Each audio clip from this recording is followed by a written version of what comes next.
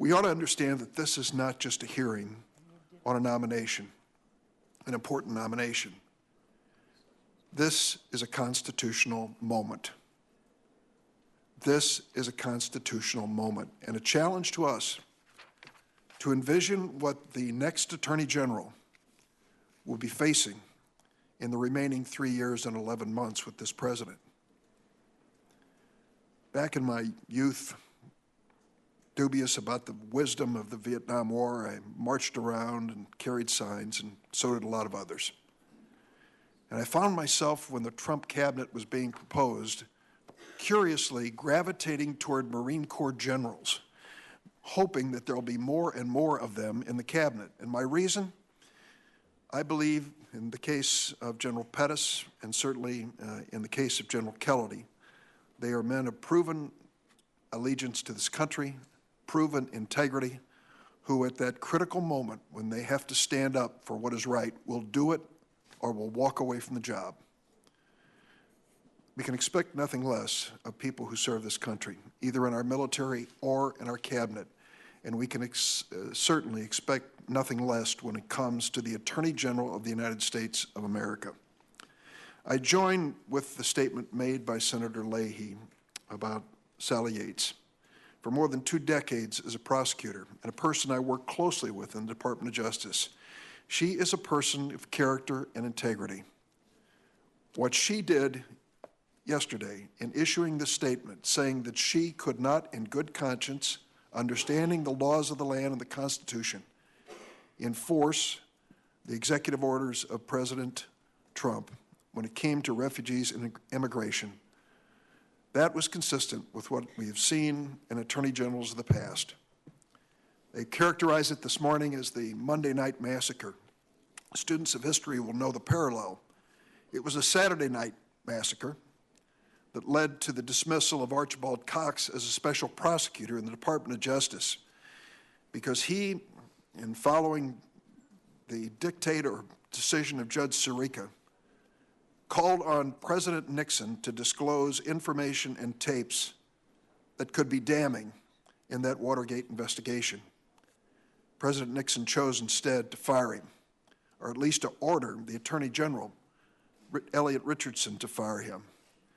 In response, not only Elliot Richardson, but Bill Ruckelshaus, the Deputy Attorney General, and Archibald Cox resigned. That was a key constitutional moment at that time, and decisions were made by people of integrity to stand up for the law and Constitution of this land, even if it meant walking away from the office that they'd been asked to hold. We can expect nothing less. Now, Mr. Chairman, when Senator Sessions came to see me in my office, as he visited most of us, I was heartened by one thing. He didn't come in and tell me that he was the new Jeff Sessions, that he had reinvented himself for this position. He didn't try to do that, and I respect him for that because we know one another quite well, politically and in some degree personally. So when he makes a statement when asked about the executive orders that he was not involved in the executive orders on refugees and immigration, I have to really question that. Based on what we've already heard from both Senator Feinstein and Senator Leahy, this article in the Washington Post suggests that he was involved. Indirectly, but definitely involved. The directives, as these writers said, bore Trump's name but another man's fingerprints, were also on nearly all of them. Jeff Sessions. An Alabama Senate backbencher, in this article's opinion, has become a singular power in Washington.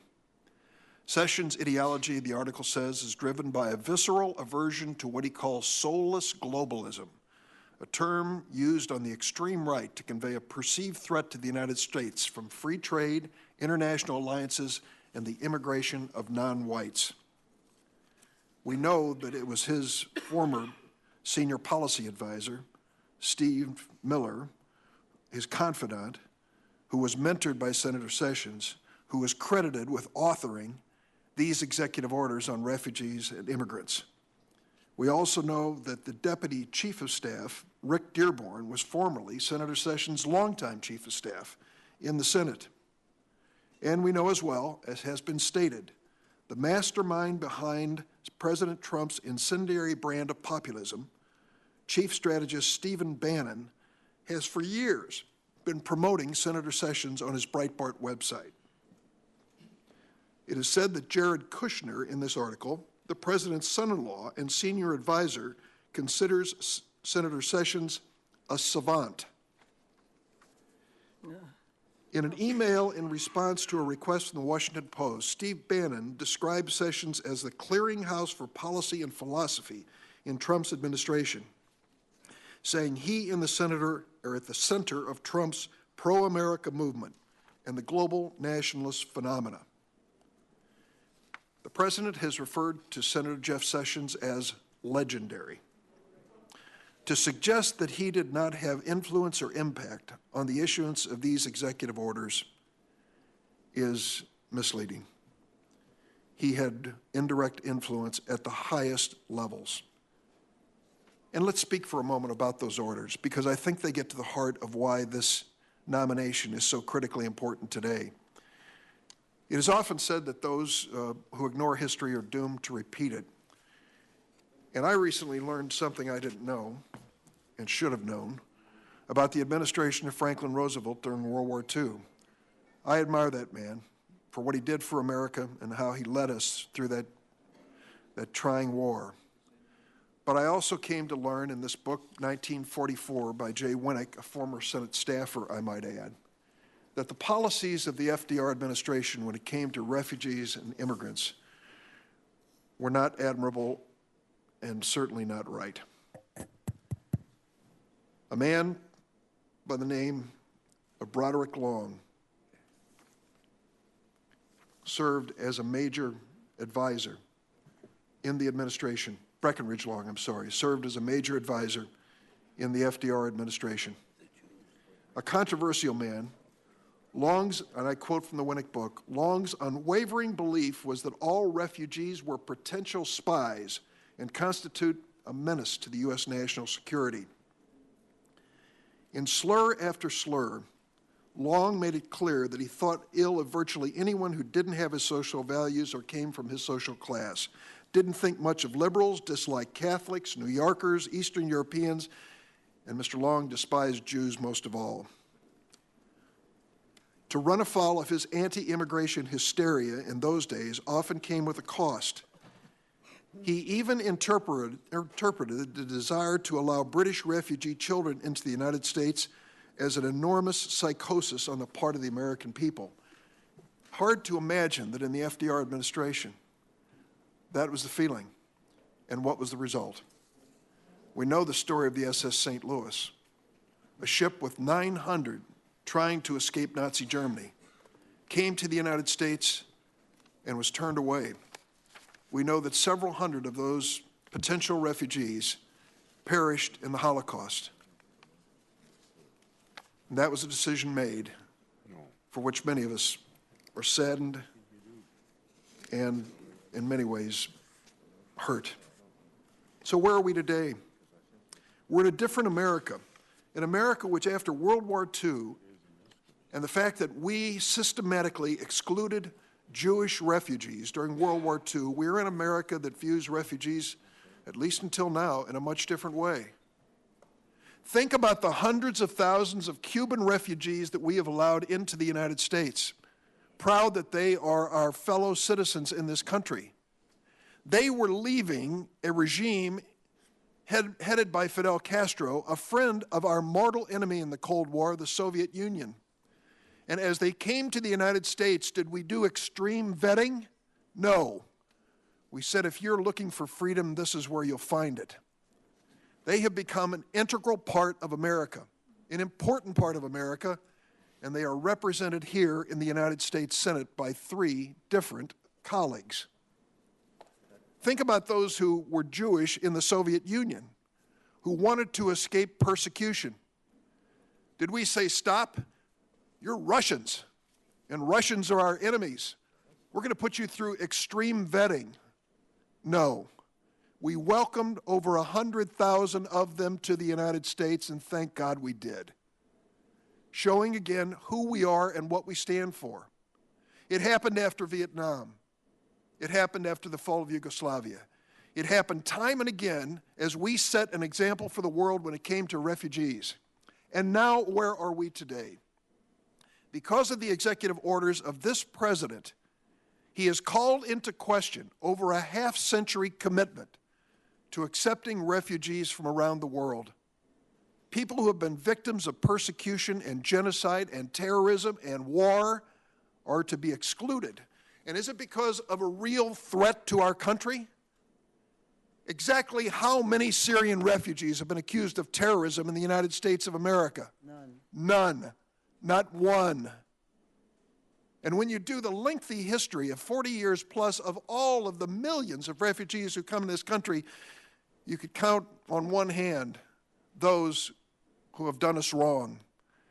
And they were let into the country long before the vetting we now have in place.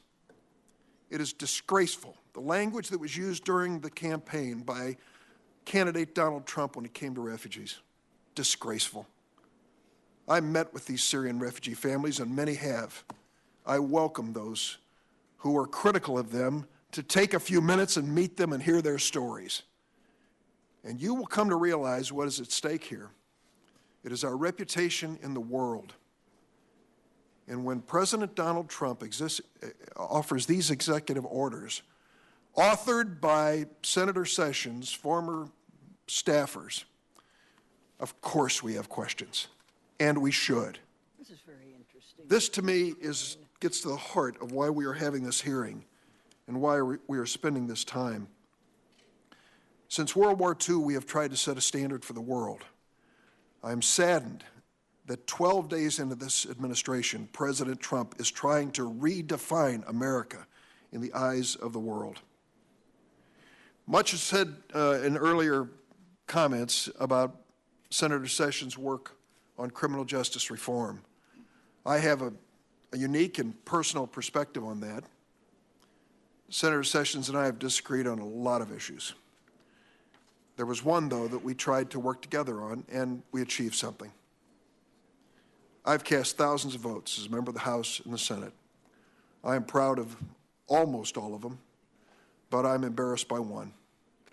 And I'll tell you what it was, because it should be a matter of record here as we debate this nomination of Senator Sessions. I'm turning to a book here called White Rage by Carol Anderson, who teaches at Emory. I gave a copy of this book to Senator Sessions when he came by my office because I was hoping he might get a chance to read it. Dr. Anderson talks about 1986 when Congress passed the Anti-Drug Abuse Act, which stipulated mandatory sentencing and emphasized punishment over treatment. It created a 100-to-1 disparity in sentencing between crack and cocaine based on the myth that the cheap narcotic rock was more addictive than its powder form. I remember those days. I was in the House. It was also the time when a spectacular basketball player from Maryland, Lynn Bias, overdosed on cocaine and died.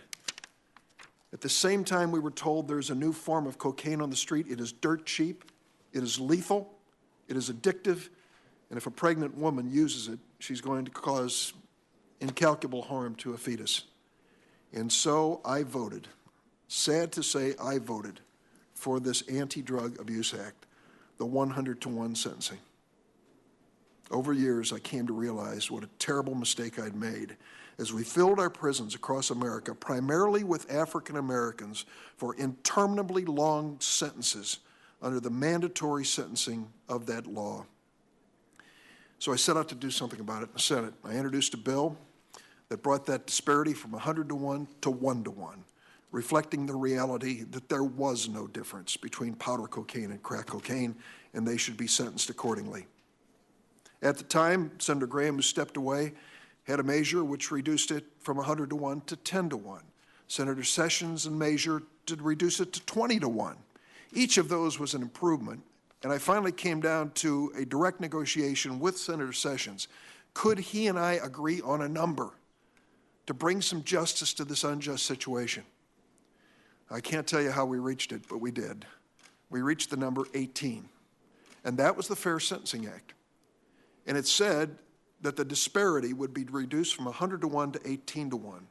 The net impact of that affected thousands of federal prisoners who were given a chance to have their prison sentences under this old 100 to 1 law reviewed individually by judges and prosecutors to see if they'd be allowed to be freed. Many were. We saved thousands of prison years in the federal system because of the bill that I co-sponsored with Senator Sessions. It passed this committee.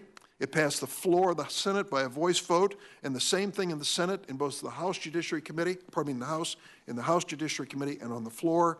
And it was signed in an almost private ceremony by President Obama, which Senator Sessions and I attended. I then turned to Senator Sessions and said, but what of those who are now serving time, who can't, under our law as written, have the right to appeal their unjust sentence? Will you join me in a letter to the Sentencing Commission encouraging them to give these individual prisoners a chance? And he said no. I then asked him to join me with Senator Grassley in the Criminal Justice Reform Bill, which for the almost 5,000 remaining prisoners, 100 to 1, they would get that individual consideration. And he said no. So there was that shining moment when we worked together to bring it to 18 to 1.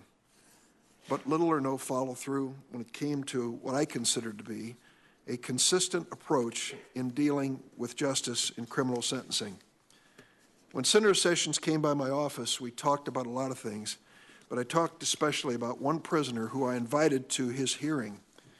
His name is Alton Mills. He's from the city of Chicago. He made a terrible mistake as a young man in Chicago. He got involved in street-level sales of drugs.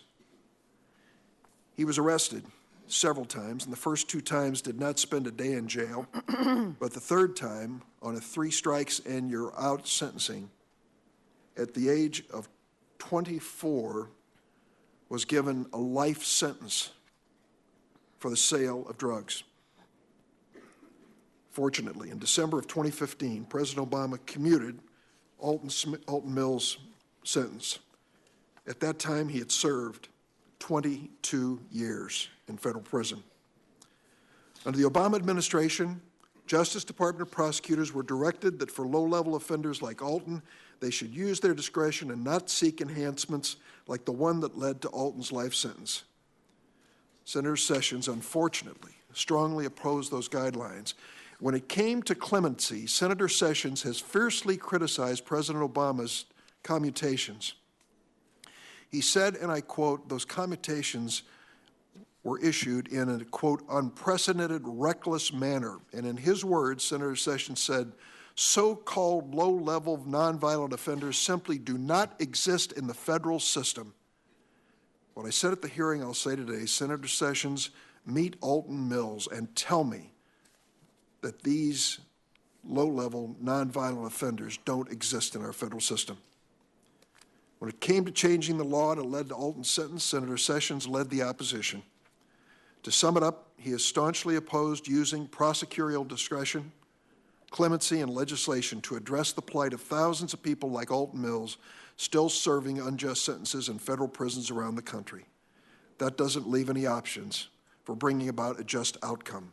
And it's one of the major concerns I have as he seeks this office of Attorney General.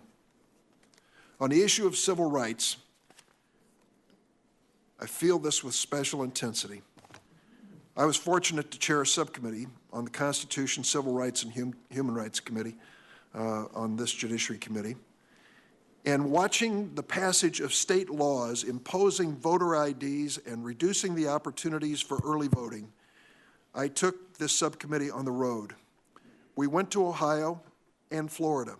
We brought in election officials from both political parties, put them under oath, and asked them point blank, what were the incidents of voter fraud in your states which led your state legislatures to change the law and make it more difficult for people to vote in your states? Without exception, they said there were none. How many people were prosecuted for voter fraud in Ohio or Florida before you started demanding voter IDs? Virtually none. This effort to suppress votes continues across America, sponsored by some of the strongest special interest groups in our country. The decision that was made by the Supreme Court, which changed the Voting Rights Act, was one which was applauded by Senator Sessions.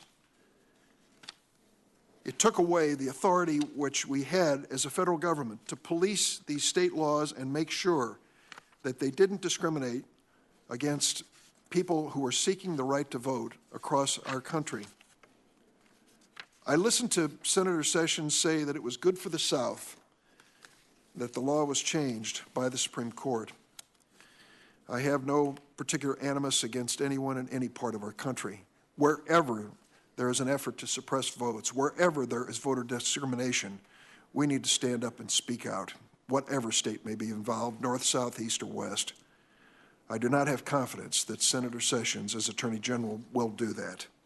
And that, to me, is a troubling thing to say, but one that I'm sorry to say is a reality.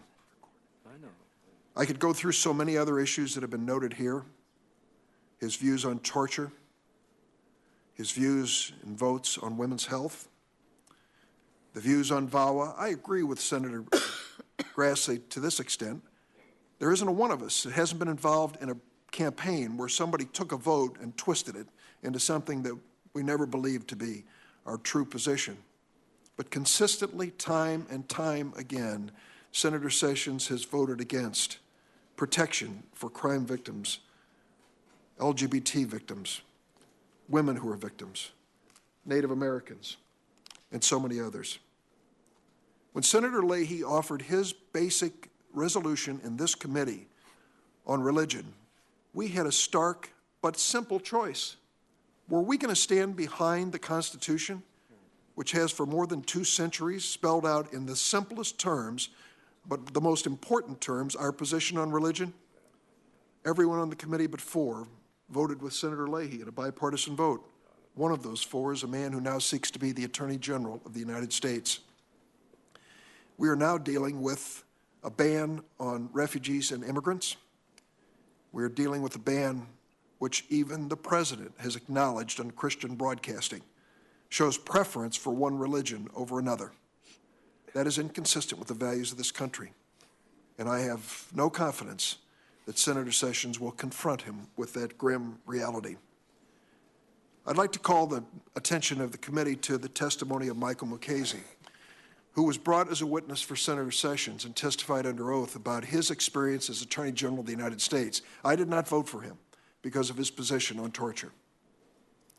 But I respectfully tried to ask him questions.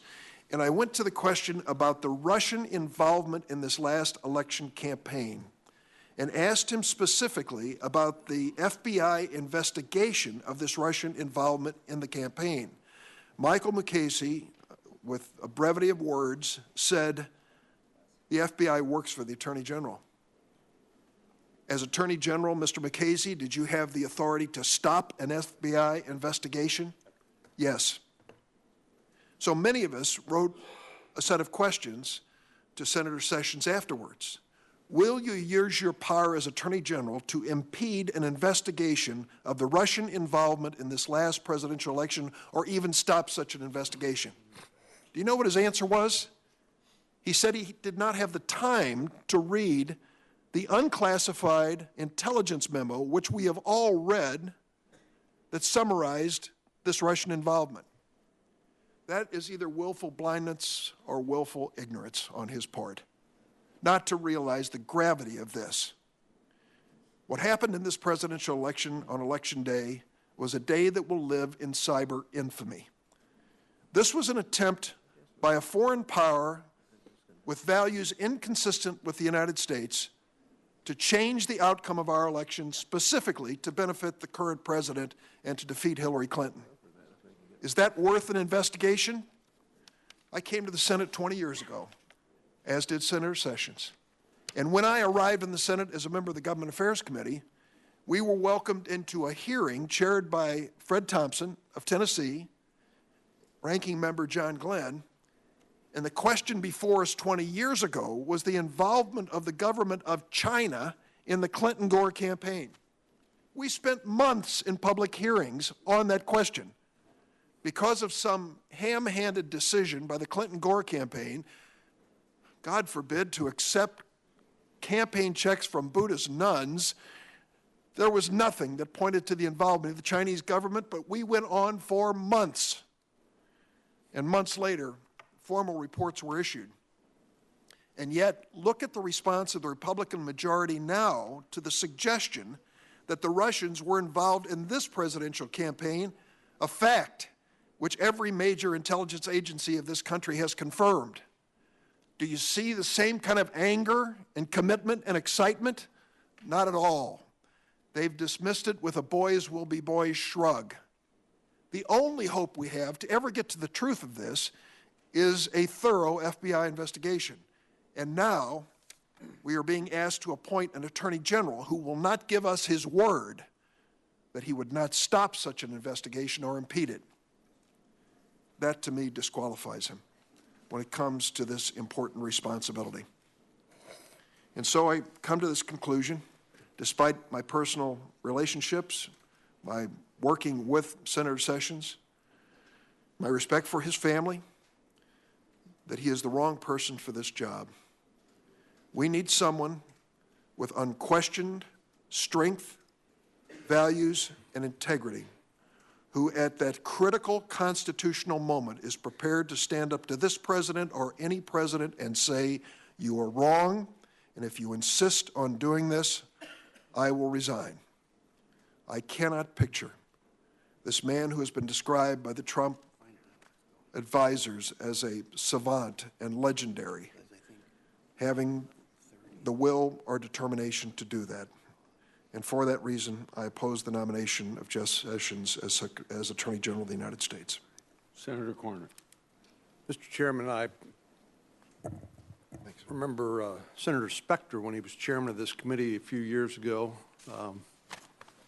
made the observation, thank goodness we don't try people in the courts of law based on the sort of flimsy and incompetent and hearsay evidence that we use in order to make public policy arguments here in the Senate. I guess you could call them alternative facts. Our friends on the other side seem to be upset about the outcome of the election on November 8th. I guess you could say they're going through the stages of grief, denial, anger. I think that's where they are right now. They haven't yet come to bargaining, depression, or acceptance. So they're angry. That's their right. But they don't have, I think, the freedom or the right to make up or to characterize motivation in the way they have, either of the nominee or the administration. You know, 37 Democrats voted for the omnibus appropriation bill in 2016. The reason I bring that up is because it had a travel ban from people from Iraq, Syria, and other countries that were related to or involved in international terrorism. So 37 Democrats voted for a travel ban from some of the very same countries now that they are decrying, that is the subject of the executive order signed by President Trump. Now, I'm glad General Kelly, Secretary Kelly, revised that to exclude legal permanent residents unless there's derogatory information that would justify that. I think that's the right thing to do.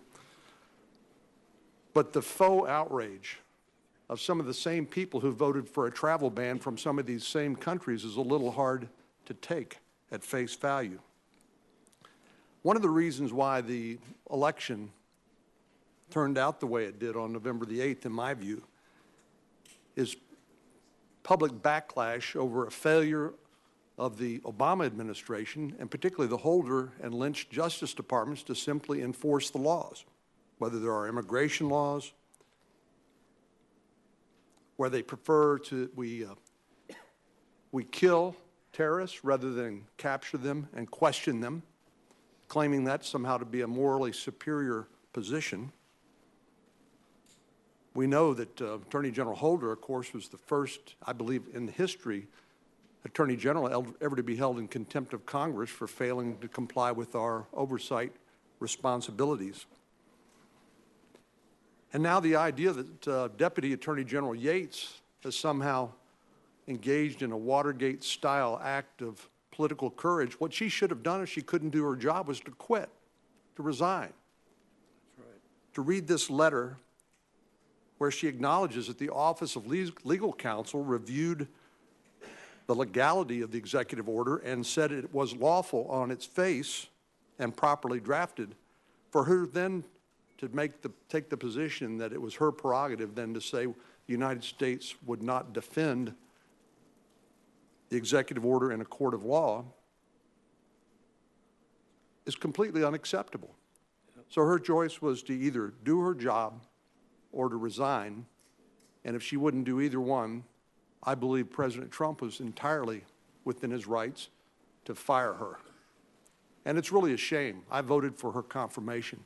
She's had a long and distinguished career, and I hope she's not remembered for this blemish on that long and distinguished career, but for the good that she's done.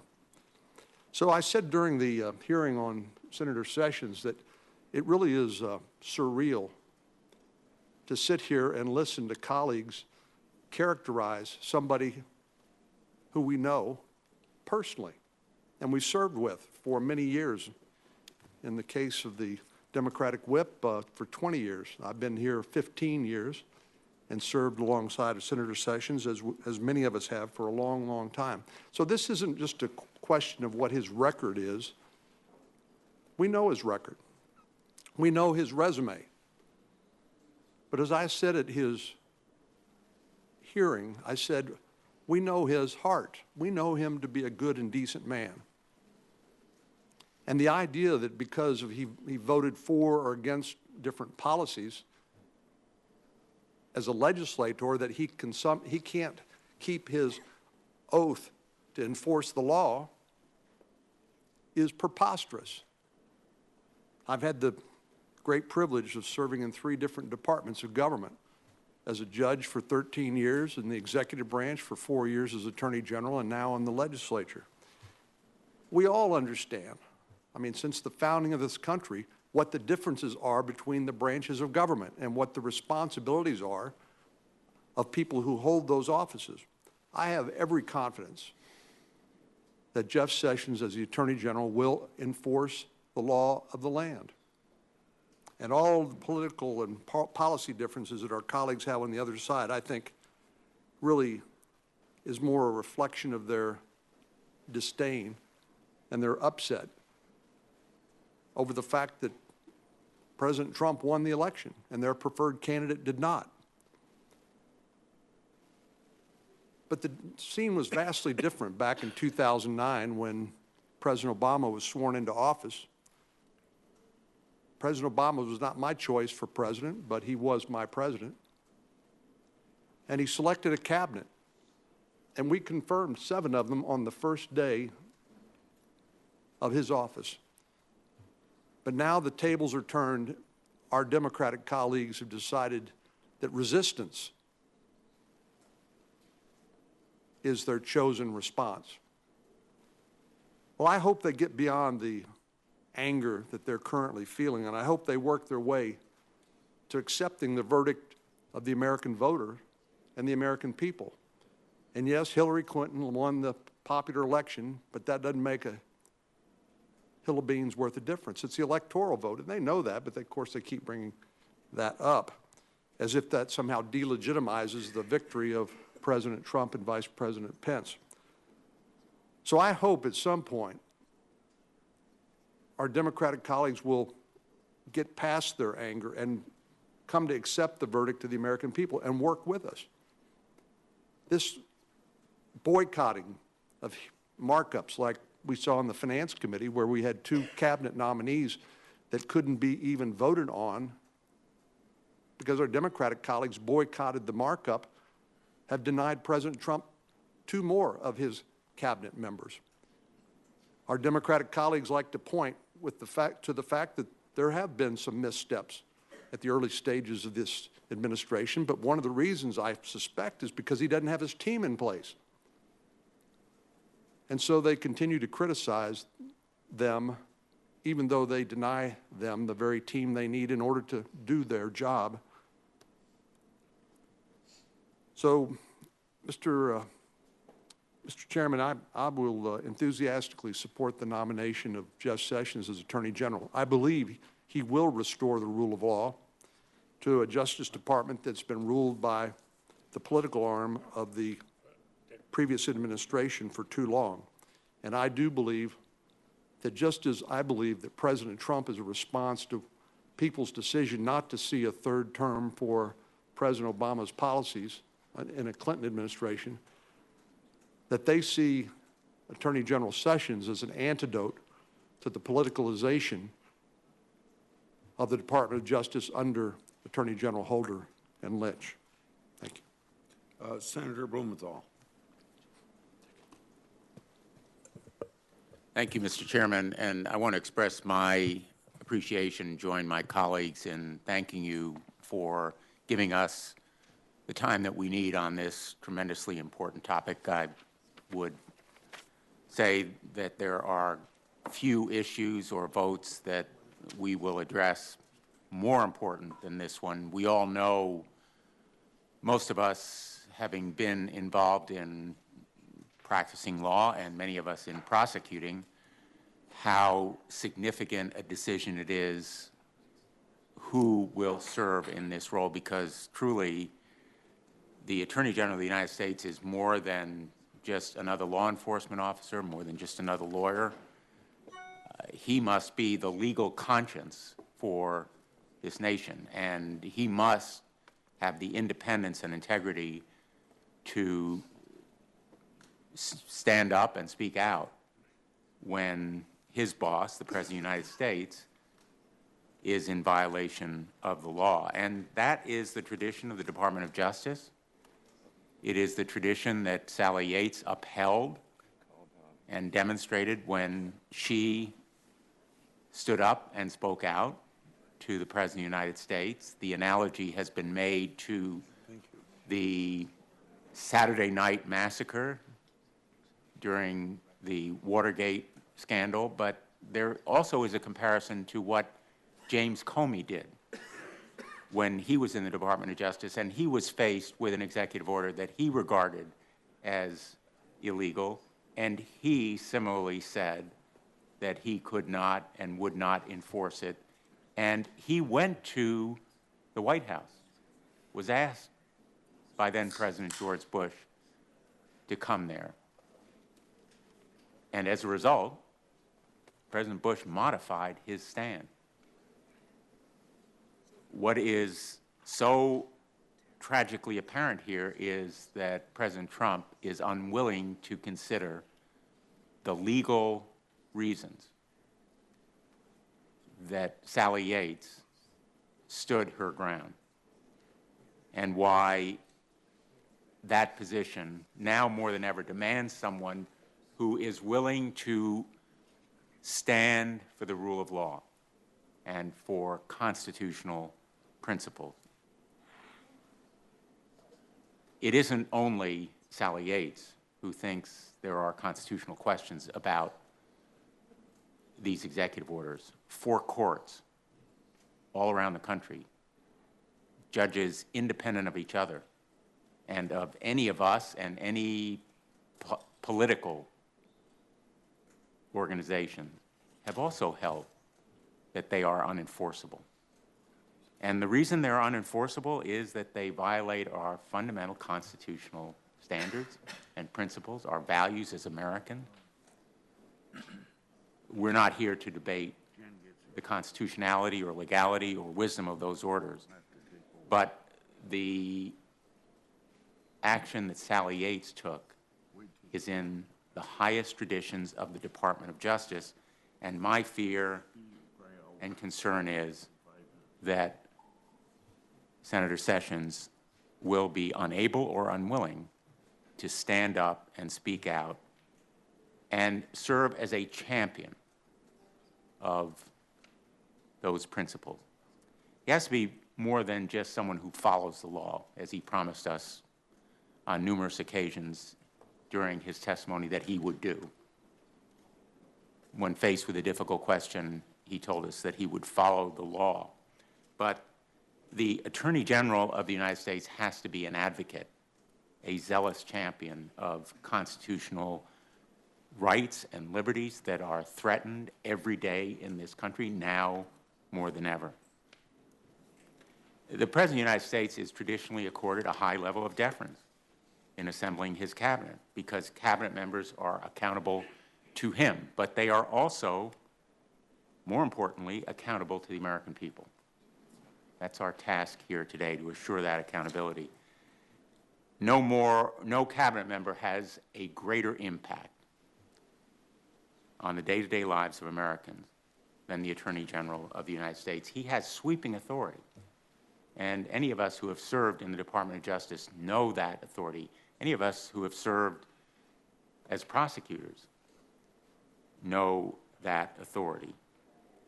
Because the power to charge someone with a crime, the power to impose orders that restrict liberty, the power to protect the innocent from unfounded charges that may shatter their lives, even if they are acquitted, is a power of awesome consequence.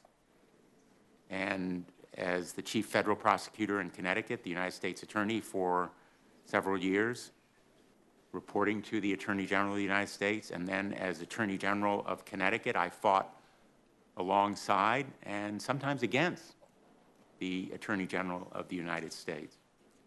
Robert Jackson once said, and Senator Sessions, in fact, paraphrased it during his testimony, that the job of the United States Attorney General is not to convict, but assure that justice is done. That's a sacred obligation, and he must be independent. That's an ideal not always realized in attorneys general, but it is the goal that we ought to strive to reach, because his decisions must supersede politics. In most cases, there is no recourse to overrule his decisions without political interference. He has that power as the nation's lawyer, not the president's counsel. The president has his own counsel in the White House. The Attorney General of the United States, as Senator Leahy said so well, represents the people of the United States. And this job requires a singular level of integrity and a nonpartisan but passionate devotion to the rule of law.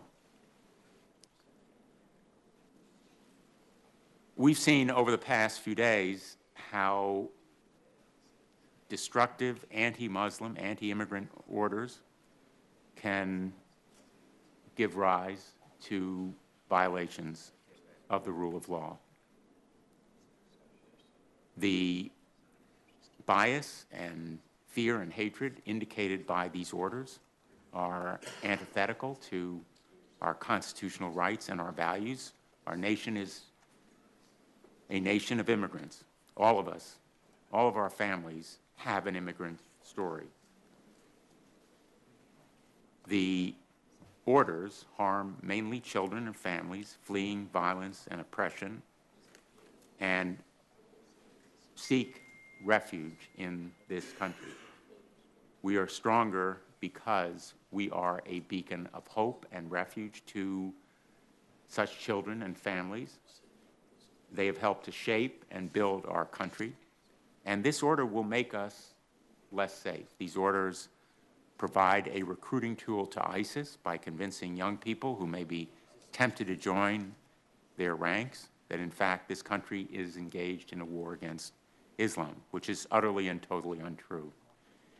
But it weakens us in a deeper moral sense. It is wrong. It's wrong for this great country, devoted and founded on the ideals of welcoming people, seeking that beacon of hope and protection, of opportunity. The rule of law protects us from these kinds of harm. And the rule of law protecting us from criminality within the United States and the threat of extremism is best served by encouraging people of other religions and faiths to come forward with information that will, in fact, enable effective policing. We have seen over these last days impartial and steadfast judges in districts around the country upholding individual constitutional rights, despite strong pressure from the President of the United States. And we've seen just last night what it truly means to serve at the Department of Justice and represent the American people and the Constitution. The Watergate era demonstrates what happens when the rule of law is compromised. And my fear is that we are threatened with a return to that era, when the Department of Justice is no longer an independent authority acting on behalf of the American people, but just another enabler of the President's ongoing efforts to substitute hateful demagoguery for legal and ethical responsibilities. And that's why the nomination before this committee is so important. Now more than ever, the Attorney General must be a person of independence and integrity and stand for the impartial rule of law. I have reviewed Senator Sessions' full record, his testimony, his responses, and his lack of responses to the follow-up questions that my colleagues and I sent to him. And I respectfully say that I cannot support his nomination. At his confirmation hearing, Senator Sessions simply said that he would follow the law, that he would enforce the law, that he would respect the law. But he must be a leader, not just a follower. At the hearing and in their public comments afterward, our Republican colleagues have worked to make the case that Senator Sessions has no personal animosity toward minority groups. And I have no doubt that's the case. But Senator Sessions' personal feelings are not what's at issue here. In protecting constitutional rights and liberties and pursuing justice, he must be a champion. And Senator Sessions' record demonstrates a hostility and antipathy, in fact, even strong opposition to civil rights and voting rights, women's health care and privacy rights, anti-discrimination measures, religious freedom safeguards. He has prided himself on vociferous opposition to comprehensive immigration reform legislation, a measure that passed the United States Senate with 68 votes, a bipartisan majority. And he has opposed a criminal justice reform bill that has attracted a group of 25 co-sponsors, Republicans as well as Democrats. He even split with the majority of his own party to vote against reauthorizing the Violence Against Women Act, demonstrating in the reasons that he articulated antipathy to important elements of these rights and protection. He opposed hate crime prohibition. Senator Sessions' views and positions have been out of the mainstream, and there is nothing in his record, including his testimony before this committee, that indicates he will be the constitutional champion that all of us, Republicans and Democrats, value in the Attorney General. Speaking truth to power is important when it comes to conflicts of interest. President Trump's vast business holdings, and he has repeatedly refused to divest himself from them, present an unprecedented threat of conflict of interest. Should conflicts arise, the Attorney General must be willing to maintain impartiality, including appointing a special counsel or independent prosecutor, if necessary.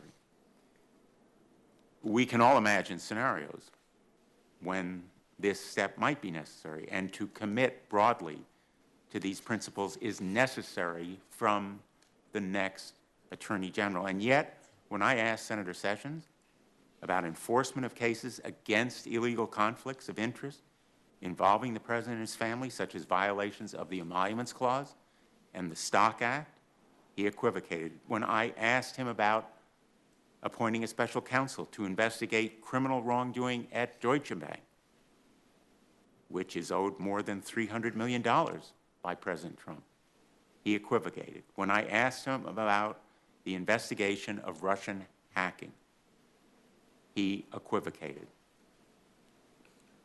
Senator Durbin has rightly pointed out the failing that that equivocation represents. His answers to follow-up questions have been no better.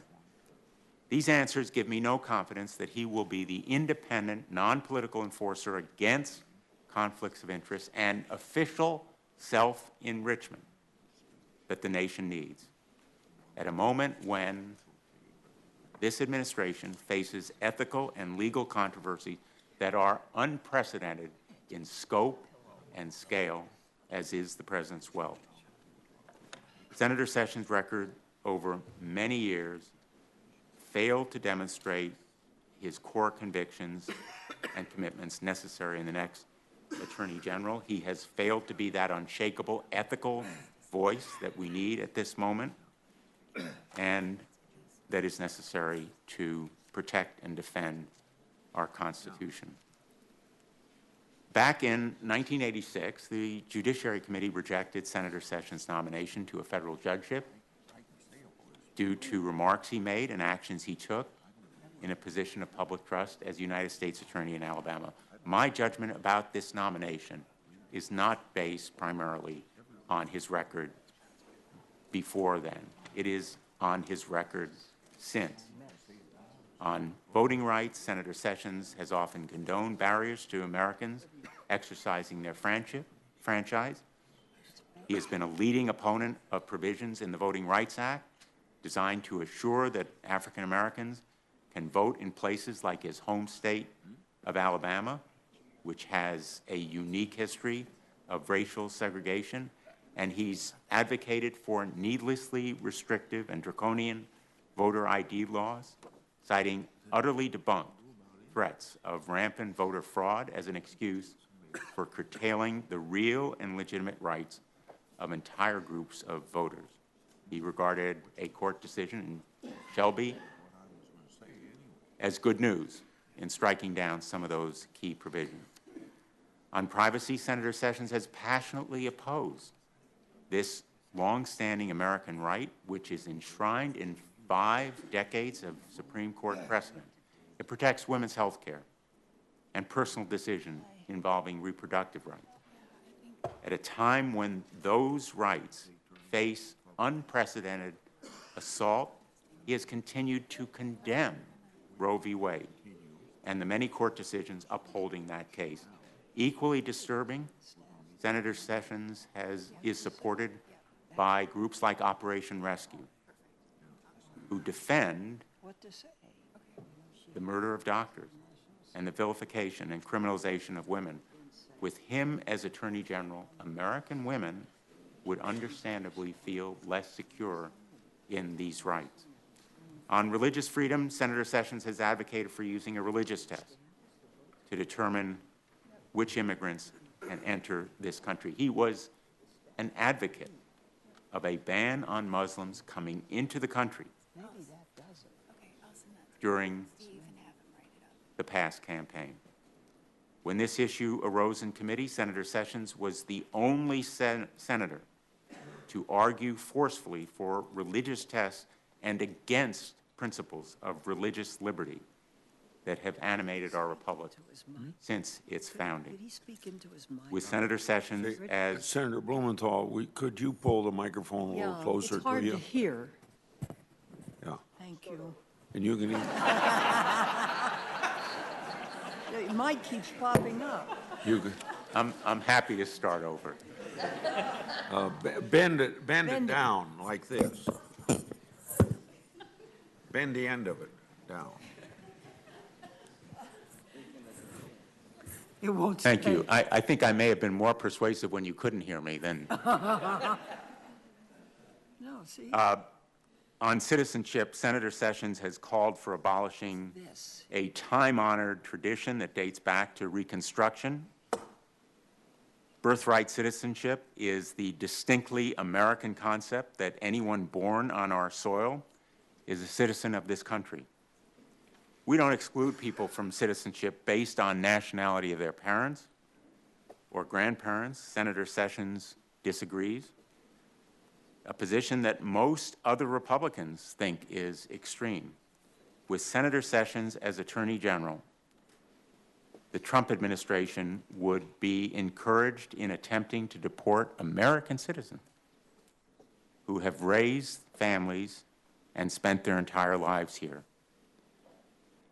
Senator Sessions declined my invitation at his nomination hearing to exercise moral and legal leadership and demonstrate his resolve to serve as this nation's legal conscience. He refused to reject the possibility of using information voluntarily provided by DACA applicants to deport them and their families.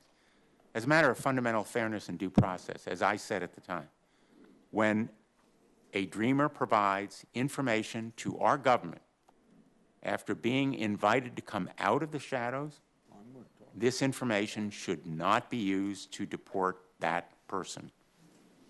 As Senator Sessions, as Attorney General, that sense of legal conscience would be lacking. On issues of discrimination and equal protection, Senator Sessions has publicly opposed marriage equality, claiming, I quote, that it weakens marriage, end quote, and even tried to eliminate protections for LGBT Americans in the Runaway and Homeless Youth Trafficking Prevention Act. He has repeatedly voted against steps to enhance enforcement against hate crime, violent assaults involving bigotry or bias based on race, religion, or sexual orientation. He even defended President Trump's shocking admission on video of his pattern of engaging in sexual assault. Senator Sessions has said that public individuals may be fairly judged by assessing who supports them. But he is backed by groups with ties to white supremacists. He accepted an award and repeated campaign donations from groups whose founder openly promotes the goal of maintaining a, quote, European American majority, end quote, in our society. Neither award nor many other important parts of Senator Sessions' history was reported on the questionnaire he prepared for the Judiciary Committee. And I gave Senator Sessions an opportunity at his hearing and in follow-up questions to repudiate these groups, hate groups, and racist individuals who have endorsed his nomination and supported him in the past. Instead, he doubled down, saying that a man who has accused African Americans of excessive criminality and American Muslims of extensive ties to terrorism was, quote, a most brilliant individual, end quote. So I reached my decision to oppose this nomination with regret, because Senator Sessions is a colleague and a friend to all of us. Indeed, I have come to like him and respect him, as I think has been observed by others of my colleagues, through a number of shared experiences and common causes. He and I support law enforcement professionals. They serve our communities and nation with dedication and courage, and they deserve and need our support.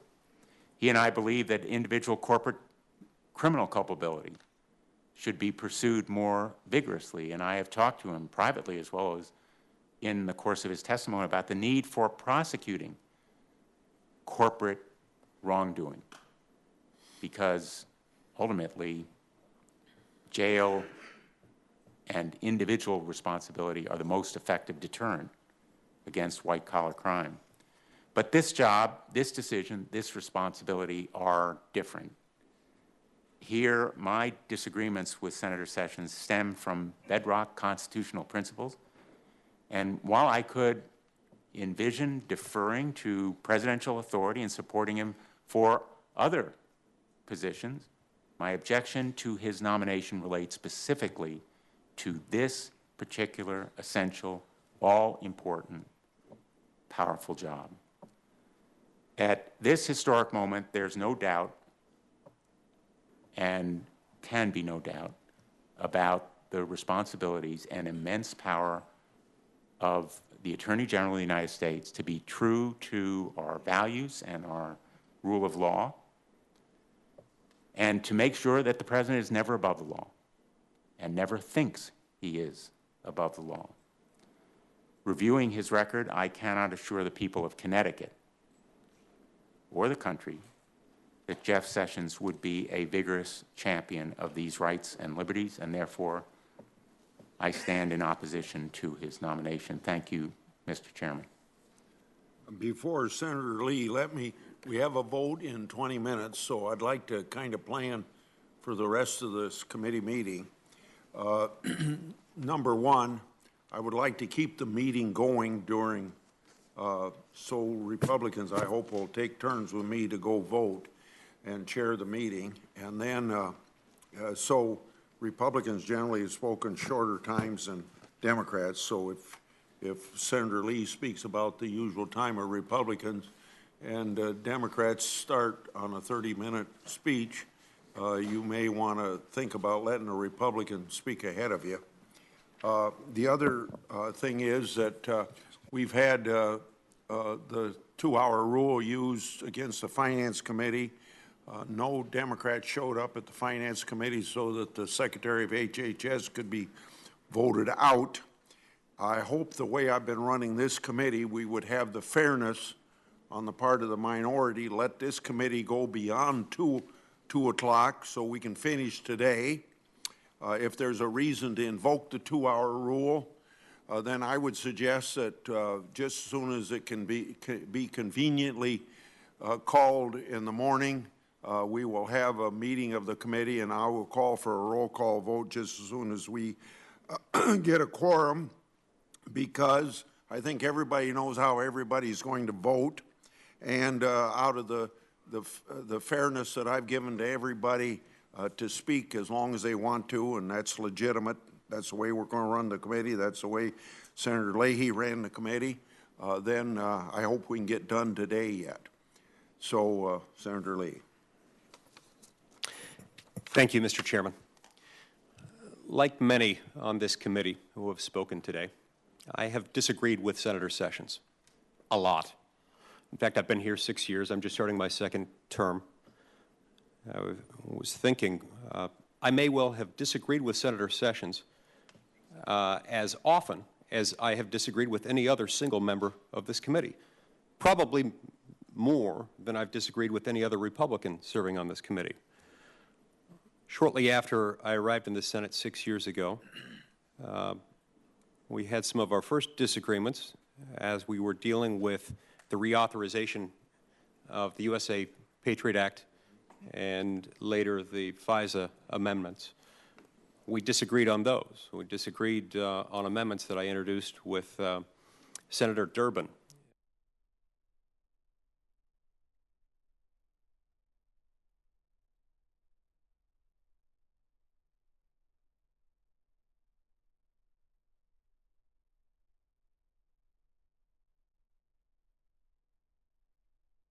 Pause that allows us to better review the existing refugee and visa vetting system.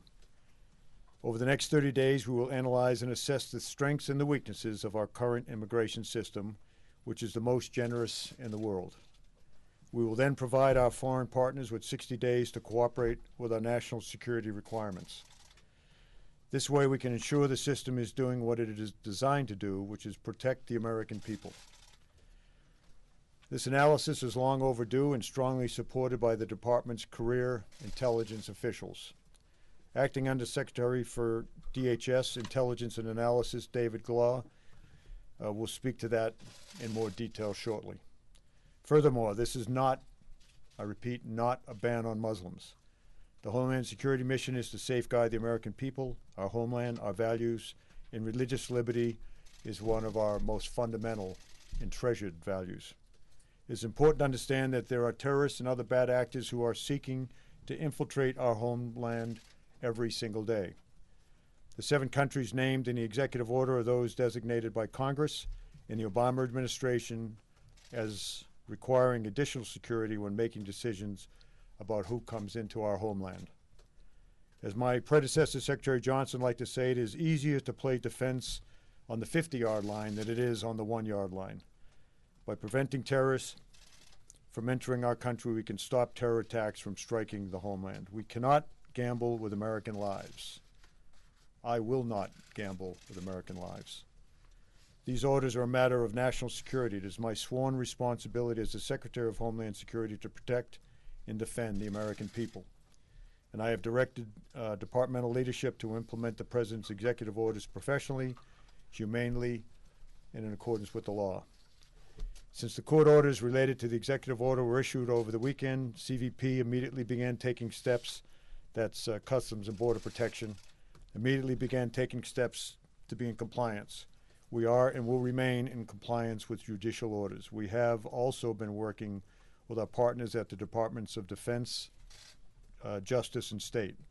We are committed to ensuring that all individuals affected by the EOs, including those affected by the court orders, are being provided all rights afforded under our laws. We are and will continue to enforce President Trump's executive orders humanely and with professionalism. Our job is to protect the homeland. These executive orders help do that. I'm happy to have my colleagues answer any questions, clarify any positions that may be confusing. And we have with us today Acting Commissioner of CVP, Acting Commissioner of ICE, and my intelligence, or the Department's intelligence chief. So with that.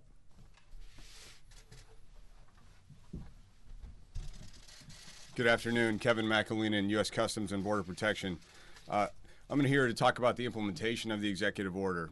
Upon receipt of the executive order, CBP took immediate actions to implement the key provisions, calling for suspending entry for 90 days to non-immigrant visa holders and immigrant visa holders from the 7 affected countries.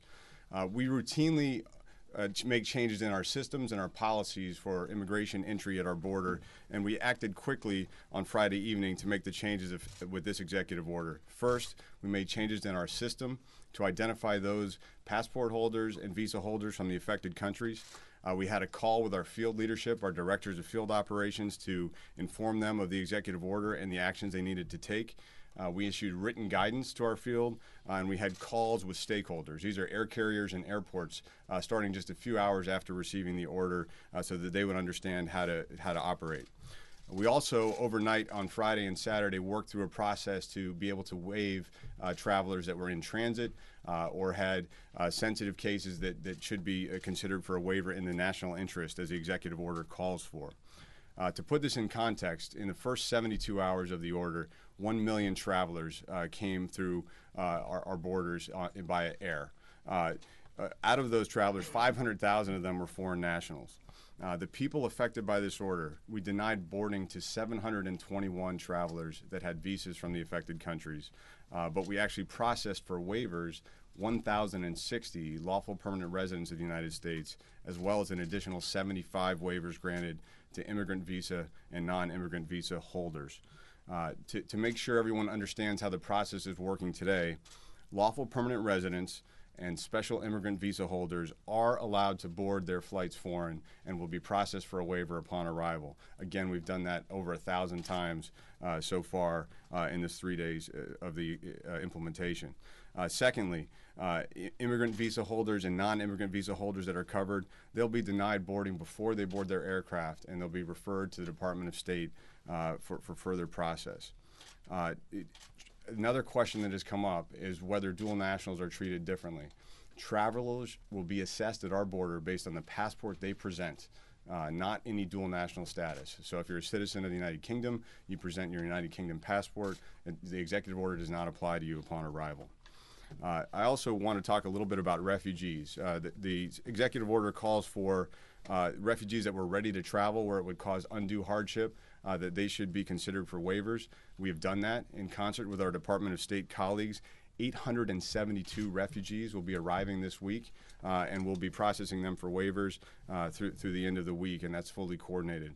As Secretary Kelly noted, we are responding immediately to any court orders. We did so quickly on Friday night with the Eastern District of New York order, and those parties that were affected by that order were processed for a waiver and admitted into the United States. Lastly, I just want to tell you that to increase communications and provide additional information to travelers, we are updating on our website. It'll be there as you log in at cbp.gov. A statement about the implementation, FAQs giving information to travelers, the public, and other stakeholders, as well as a link for specific questions affecting individual travelers and a phone number to call. All of that will be on our website. Thank you.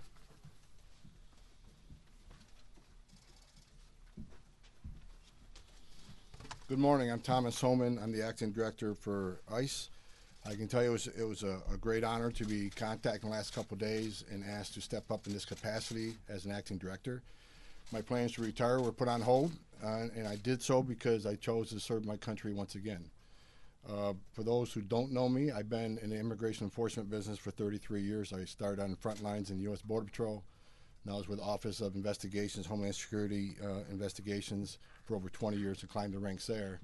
Now I'm on enforcement removal operations and on the back end, arresting, detaining, removing aliens. So I certainly know the immigration life cycle and how to enforce immigration laws. I chose to come back and act in this capacity because of my concern for the communities and the safety of our communities. You know, folks, there's jurisdictions across the country where aliens are arrested, criminal aliens convicted of serious crimes that walk out of these jurisdictions without any cooperation with ICE. So they're back in the communities, back in our communities. And that causes my officers to once again go out in the community, knock on a door to arrest somebody they should have arrested in a county jail. So I'm here to execute a mission within a framework provided me. That framework has changed on the executive orders of President Trump. And the men and women of ICE will execute them perfectly, and we're here to serve as an organization. Thank you very much.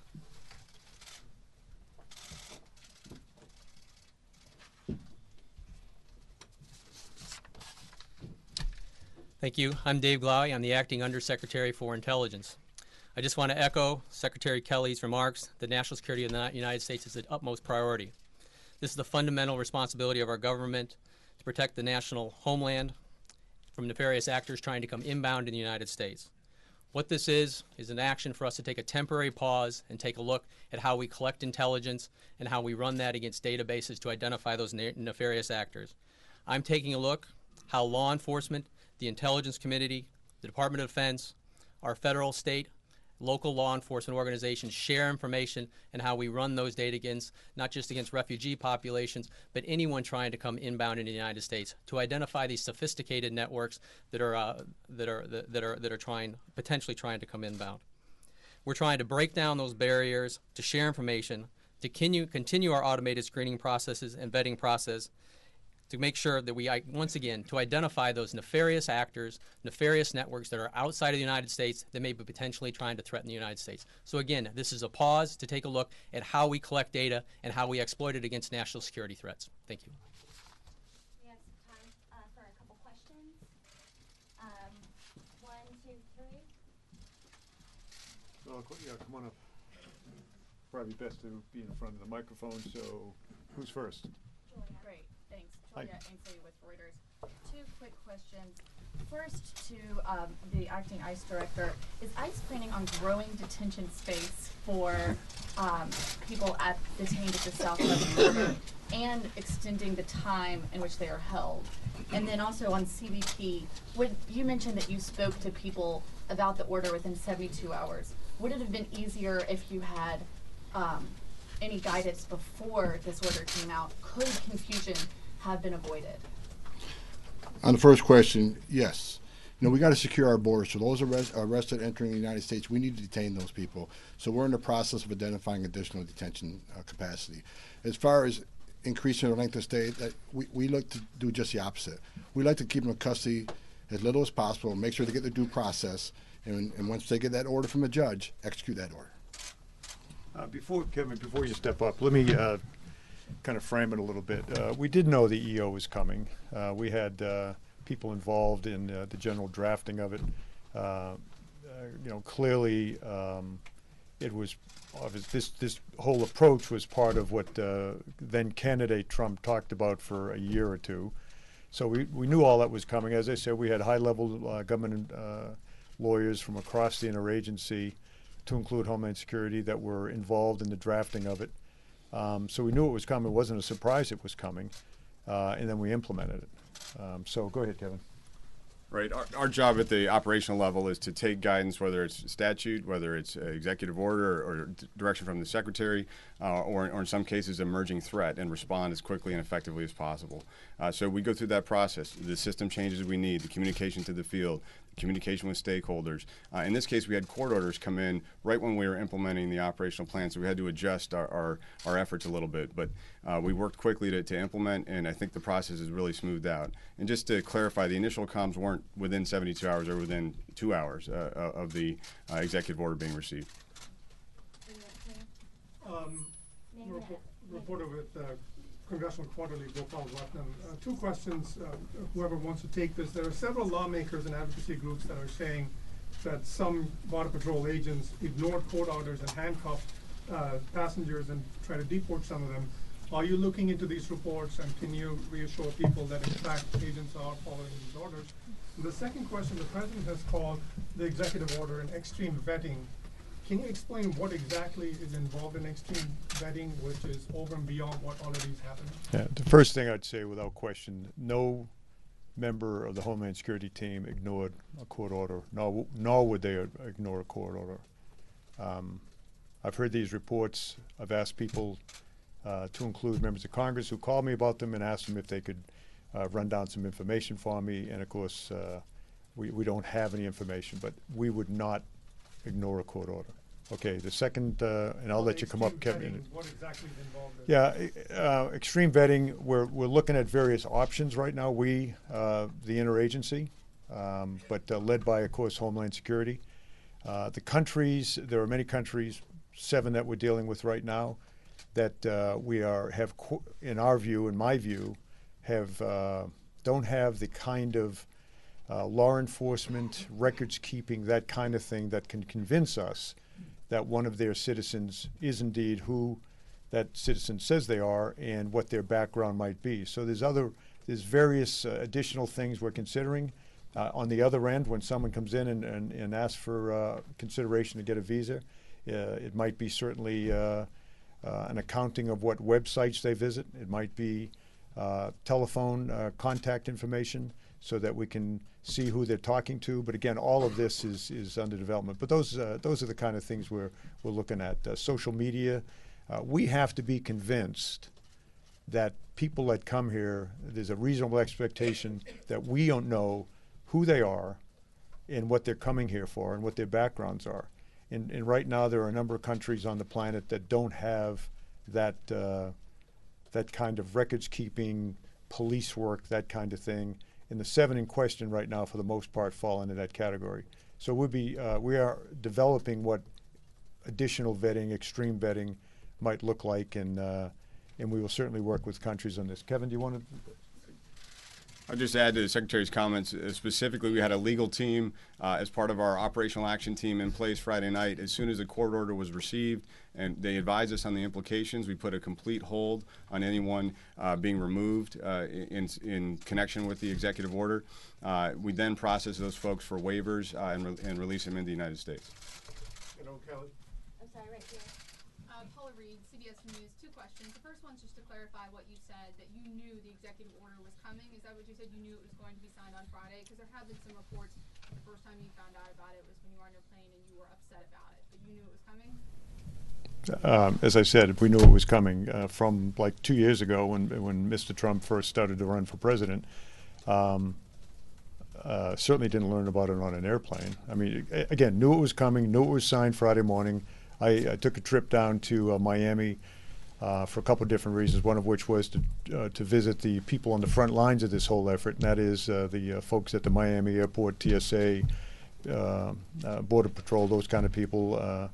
Had some time. You know, as you probably all know, I came from, before I retired, 39 months in Southern Command, went there and talked to Admiral Kurt Tidd, engaged with him about the partnership that, frankly, is very strong between Homeland Security and Southcom. In fact, I'm very proud to say that that developed very closely between myself when I was in command and my very, very good friend Jay Johnson, and we want to continue that.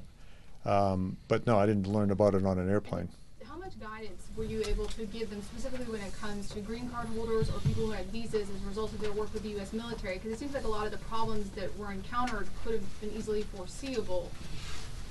I think from our perspective, again, people like me are expected, and not just because of my military background. The departments are the implementers of the policy, obviously developed, you know, by the White House, approved by the president, in collaboration, and then sent down to the departments for execution. In this case, Homeland Security. The EO to me, and again, it was more or less a collaborative process. The EO to me was fairly clear. Again, when that came down, I think I was in my 6th day on the job, but I relied on people like the ones that are standing up here in the hundreds back at the headquarters to say, okay, we got it, boss. We know this looks good to us, and we're off to the races. Really, I mean, I kept being asked about chaos at the ports of entry. And as I said to many members of Congress in individual phone calls, our officers who were at the counters, so to speak, the only chaos they saw was what was taking place in other parts of the airport. They knew what they were doing as immigrants, or not immigrants, but foreign nationals presented themselves. They know what to do. They knew what to do with it. And as I say, the only, I guess, we had to step back and recock a little bit. And Kevin can address that. He already has. We had to step back and recock just a little bit based on the court order that we immediately implemented. So, no, I knew this was under development, and I think we were in pretty good shape in how it was implemented by the workforce. Okay, we'll go here, then here, then Evan. Yes.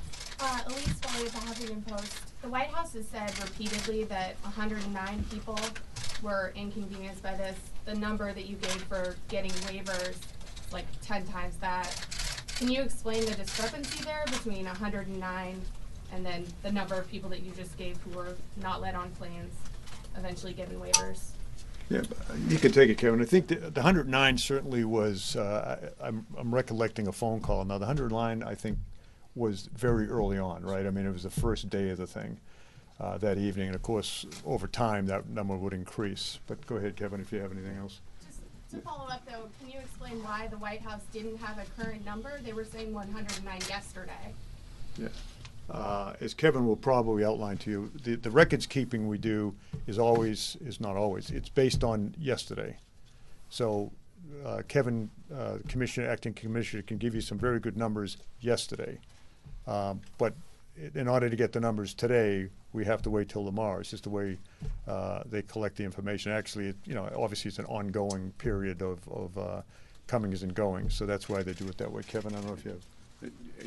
The Secretary is absolutely correct. I understand the White House was referring to the initial hours and the folks that were in transit to the U.S. when the executive order came about. That was a much smaller number that were affected who had landed in the U.S. and were being addressed, and some of them were subject to that court order. So I think that's the difference in the numbers.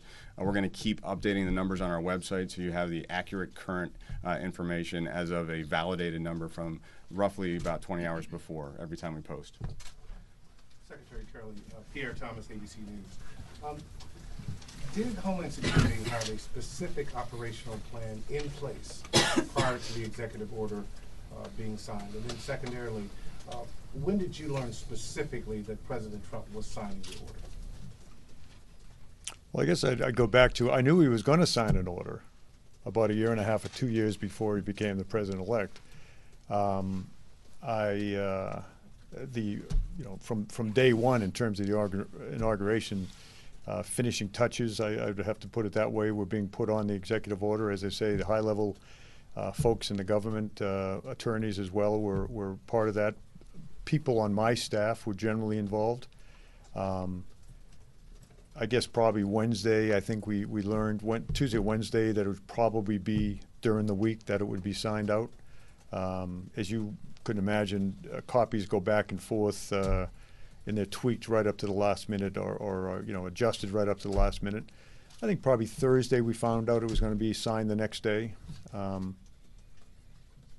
Certainly, if you really, if you really want to know what was in the executive order, just read the newspaper the day before and you'd find out. But so it was done in that way. And of course, Kevin and his team, the whole team, knows it's coming, knows what certainly the president-elect and knows what direction the EO is, the draft EO was outlining. So people like Kevin, I don't know nearly as much about this as he does in terms of how you actually execute right down at the counter level at the airports, but he was leaning forward on that. So when it was signed, we executed. And the only, as Kevin I think you'd agree, the only adjustment that had to be made was when the court order came out, and of course we reacted to that as fast as we could. Yeah, would you explain a little bit about the impression of confusion? We heard from some of the airlines that they felt they were getting contradictory guidance, especially with regard to whether or not people, the legal permanent residents, were allowed to even board aircraft, and where they would be get this secondary screening that people started talking about. Perhaps you could explain a little bit about that level of confusion and why that developed. Let's take it, yeah. So under the executive order, Section 3, there's a provision for granting of waivers when it's in the national interest. So lawful permanent residents are technically covered in the executive order as immigrant visa holders. We worked quickly with counsel to devise a waiver process. The Secretary has given guidance that a returning resident, their status as an LPR in the U.S. is dispositive that it's in the national interest to welcome them home. So once we got that guidance, we were able to delegate the authority to grant a waiver out to the field, and we were able to clarify with the carriers that these folks were allowed to board. And that didn't happen, though, immediately, right? That happened by Sunday? It unfolded over a matter of hours, Friday night into Saturday afternoon. That's correct. To Secretary Kelly, and I guess Kevin, I'm a little bit confused, and I don't want to beat a dead horse, but you talked about a year and a half, 2 years ago. We published it, the AP published it several days in advance, or details of the draft. That doesn't preclude you not knowing what was in it. Did you know the details of what was in the order outside of sort of open source media? Who exactly in the Department of Homeland Security was involved? If you can't provide names, is that the landing team from the transition from the Trump administration prior to its arrival, or was it career staff involved from the Department of Homeland Security prior to this announcement? I did know it was under development. Had an opportunity to look at least two, as I recollect, drafts as it got closer to Friday. Again, don't exactly know, other than some of my legal shop representatives were involved. I would imagine on the landing team, I would imagine some of them, but the point is, it came to the department. It was, on a close hold basis, meaning we didn't distribute it to everyone in the department, only those people that needed it, myself included, my chief, and the lawyers. And so it was a back and forth process. I did talk to representative in the White House, probably certainly early in the week, about where it was going, how it was being developed. I'd commented that I'd seen some of the initial drafts. Pretty busy week. I didn't get involved in correcting grammar or reformatting the thing. So I don't know if that answers it. Were the drafts that you saw from the White House, or were they from the media, from the Associated Press? Or no, they weren't from the media. They were from, although I'll give you credit, you had it. But no, they were just the drafts that were coming back and forth within the interagency. Mr. Secretary, a clarification, please. Deborah Pettit with NBC. You had no personal input or any sort of advance working with making these drafts? In other words, a draft was made, it was presented to you, and then you signed it. Well, presented to me, I mean, this is primarily a staff process, right? So the policy gurus in the White House are working with the interagency people. Not a large number, I wouldn't expect, of interagency people. I saw the draft because it's still in staffing, and the people that worked in and around me were saying, "We got it, boss. You know, this is kind of what we expected it to be." I did not look at it from the perspective of, as I say, correcting the grammar or saying, "No, we need to change these words or do this thing." People that know the immigration process infinitely better than I do right now, were people, and that includes people around the interagency, were the ones that did the staff work, and ultimately the president signed it. Then, as you know, in our government, then that is now passed down to the relevant agency, in this case Homeland Security, and we execute it. And as Kevin has indicated, and I certainly would endorse, the people on the front lines, Border Protection, in this particular case CBP, did an absolutely outstanding job. And I think, again, more credit is due because they flexed very quickly when the court order came out.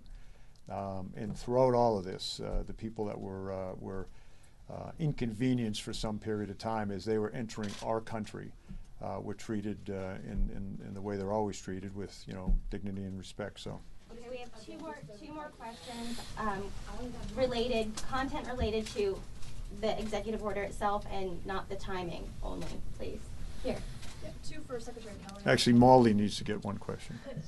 Secretary Kelly, you said that no CBP officials violated court orders. The briefings court order that came out Saturday night required that lawyers at Dulles Airport have access to people held up there. There were people held up when that order came down for at least 24 hours after she released that order. Every single lawyer I talked to there said they did not have access to folks who were held up at the airport. I'd love your view on why you don't consider that a violation of the court order. And then second, do you have details? Kevin, there have been numerous reports that people who were held up at airports were given copies of Form 1 or I-407, a form that basically eliminates your legal residency. Is that correct? Were CBP officials directed to give copies of that form to people they encountered at airports? And if not, are there going to be any repercussions for CBP officials who did give copies of that form to people who were held up at airports? That's about 6 questions, but I'll let Kevin go ahead and handle it. So very quickly, the Eastern District of Virginia order applied to LPRs that were in process at Dulles, and as soon as we got it, we developed a process to give access to counsel for those that were being processed at Dulles that's offered to every lawful permanent resident that's coming through, and it was input immediately. It didn't apply to everyone who was being processed for a waiver to lawful permanent residents. That's first. Excuse me? We make sure that the arriving permanent residents have a list of legal counsel. Again, at this point, we're processing for a waiver expeditiously, and they're being released. So we're not aware of anyone who's taken up the opportunity to call counsel from inside the Federal Inspection Service area. They're departing and welcomed home. But in terms of the form issue, we'll look into that. There were some issues with expedited removal that was canceled by the court order, and we quickly moved to change the status in the system and correct it. So if there are any issues with individuals, I've given the information on cbp.gov. We're happy to look into it. We're happy to work with Immigration Counsel. We've briefed the American Association of Immigration Lawyers on the process, and we're happy to work through it to make any corrections to status. Just to be clear, and I ask you this, Kevin, to the best of our knowledge, no CBP officer knowingly, intentionally violated the court order. That's correct. Okay. Thank you. Last question, Molly. Senator Rubio and other members of Congress yesterday had said that their staff were told that they had been instructed by the White House not to provide information about the executive order. I was wondering if you could respond to those allegations. In addition, during your testimony, during your confirmation, you said you had not had conversations. It was not your understanding that President Trump would be placing any additional limits on Muslim travelers. So I'm wondering when that may have changed. Last question: if there was an operational plan in place, why was it that a legal process was then developed subsequently after the fact, and green card holders were turned away, SIVs were turned away, and what's going to be done for the people that has already happened to? Do you have a plan in place to get them here. Do you want to do this last one first? That second part, there were SIVs denied boarding in the immediate hours after. There were carriers that overinterpreted our guidance. They're responding. We have great partnerships. They responded to the security aspect, and then we had to work with them to rebook travelers.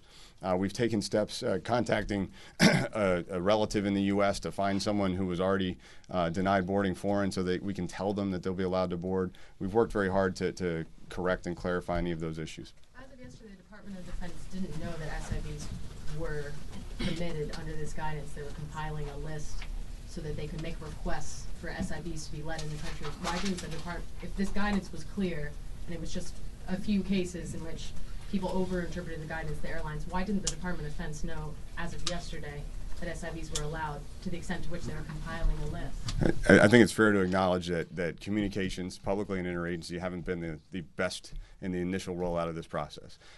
We have communicated with the Department of State now. Again, these guidelines will be on our website, and we're working with state and the carriers to make sure these folks know the rules and that we will allow them to board and process them for a waiver upon arrival. And Molly, can you say again the first thing about the Senator's office? So Senator Rubio said yesterday that his office had been told by the Department of State, I believe, and I believe also by the Department of Homeland Security, that they weren't allowed to provide information about the executive order to members of Congress, that they had been instructed by the White House not to do so. That people in Homeland Security, and Defense were instructed by the White House not to talk to Congress? Not to provide information to Congress about the I don't know anything about that. And then the last question I had, Yep. I realized I One more, go ahead. During your testimony, during your confirmation process, you said you had not had conversations with, at the time, President-elect Trump, and did not have the understanding that increased limits would be placed on Muslim travelers. Can you comment on that now, given what's happened? Yeah, I mean, I think what's happened now, obviously, is that the EO has outlined 7 countries for various reasons as to why travelers from those countries will be prevented from traveling to the United States until we can satisfy ourselves that, that the people that they are who they say they are, and that their backgrounds are such that we could trust that they're coming here for the right reasons as opposed to nefarious reasons. And this is a process by which we will, over the next 30, 60, 90, 120 days, ideally work with those countries. And as I say, we're also looking at other countries perhaps that we could help or suggest that they tighten up on their procedures. But I will say this, I mean, the vast majority of the 1.7 billion Muslims that live on this planet, the vast majority of them have, all other things being equal, have access to the United States. And a relatively small number right now are being held up for a period of time until we can take a look at what their procedures are. I'd be less than honest if I told you that some of those countries that are currently on the list may not be taken off the list anytime soon. They're countries that are in various states of collapse, as an example. But ultimately, we'd like to see all those countries taken off the list. But we'll have to see how that goes, Molly. Thank you, everybody. That'll conclude the press conference. Sure. Thank you. Take care. No.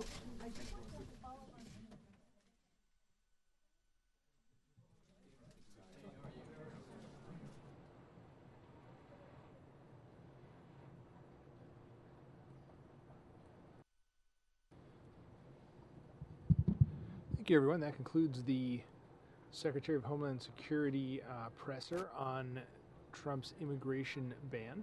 And what we'll be doing now is he's a good man. Back to the Sessions I yield back. confirmation hearing. We have a lot more coming up today, includes, of course, Sean Spicer's Yes. daily White House briefing. Thank you. I'd like to join my colleagues in making remarks on Senator Sessions' nomination. I've been pleased to work successfully with Senator Sessions on a number of issues over the years, such as adoption and human trafficking. I respect his efforts to answer my questions, and I also acknowledge that he has since provided me written responses to many more questions. At the same time, his records and his views on critical issues of justice, including voting rights, the violence against Women Act, immigration, have led me to conclude that I cannot support his nomination. I think the Violence Against Women Act is particularly concerning to me. The vast majority of senators voted for that bill. All 20 women senators, Democrats and Republicans, voted for that bill. And to me, that is one of the major issues that I've taken on over the years as the county attorney and then in the Senate, and it disappoints me greatly because I think the reasons, which was the tribal jurisdiction issue, I've had so many tribes in my state that have had trouble getting anyone to prosecute their cases, and we simply allowed for dual jurisdiction when... And particularly our donors, who actually in some ways are representatives of Americans who care about the greater world, who are part of sort of, I guess you might say, international... Another press conference on the immigration ban. It's a civic value here in the United States. In many cases, the people that we bring provide critical, timely, insightful information to U.S. leaders. And they do this in confidence or in public when possible to educate the world about what is really happening in their countries. Most importantly, they bear witness on Oxfam's behalf about their experiences and the conditions in their particular countries. Currently, we live in a world in which the space for dissent and the space for free speech is unfortunately diminishing. In order to represent these issues to our leadership and policymakers, we have to bring people into our country to speak about this closing civil society space, about the limited space for dissent and public voice and civic action. We must bring these people to the United States, in some cases, because they cannot speak safely in their own countries. It's not possible. In so doing, I think, has been mentioned up till this point, there are actually national security benefits to the work that Oxfam and many other international organizations do around the world every day, to relieve suffering, to address issues of conflict, to work on peacekeeping far away from our shores. And it's very, very important that our leadership and our public and our universities know about this work and know about these countries and know about them in depth. And those linkages are critically important, I think, here in Massachusetts, but really throughout our nation. The kind of meetings that we're talking about and discussions enable Oxfam really to educate these U.S. government officials about political and humanitarian conditions in the most affected countries and really allow them to interrogate and in some ways ask very specific questions to the people that visit our country who can speak to these issues from real experience from on the ground. So finally, I think it's important to recognize we live in an ever more interdependent world. And it's a moment in time when, more than ever, the world should not be assuming an isolationist position. More than ever, we should be linked to the world, and we should be informed about the world, and we should be interacting in dialogue and collaboration with countries and civil societies from throughout the world. So this, for us, I think, our interest in this particular piece of this particular case and this particular executive order has to do with the fact that we believe that it jeopardizes our ability as an organization to continue to carry out this important mission in many of the places where we're really needed most. And we're actually extraordinarily pleased, and again, I want to say proud, to join the Commonwealth and the ACLU in being a plaintiff in this case, and we will be committed to this process going forward and look forward to further collaboration with both the Commonwealth and the ACLU on similar matters in the future. Thank you very much. Good afternoon. My name is Eva Malona. I'm Executive Director of Massachusetts Immigrant and Refugee Advocacy Coalition. On behalf of MIRA, who's been fighting for 30 years for the rights and opportunities of immigrants and refugees and their inclusion into our fabric of our Commonwealth, I'm pleased to be here and stand proud with our Attorney General and our distinguished colleagues in support of this case making history in this great Commonwealth.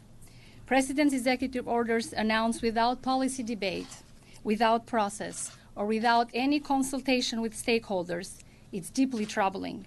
These executive orders include the enforcement and priorities have terrorized tens and thousands of families with U.S. citizen children. Massachusetts has a long tradition of welcoming immigrants and refugees. Home to 1 million immigrants and a special experiment in the country for the civic, linguistic, economic, and social integration. Approximately 70,000 refugees have arrived in Massachusetts since 1986. They contribute in academic, life, science, and economy, as you heard from previous speakers. Massachusetts is the fourth largest of foreign students in higher education. Over 55,000 students come to Massachusetts.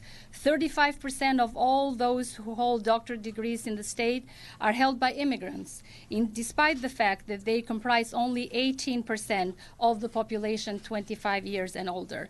Immigrants comprise 27% of physicians and surgeons in our Commonwealth. Latino and Asian immigrant entrepreneurs contribute tens of billions of dollars and tens of thousands of jobs in the economy in our state. 25% of entrepreneurs in Massachusetts are immigrants, employing over 134,000 people. 58% of Fortune 500 businesses in Massachusetts are founded by immigrants. Immigrants earn 15% of all income in Massachusetts and contribute around $4.5 billion in federal tax. Also, be reminded that Massachusetts leadership has always shaped the nation's consciousness, civil rights, and inclusion, from the abolitionist movement of the 19th century to the 21st century struggle of healthcare and marriage equality. Here in Massachusetts, we don't just talk. We stand up, we organize, we litigate, and we march. MIRA and our members and allies across the state and the nation are committed to advancing and strengthening the movement and to protect the rights of all people, our values, and our Constitution. Thank you very much. Thank you very much, Eva.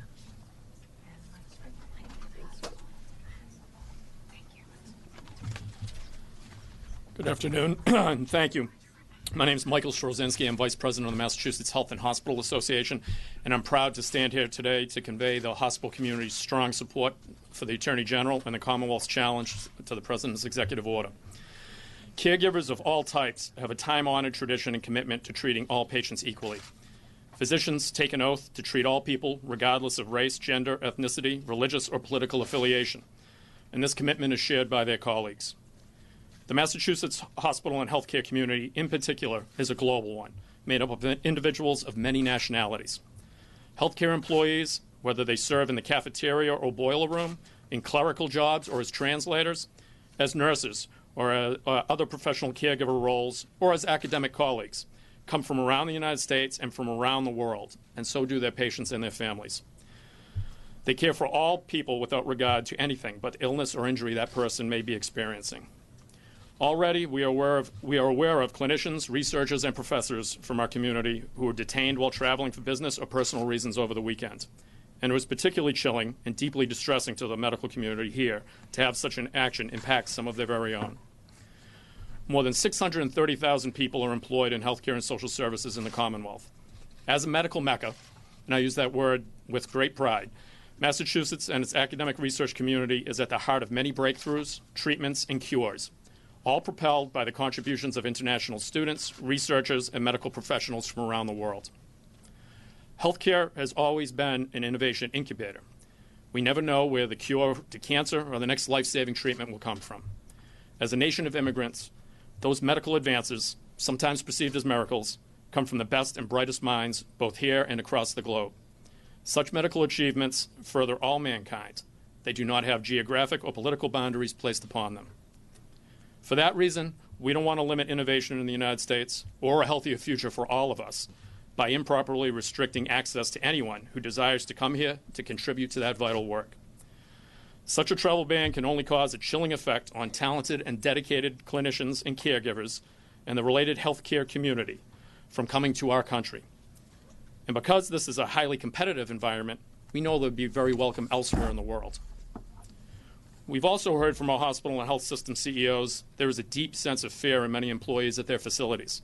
People are worried not only about their careers, but their families and friends. This doesn't just affect those from the 7 countries or other immigrants, but extends to the greater healthcare family. The Commonwealth's academic medical centers and community hospitals are some of the best in the world. As these hospitals rely on an influx of international medical professionals, we know the current travel ban will have a disproportionate and significant impact on the healthcare sector here. MHA, its member hospitals, healthcare systems, and physician organizations are already working to support those staff affected by the travel ban with legal and emotional support.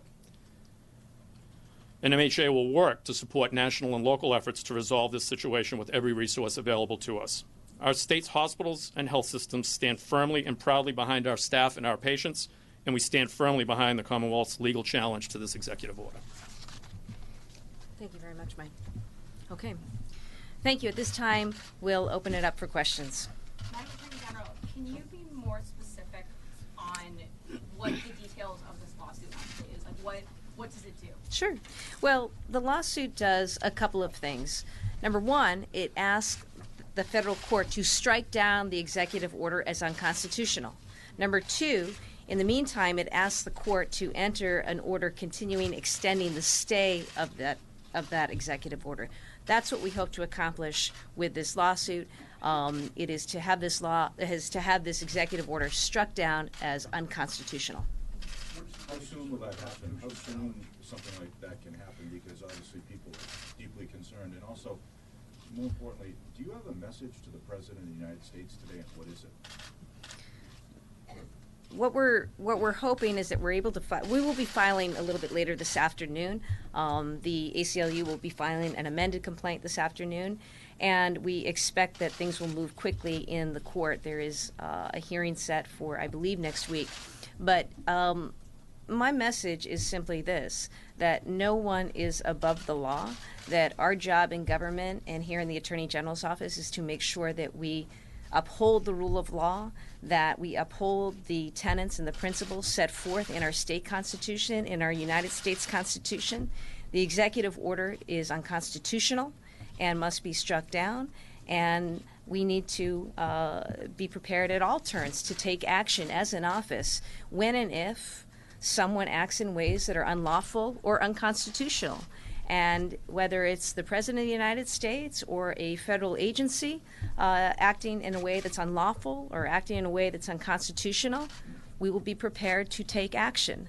My job is to make sure that we're protecting the interests of residents and businesses and this state of Massachusetts. And I am so heartened to be joined here today by President Meehan, representing the University of Massachusetts system, representing businesses, representing health institutions, representing nonprofits, representing an entire web of what really makes Massachusetts a wonderful place to make home.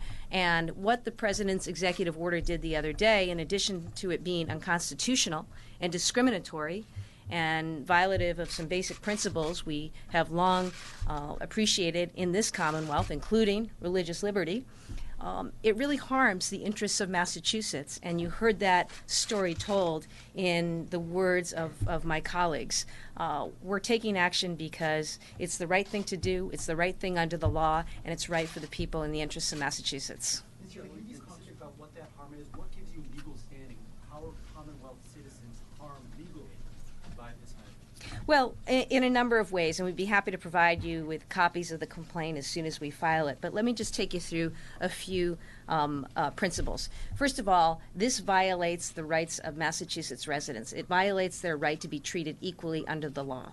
You are not supposed to discriminate against someone based on their religion. That's what this order does. Number two, it violates due process. It violates the due process rights of people here in our state. People who, for example, were on planes looking to return home here to Massachusetts where they live, where they work, without due process of the law. You're not allowed to treat people under the principles of due process in a way that is unfair, that is discriminatory, that is arbitrary, and that's what this executive order did. This order also violates the rights of Massachusetts residents to their freedom of religion, an important principle enshrined in our First Amendment. The Establishment Clause of the First Amendment prohibits the federal government from officially preferring one religion over another. And finally, it interferes with us as a state. You know, there is the 10th Amendment, which basically sets forth this concept that there are certain powers reserved to the federal government, but everything else is left to the states. And what this executive order does is essentially force Massachusetts as a state to discriminate against one group of people here based on their religion. That violates our rights as a sovereign state, and then that way it violates the 10th Amendment.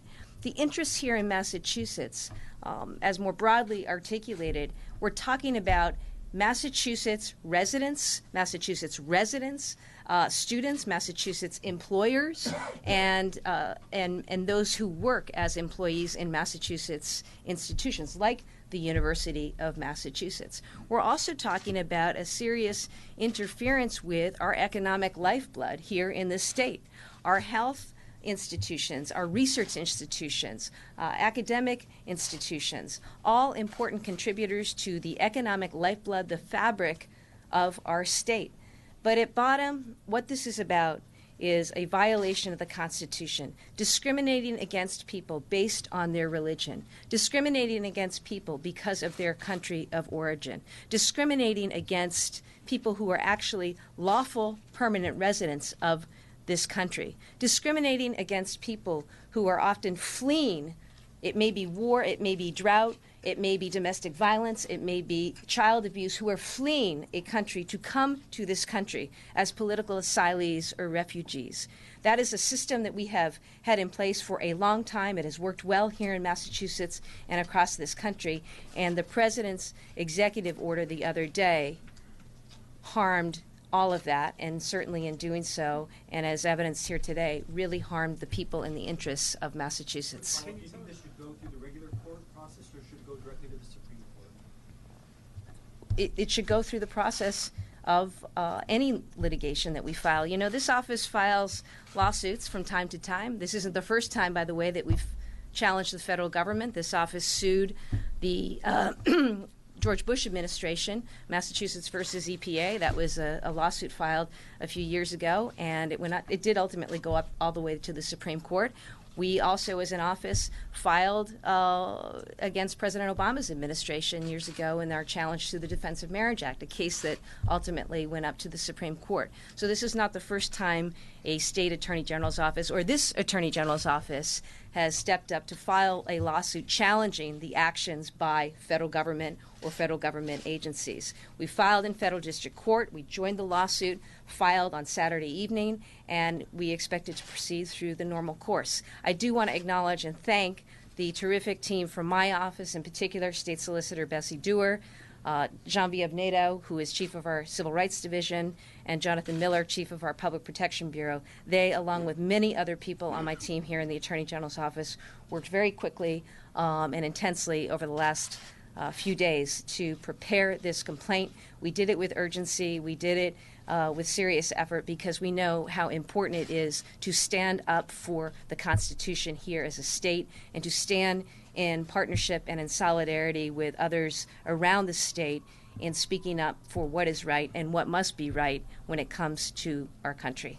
I believe you said that there were some additional plaintiffs you had joining the suit. Are they individuals affected by this? And can you tell us a little bit about how many and who they are, or, what their experience is? The state, the Massachusetts, our office is filing a suit today on behalf of the Commonwealth of Massachusetts and also on behalf of the University of Massachusetts.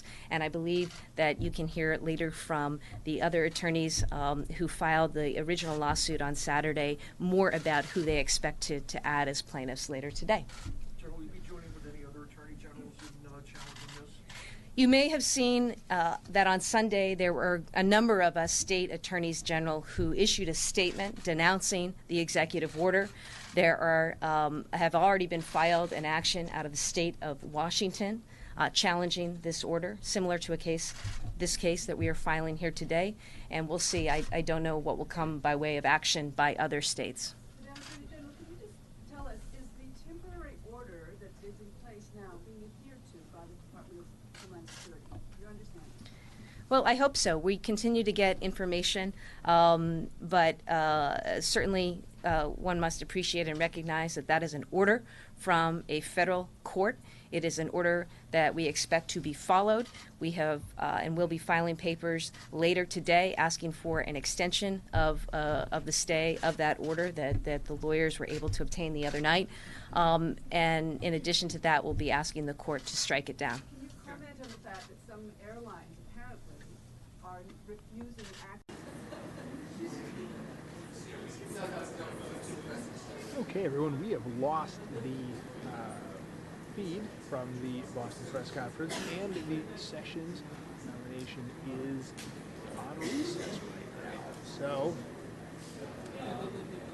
I am Jeff Moriarty, sitting in for Sangha Khan this morning, and looking for other news that we are, of course, going to have Sean Spicer, White House Daily Briefing here come up in a bit. But right now, we're going to go down to Houston, where there's a security briefing happening ahead of the Super Bowl. Of course, security around such an event is going to be extraordinarily tight, and we are going to hear what the plans are around security for the Super Bowl. Thanks for watching Fox News.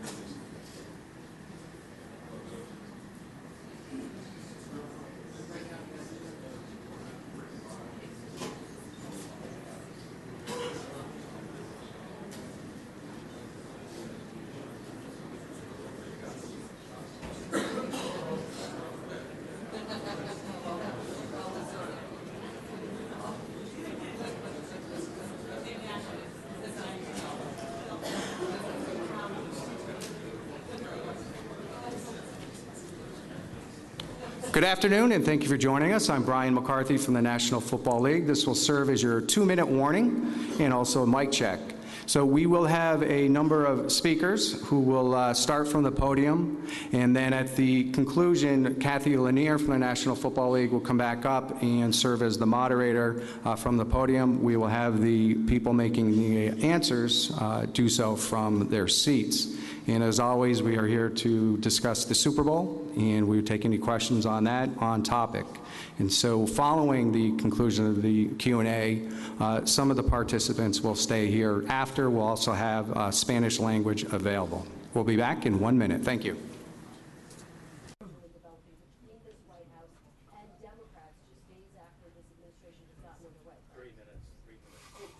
They have not, as of yet, but our sources are telling us that these two finalists are certainly very much in the mix, very heavy favorites for this selection that we're going to hear from Donald Trump later on this evening, but no word yet from the White House confirming that these two contenders are on their way to Washington as we speak.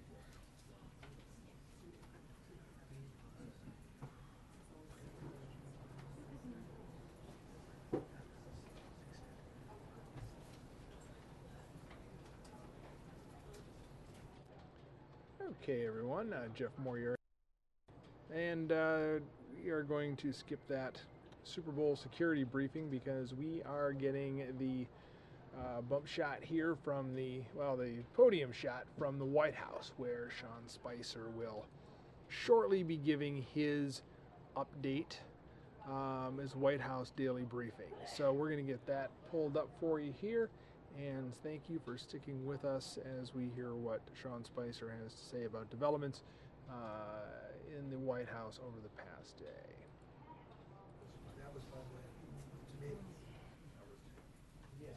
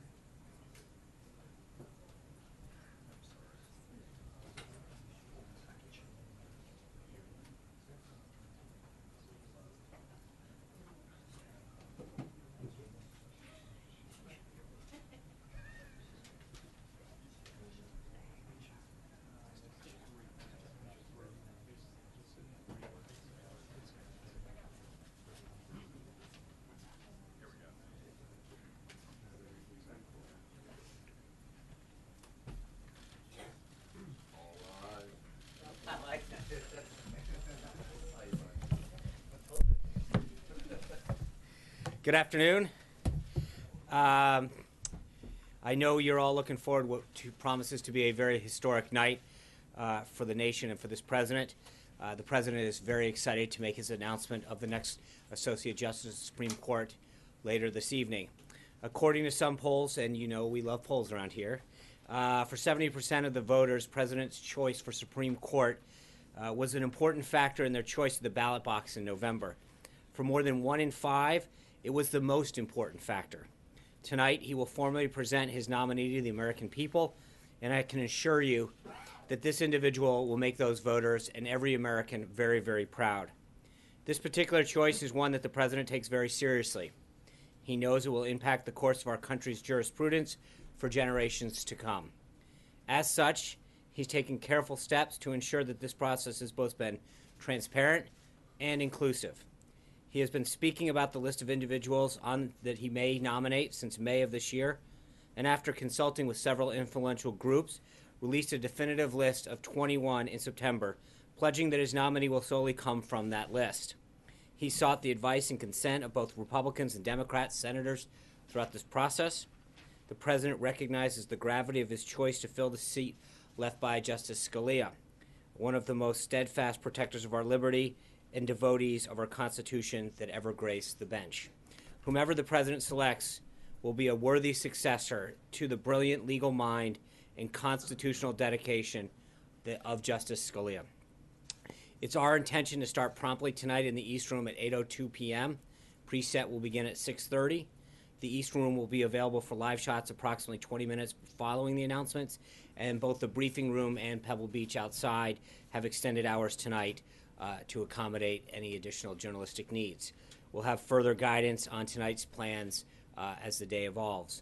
Moving to the news of the day, I know that Secretary Kelly, alongside other DHS officials, just recently concluded a briefing on the operational implementation of the President's executive order.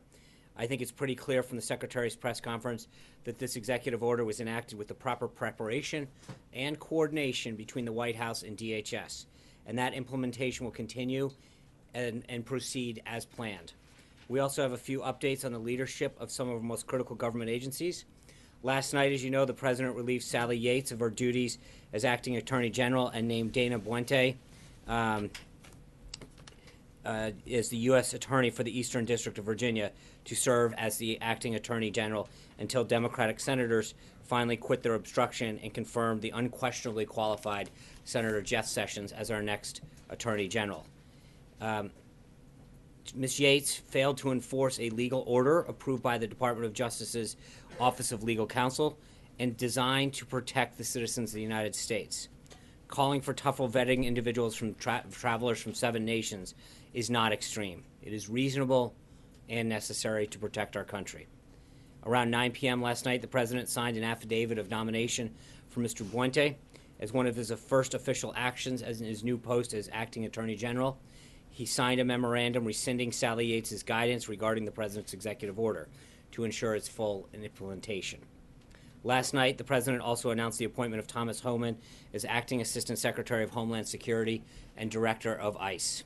Mr. Homan has a long career at ICE, most recently serving as the Executive Associate Director for Enforcement and Removal Operations. Having a professional in place like this to serve as the Acting Director is critical to ensuring the efficient administration of the President's agenda. One other update from a story yesterday.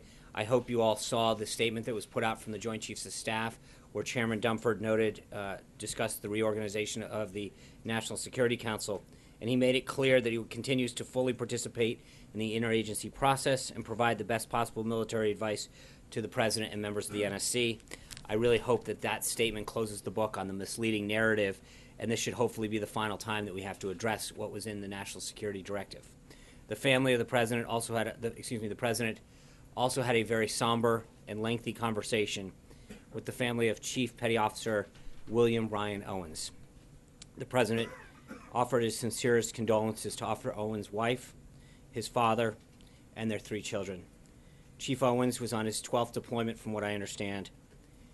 We could never repay the debt of gratitude we owe him, the freedom that he fought for, and the sacrifice that he made, as well as the other members of his unit who were injured in this operation.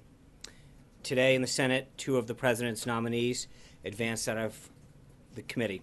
The Energy and Natural Resources Committee approved the nominations of both Congressman Ryan Zinke as the next Interior Secretary and the nomination of former Texas Governor Rick Perry as the next Secretary of Energy. Elaine Chao also gratefully received the approval of the full Senate to become the next Secretary of Transportation. I expect further guidance on her official swearing in to come very soon. The Senate Democrats have done everything in their power to slow the work of the Senate while the President continues to take decisive action, just like he promised during the thing. So it's unfortunate the Senate Democrats remain so out of touch with the message that the American people sent this past November. The people want change. President Trump is delivering that change. And the only response from Senate Democrats so far is to try to stall the core functions of our government. I know that I've repeated this every day, but honestly, it's getting a bit ridiculous. The idea that these highly qualified nominees have the votes for their nomination to be endorsed out of committee and get a full vote are being stalled because Democrats are boycotting the committee vote is outrageous. The mere idea that they're not even showing up to hearings is truly outrageous. So I'd like to give a special shout out to the folks at C-SPAN for making sure that all of these embarrassing actions by Senate Democrats get the wall-to-wall coverage that they deserve. Voters are going to remember what senators stood in the way of when President Trump trying to install his agency and department heads the next time their name is on a ballot. I don't mean to sound like a broken record, but the numbers don't lie. 16 of President Trump's nominees to head major department and agencies are still waiting to be confirmed. At the same time, in 2009, President Obama only had 7 of these people waiting confirmation. In 2001, President Bush had all but 2. Moving on, here at the White House this morning, we reiterated the President's intention to continue to enforce the executive order protecting employees from the anti-LGBTQ discrimination while working for the federal government or contractors.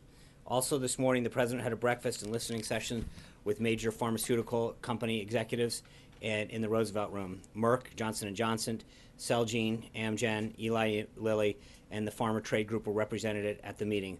Chairman Greg Walden, chairman of the House Committee on Energy and Commerce, also participated.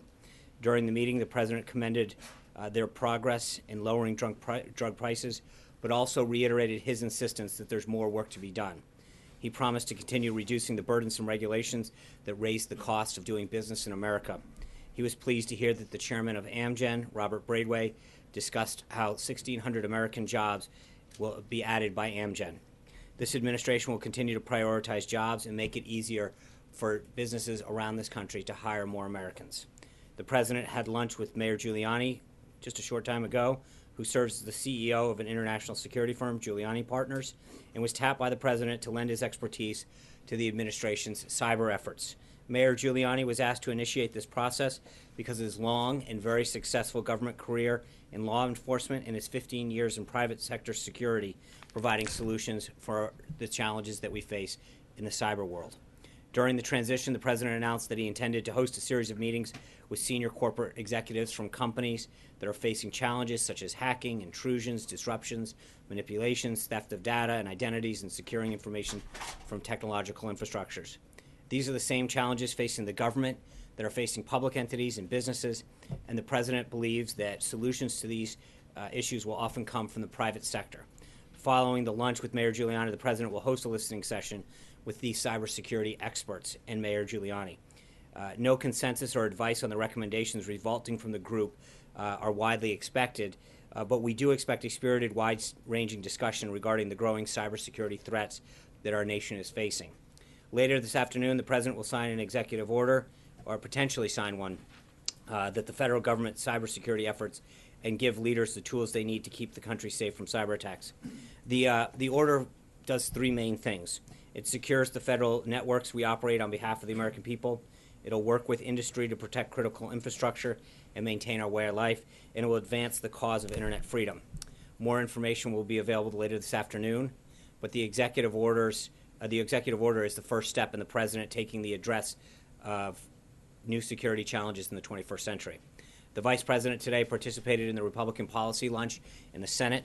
He'll hold several meetings with members on Capitol Hill, the beginning of extensive outreach by our legislative affairs team on the President's Supreme Court choice. Tonight, the Vice President will swear in Elaine Chao, as I mentioned.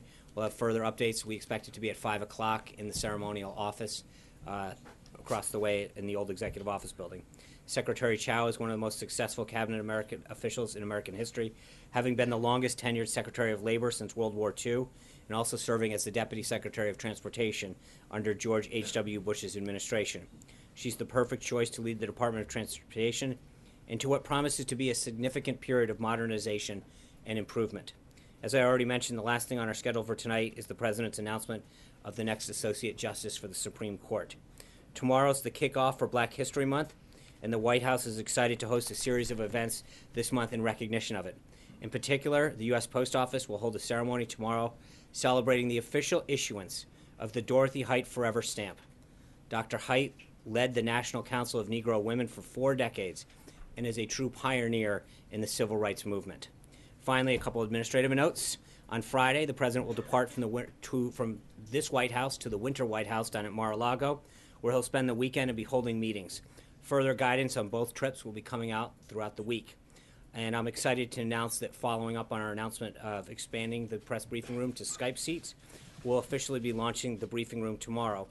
The inaugural panelists will be Natalie Herbeck from Fox 8 in Cleveland, Ohio, Lars Larson of The Lars Larson Show, Jeff Joby from Joby Publishing in South Central Kentucky, and Kimberly Kalunian from WPRI in Rhode Island. Not sure how she snuck in there. I look forward to virtually welcoming them to the briefing room. And with that, some questions. John Roberts. The removal last night of Ms. Yates from her position has raised questions as to how this president will deal with dissent in the ranks currently and in the future. Does he see what she said yesterday as a difference of opinion, an act of insubordination? How would he read it, and how will he act on similar things in the future? Well, there's a big difference, John, between listening and sharing ideas and executing lawful orders.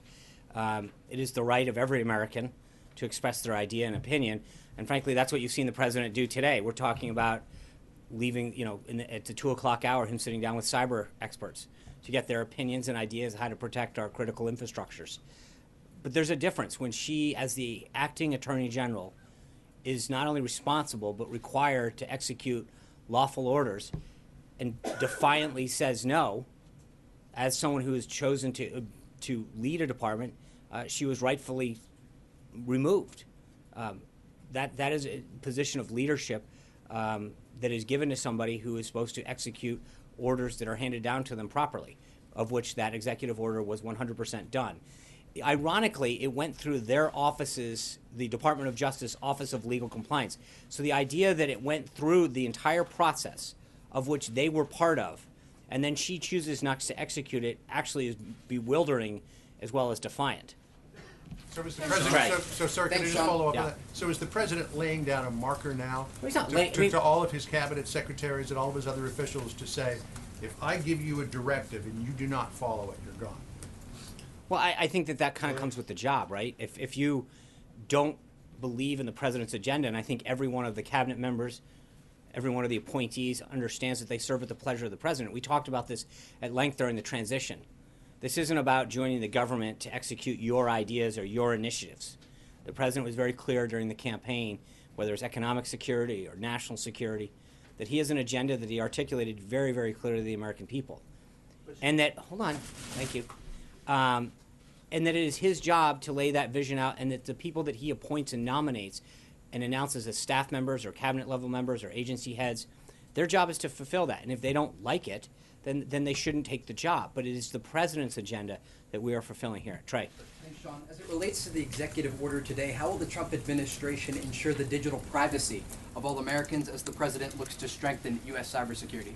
Well, look, just to be clear on the executive order, I think one of the things that the reason the president wants Mayor Giuliani and some of these cyber experts to come in is to get their ideas, to make sure that where we're headed in cybersecurity is fulfilling the intent that ensures that our critical infrastructures throughout the government and frankly throughout business, to the extent that the government can be helpful in that, are protected and secured.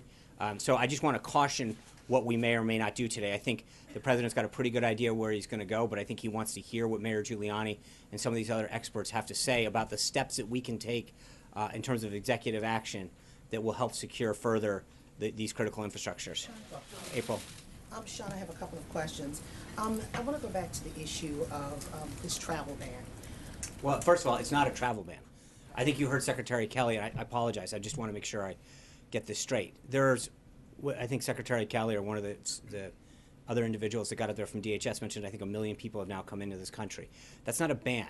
What it is to make sure that the people who are coming in are vetted properly from 7 countries that were identified by the Obama administration. A ban would mean people can't get in. We've clearly seen hundreds of thousands of people come into our country from other countries. Sorry. But mind you, I have 2 questions. I know, of course. So with all of this happening, and as you're trying to give specifics about what's happening, what is the concern about the fallout from other countries who are viewing this still in a certain way? Have you looked at the fallout and how to counter it and how to work with these other countries that may be allies or even may not be allies in order to prevent something from happening? Well, I think, April, one of the things that we're doing is trying to make sure that people understand what actually happened. You know, I saw reporting today that Secretary Kelly was out of the loop and he was on a plane and flying, and then it was it was reported on one of the networks and major institutions about what happened. Secretary Kelly comes out and says, I was briefed on this time, I was talked on this time, the edits came from my staff. I don't know how, I don't want to spend each of these briefings talking about misinformation, but at the end of the day, a major newspaper and a major network reported today that they were kept out of the loop. The Secretary detailed multiple occasions in which he was briefed on it. His staff made edits to it. I don't know how much more, and so I think part of what we're trying to do is make sure that people actually understand what happened, what the process was, and what the order actually does. Because when we use words like travel ban, that misrepresents what it is. It's 7 countries previously identified by the Obama administration where, frankly, we don't get the information that we need for people coming into this country. Because what this isn't about is not just the people.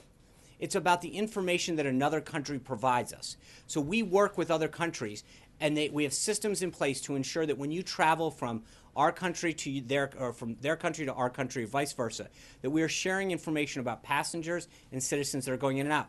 These 7 countries in particular, we don't have the information that is necessarily required to make an accurate determination at the time of entry into our country. So we are going to make sure that because that country doesn't have maybe either the systems in place or in some cases the willingness to provide us the information necessary to ensure that the people that are coming into this country are properly vetted.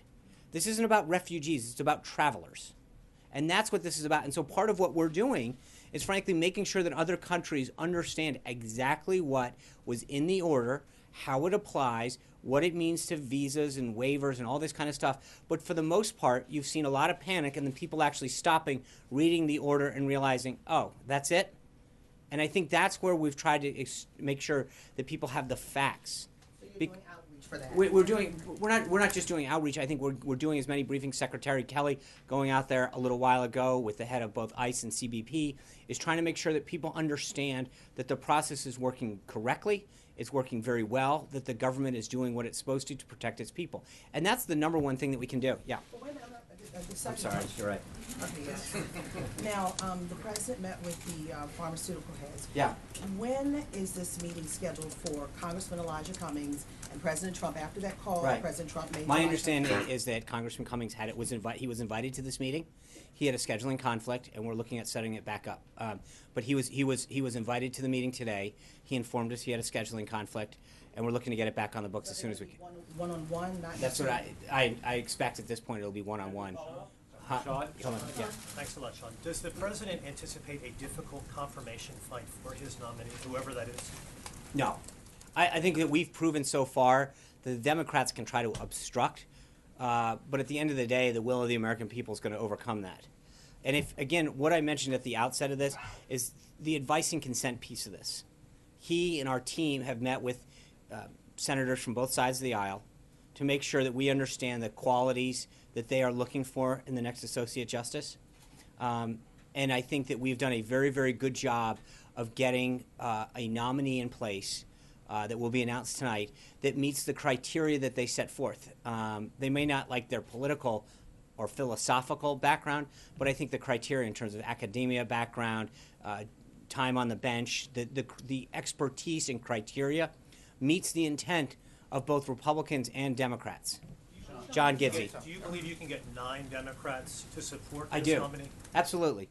Because I think at the end of the day, one of the things that's been a time-honored tradition in this country is that we recognize that the confirmation process is if you're, the default is that if you're qualified for the position, then you should be confirmed, not the other way around.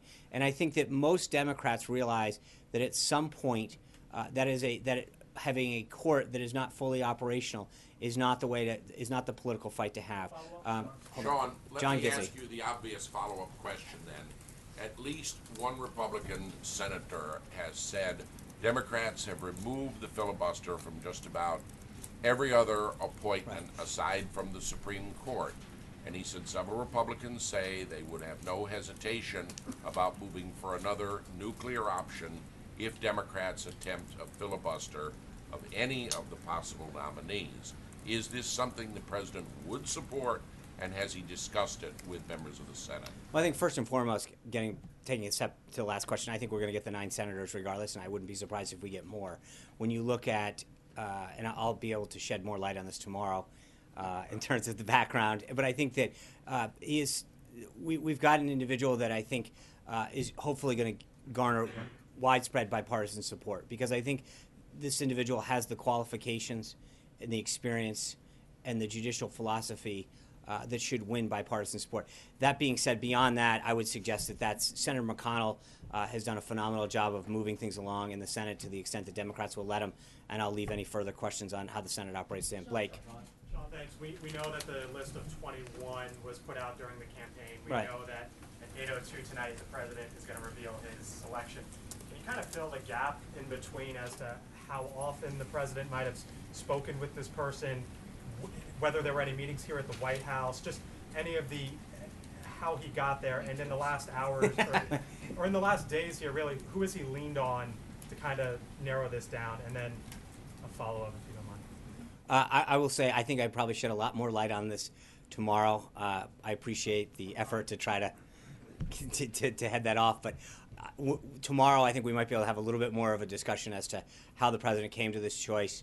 He may touch on it a little tonight. I'll leave it to him, but I appreciate that. Let me ask you then about news of the day, prescription drug prices. Yeah. The president met with the pharma leaders earlier today.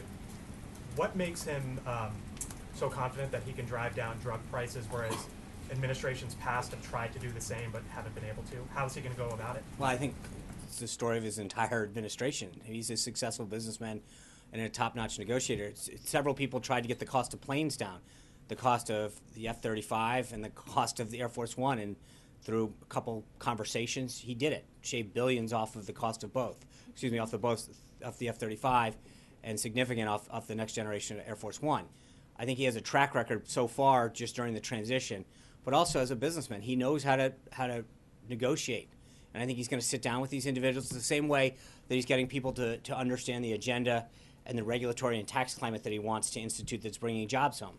People are making a commitment to him to bring jobs and manufacturing back based on his track record as a businessman and his word. They understand that he's going to create a climate that supports the American worker and American manufacturing. So I think, you look over and over again, the number of companies that want to come back and say, we want to be part of this agenda to grow the economy and to create jobs, or to help you fight on behalf of taxpayers, and I think you're going to continue to see that. He understands the challenges that the bureaucracy that's holding back some of the negotiating, that's allowing these prescription drug prices to drop, or get the best deal for the government in cases whether it's Medicare or Medicaid, who are such large buyers of the VA, that you've got such purchasing power that's not being utilized to the full extent. Hunter Walker. Yes, thank you, Sean. The president is meeting with Mayor Giuliani today. What do you think of the mayor's claim that the executive order on those 7 countries evolved from the Muslim ban that the president proposed during the campaign? Is that accurate? I think the president has talked about extreme vetting and the need to keep America safe for a very, very long time. At the same time, he's also made very clear that this is not a Muslim ban. It's not a travel ban. It's a vetting system to keep America safe. That's it, plain and simple. And all of the facts and a reading of it clearly show that that's what it is. But Mayor Giuliani stressed that too, but he said that it came out of the desire to have. Then you should ask Mayor Giuliani. That's his opinion. I'm just telling you what the president has said and what the president has done has been to focus on making sure that we keep the country safe, and that the executive order that was drafted does just that. It is to make sure and to ensure that people coming in from 7 countries identified by the Obama administration, that we didn't have the proper systems to know who was coming into our country, was put in place, and a 90-day period was also granted to ensure that we knew how to further address vetting situations in the future. Zeke. Thanks, Sean. Just following up again about the strike over the weekend in Yemen, can you confirm that the reports of the 8-year-old daughter of Anwar al-Awlaki was killed in that strike, and if you can address sort of the killing of an American citizen in this anti-terrorism operation? I'm not going to go any further than what the Department of Defense has released. Obviously, we recovered a tremendous amount of information, and we killed an estimated 14 members of Al-Qaeda and the AQAP individuals, and then we suffered the loss of life of a service member, and 4 people were injured. That's as far as I'm willing to go at this time. Kristen. Sean, thanks. You're saying it's not a ban. This was President Trump's tweet yesterday.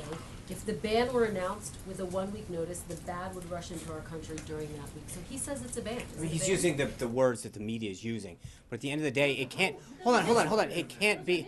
Jonathan, thanks. I'll let Kristen talk. It can't be a ban if you're letting 1 million people in. If 325,000 people from another country can't come in, that is by nature not a ban. I understand your point. It is the extreme president vetting. himself called it a ban. I understand. Is he confused, or are you confused? No, I'm not confused. I think that the words that are being used to describe it are derived from what the media is calling this. He has been very clear that it is extreme vetting. It seems to fit into this broader point, Sean, which Paul Ryan said today. I think it's regrettable that there was some confusion on the rollout of this. The House Speaker saying that. What do you say to Republicans who argue that this is a part of a broader issue with the president not enacting this policy smoothly? Well, first of all, I think we've addressed that.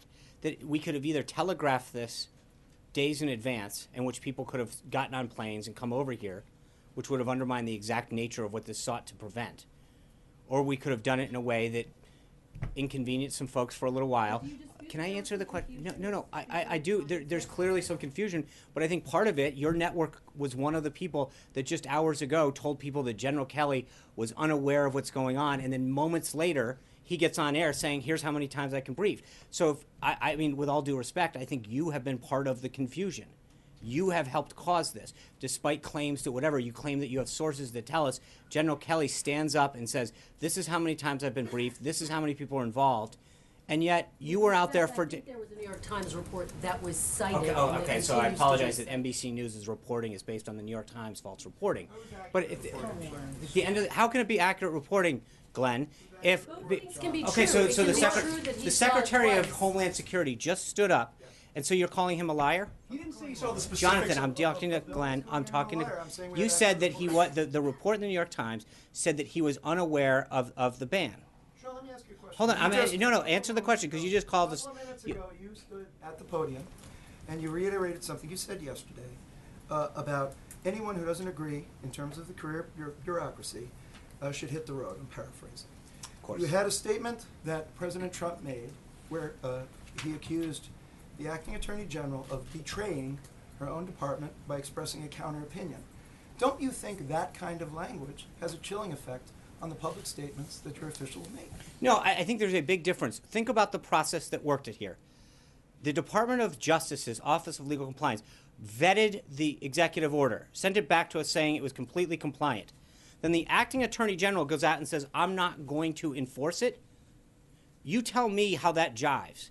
Because at the end of the day, if the acting attorney general has an office under her jurisdiction that says that something is legal and compliant, and then she gets out there and says, I'm not going to enforce it, that doesn't sound like an attorney general that is upholding the duty that she swore to uphold. So, at the end of the day, then she should step down.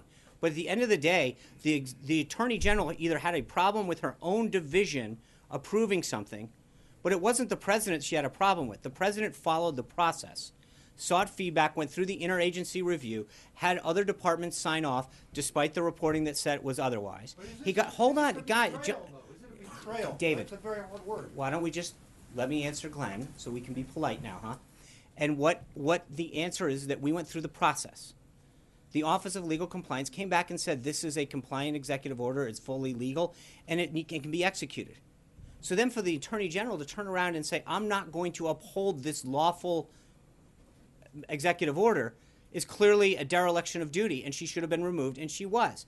So I mean, it is odd to me that we're having a discussion about somebody whose job it is to execute lawful orders, who chose not to do it, who chose not to do it, and then we're questioning whether or not we were right to remove her. That's the right thing to do. And if you looked at the folks from the right and the left, constitutional scholars this morning, they said we might not agree with some of the policies or the political or the party of the president, but he was right to do this. He had every right. Why use the word betrayal? Because the department's job is to execute. I mean, they're the Department of Justice, and if you have a legally executed order, and the Attorney General says, I'm not going to execute it, that clearly is a betrayal of what she's supposed to.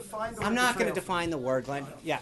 Sean, I think the New York Times report said that the Secretary did not receive a full briefing until the executive order was being signed.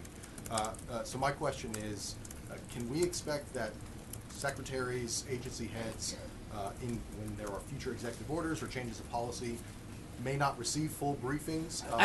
Look, the Secretary was briefed on multiple occasions with the language of the order. I don't know how you can say this any other way. Well, I'm just talking about a full briefing, which is what the New York Times reported. Well, and I'm telling you that I don't believe the New York Times reporting is accurate. That what I'm telling you is that the Secretary on multiple occasions was briefed, his senior officials were briefed. Not just briefed, they were part of the drafting process. It went through, not only that, just back up. So they get consulted and briefed. It goes through the Office of Legal Compliance. Then it gets shipped out to the NSC and the Homeland Security Council. This went through a very, very extensive staffing process. So the idea that you can talk whether or not he got fully briefed, or he was briefed multiple times, saw the language, his staff made edits, it came back multiple times. I'm not sure how much more briefing you can do. Yes. Thank you, Sean. Zoe Daniel from Australian Broadcasting. Thanks for taking the question.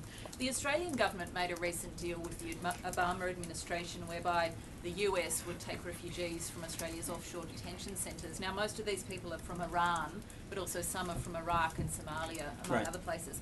Can you confirm that this deal is still on? Are those refugees exempt from what you describe as the extreme vetting?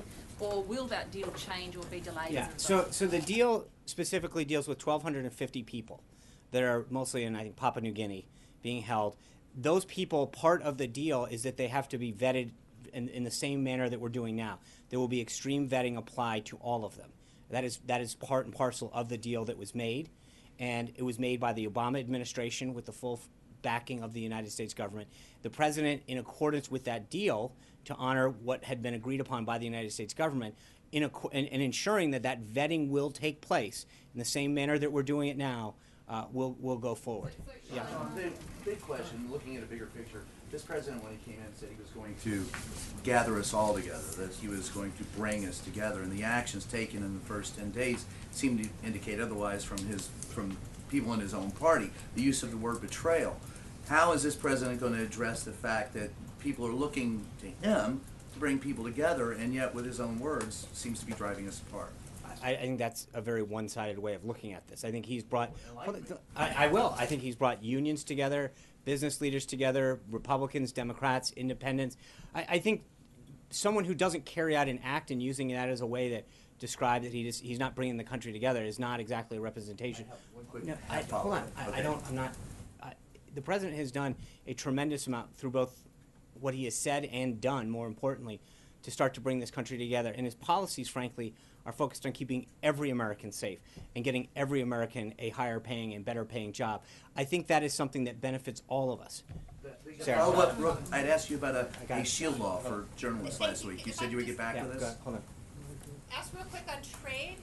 Now that notices have been given to the TPP countries, are you considering any changes in the roles of your three sort of official trade negotiators? And what area of the globe are you going to start first on negotiations? Well, there's no change in their roles. I'm not entirely sure. I think they, as announced, he is the U.S. I mean, he's got to be confirmed first, but the U.S. trade representative is clearly the leader of negotiating trade deals, and Wilbur Ross and Peter Navarro and Jason Greenblatt. There's a great, unbelievably robust, brilliant team that has continued to work on behalf of deals and renegotiating, looking at them. So it's a two-step process.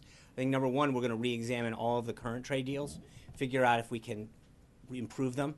But secondly, I think we're going to start talking to other countries around the globe, including some of those TPP partners. I think of the 11 other countries, 5 of them we have current trade deals with. So you would examine those to see if we can improve upon them, and then look at the other countries in there and see if there's a willingness to engage with some of those other countries. Yeah.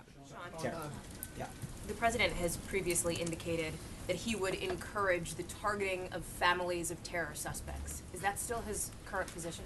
When did he say that? It was on Fox. Right. He said the other thing with terrorists is you have to take out their families. Well, I think he's been very clear that when it comes to seeking out ISIS and other terrorists, that he's going to lean on Director Pompeo, General Mattis, and seek their opinion on stuff, and I think that will be continued. Sarah? And the families of terror suspects, civilian members of families. Thank you. Sean? Right back. I got you. Sean? You on Guantanamo, Sean, thanks for taking this question. I know that you've indicated at that podium that there will be further action. What does this look like? And there are 5 detainees that have been cleared for transfer that are sitting at Guantanamo. With this administration take action in the next coming months on those detainees? I think all of those actions are being currently reviewed, and we don't have anything further at this time. Yeah. Hi, Evan Lehman with the A&E News. Thanks for taking the question. The Obama administration's endangerment finding undergirds the Clean Power Plan. Does the president still plan to revoke the Clean Power Plan, and would he perhaps even go further and try and revoke the endangerment finding? Well, I think the president's made very clear with respect to energy policy that he wants to review all of the options that we have to use our natural resources to better the country in terms of wind, power, solar, clean coal. We're in the process of reviewing all of our energy policies. I'd go back to note that we don't have an energy secretary confirmed right now because the Senate hasn't yet moved forward with that. I hope that once that's done, we will have further updates on energy. Matt? Sean, Sally Yates was obviously an Obama appointee who was holding over through the transition. How many more of them are there throughout the government and at this time as the transition and confirmation process plays out? And do you expect any more problems from any of the other ones? In some cases, we've held some individuals over because they hold a critical position within government. In some cases, we've named folks as acting. It's a case-by-case basis. And again, I think part of it right now is the president wanted to focus on getting his cabinet up and complete. We'll continue to make nominations both at the deputy, under, and assistant secretary level. But in key agencies, so ICE being one of them where it's an assistant secretary, but there are 30 other agencies where we've named acting heads to ensure that as we move through the confirmation process, we have somebody in that position to ensure continuity of government. Yeah. Daniel. Sean, yesterday you said 109 individuals were affected Right. by this extreme vetting, but the DHS official said that it was over 1,100. No, hold on. First of all, just to be clear, what they're talking about is the number of people who weren't allowed to board a plane coming in. So they were stopped at their port of entry, had to get additional clearance, and then take off. There's a big difference. The numbers that we're talking about were the initial group of people that were in transit at the time the executive order was signed. And then there's another group of people, and the Department of Homeland Security has those numbers up to date on their website, where they're talking about people that are stopped at the port of entry to ensure that they're properly vetted before they board a plane. So there's a very, very delicate distinction between people who were on the plane coming into this country when the executive order was signed, all of who've been vetted and cleared, and the people who have been stopped at a port of entry in one of those 7 countries to ensure that the proper vetting took place before they were able to move on. Yeah. Yeah, Sean, Hallie's question was about civilians that are being targeted by the administration in anti-terror raids. Right. And Zeke's question was about al-Awlaki's daughter. So let me ask you, is the president willing to kill and target American citizens, even minors, just because their family members are terrorists? No American citizen will ever be targeted. Yeah. One more follow-up there. I got it. Go ahead. If you're qualified Go for the ahead. Go position, ahead. you said earlier, if you're qualified for the position, you should get confirmed. That's not how Merrick Garland was treated in the previous administration. No, there's never been a situation in which you had a 4th term, someone that late in an election cycle. That had never occurred before. And I think that the Senate Republicans were very clear that we should wait and let the voters have a choice. And that's exactly what happened. As I noted at the beginning of this, 70% of people thought that the president's choice for the next Supreme Court was a major decision. That was something he campaigned on. I think when you're that late in a term, it had never happened before. And the goal was to make sure that the voters had a say in allowing that to happen. And I think that clearly it worked. The voters looked at that as a major reason in which they voted for the president. And I think that as we move forward, that's why I think we're going to get the support we need. Yeah, Benny. Sean, if the president does get his pick on the bench, what are any specific cases that the administration hopes that the court takes up in the near future? Well, there's a lot of cases that I think are in the queue right now that have the potential to be 4-4. I think the idea is to get this individual confirmed as soon as possible, just to get the docket moving.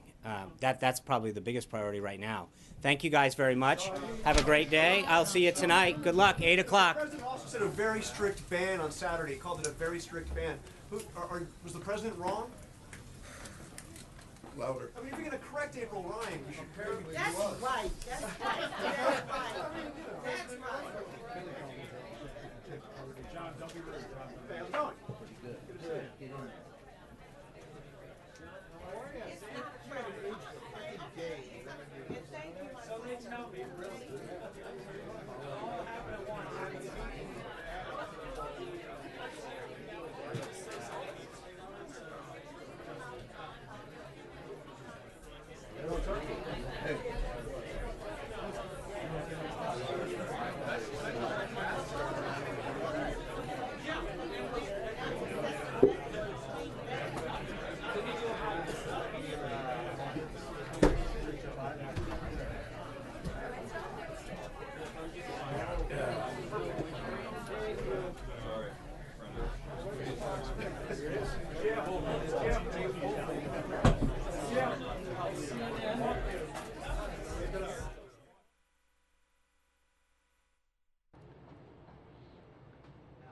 That concludes Sean Spicer's update, his White House update, the White House press secretary.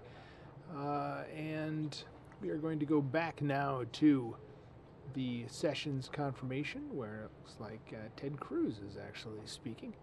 Thank you for sticking with us here on Fox 10 News Now. Arguing before the United States Supreme Court that an order he entered in the case of Medellin versus Texas was contrary to the law and contrary to the Constitution. I would inquire of this committee when the Democratic members in the last 8 years ever raised any issue with President Obama's assertion of unlawful authority and the Department of Justice's complicity in it. You know, the Department of Justice has a long and bipartisan tradition on both Republican and Democratic sides of staying out of politics. I'm proud to be an alumnus of the department, as are many on this committee. And it is fitting that the end of the Obama DOJ was Sally Yates defying a president, refusing to follow the law, and giving the president no other choice but to relieve her of her duties. I commend President Trump for firing Sally Yates last night. When an attorney general decides that her partisan political commitments are more important than following the law, that acting attorney general gives the president no choice but to relieve them of their duties. And I would encourage this committee to move expeditiously in confirming an attorney general, Jeff Sessions, someone we all know, someone we all respect, and someone who will be faithful to the law, faithful to the Constitution, not following a political agenda, as sadly has been the record of Eric Holder and Loretta Lynch and Sally Yates, but instead being faithful to his oath to defend the Constitution and defend the rule of law. With that, I yield the floor. Mr. Chairman, my understanding is that we are going to conclude 6 minutes from now at 2 p.m. Yes. And there was a suggestion by the chairman that Senator Franken would give remarks tomorrow. Given that only 6 minutes remain, I would ask that I be included in tomorrow's schedule to speak with prior to Senator Franken, and then to move from there to the vote. By 20 minutes, you asked for, yes. 20 minutes will more than suffice. Yeah. Senator Franken, could I put you down for 22 minutes? You can put me down He for does whatever. need longer than me. I will. Listen, it may sound like it's a rhetorical question, but I'd like to make sure that I can announce a certain time we're going to have a vote tomorrow. I will try. Okay. So then approximately we'll reconvene at well,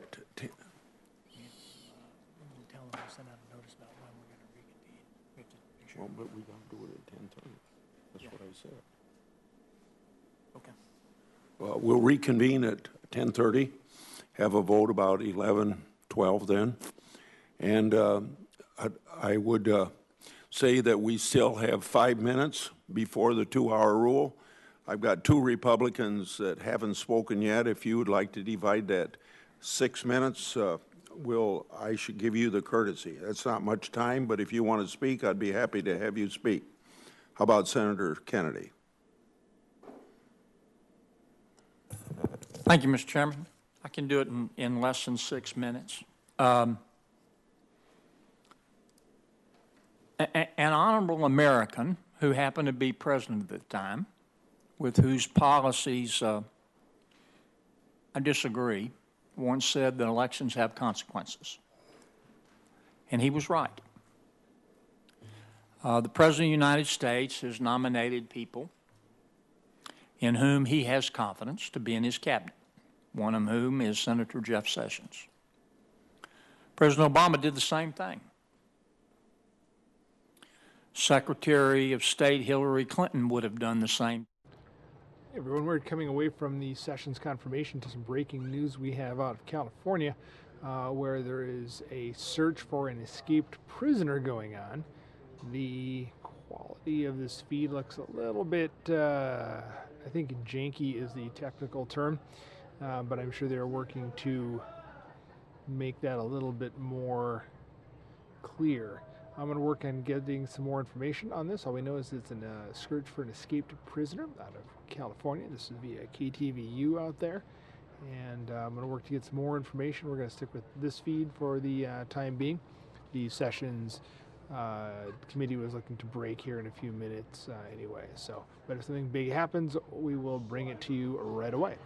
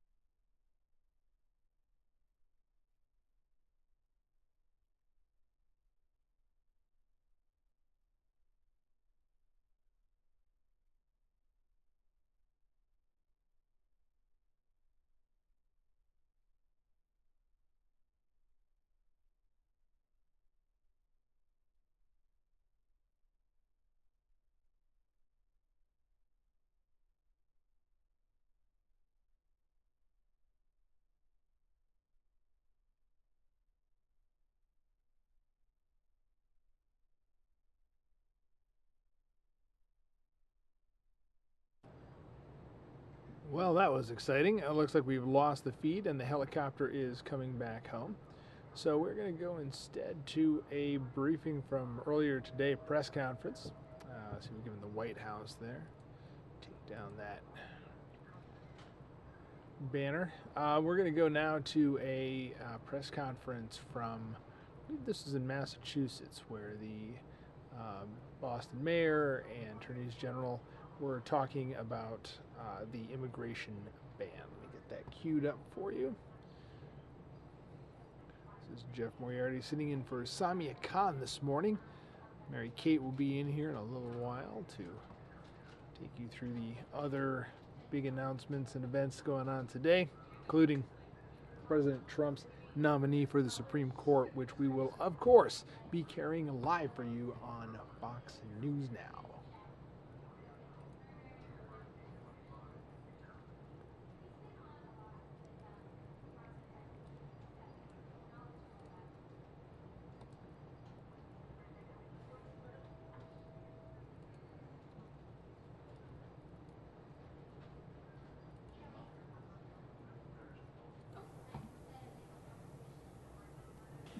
And we were told when we came here, my ancestors were told that we should go back where we came from, that because we were Catholic, the Pope was going to ruin the country.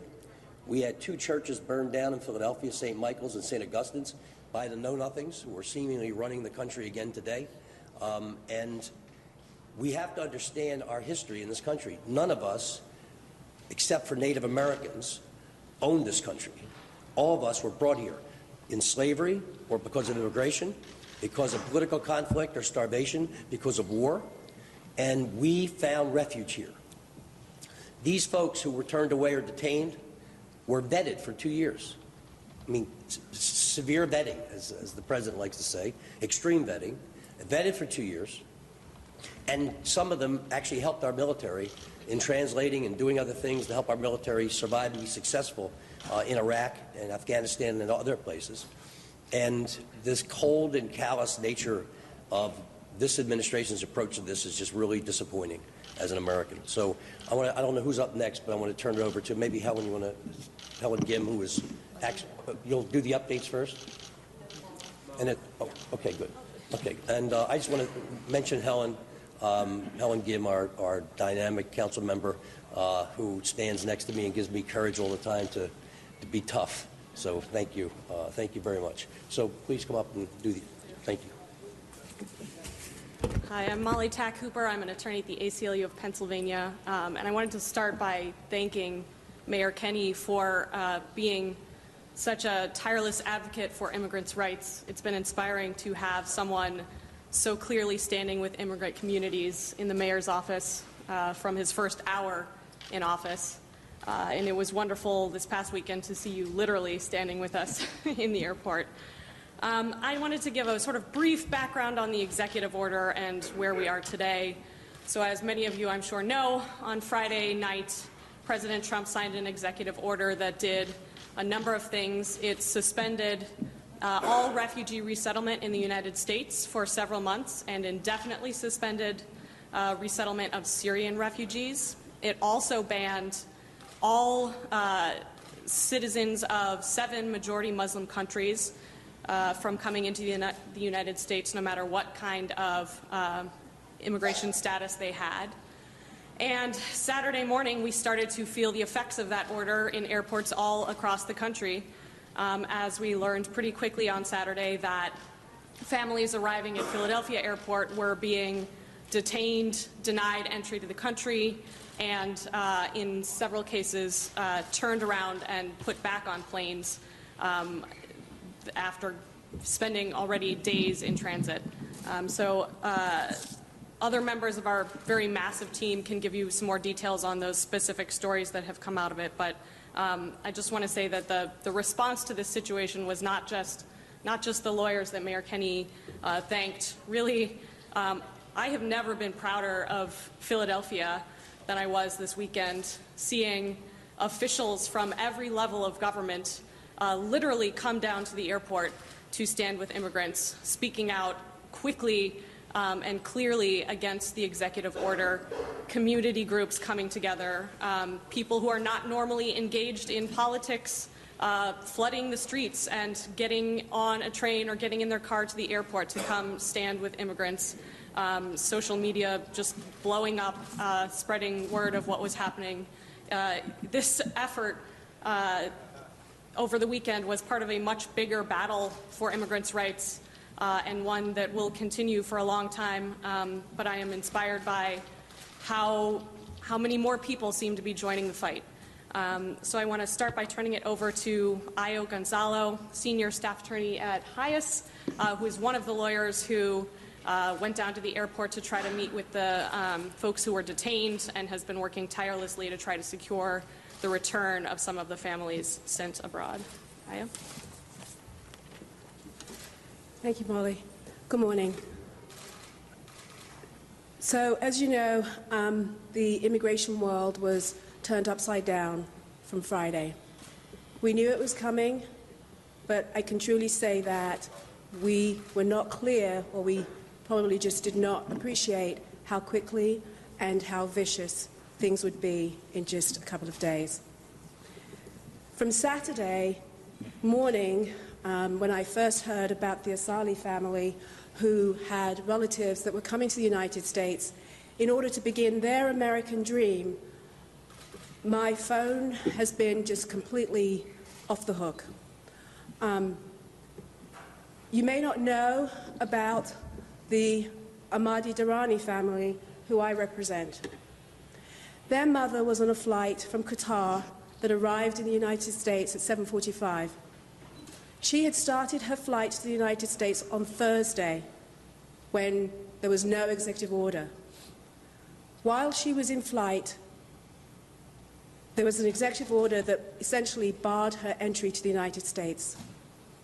This is a woman who had spent her life as an educator, expanding educational opportunities to students in Iranian villages. Her love for education has been passed on to her two children, her two daughters, who are in the United States as students. One of her daughters, Fazana, was actually at the airport on Saturday, waiting to see her mother with a bunch of flowers and much love. She hadn't seen her for 2 years. Within hours, this family's life was turned upside down. From what we understand, Fazana and Shadi's mother was treated in a way that none of you would want your mother to be treated. Customs and Border Protection officers, knowing that they had this instruction to follow, made no arrangements to have interpreters ready at the border so that they could speak to people who were going to be coming off of the plane in their languages so that they would understand what was happening. We totally understand that Customs and Border Protection was doing the work that they were instructed to do. But unfortunately, they were not given appropriate guidance so that they could treat people with the dignity that they deserved. Fazana's and Shadi's mother was in the United States for just a few hours. Remember, she had already been traveling from Iran since Thursday. She knew that her daughter Fazana was just steps away from her because they had already had an arrangement that she would be the one that would be meeting her.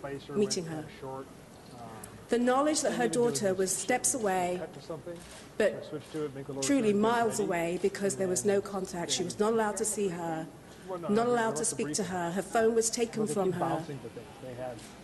This was truly an excruciating emotional burden for her. Without fully understanding what was happening, she was placed back on a plane and sent back to Tehran. 4 days of travel, not understanding what was going on. As a result, when she got back home, she was taken ill.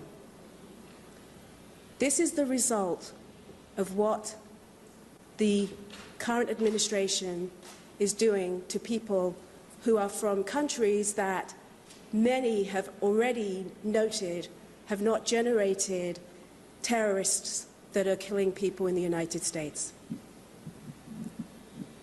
I think it is incumbent on all of us to think very carefully about whether this is what we want done in our name. I'll just give a moment to Fazana and Shadi to express their own views and how they feel about what happened this weekend.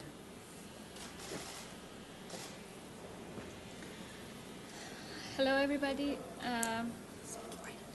We just want to tell that this is extremely unfair and inhuman to stop a mother from seeing her daughters after years and treating her like a criminal. A retired teacher who spent her whole life expanding education. And we want just to be here and make our voice heard and be an advocate for her, like her, because she was always a supporter of people who were minorities in Iran. And we are doing the same for her now. And my mother and our mother is just one person who this happened to her. And we know a lot of other families who have been through the same situation, and many students who have been denied entry, many people who had H-1B visas. And we think that there should be some kind of justice in preventing these people who come here and contribute to this society in a positive way and are treated like this. I'm a research assistant and I work here, I study here, and I do research, and my sister is a PhD student. And now we don't know what's going to happen. We don't know if we can see our mother in the near future or not. And this is just unbelievable and really hard on our family.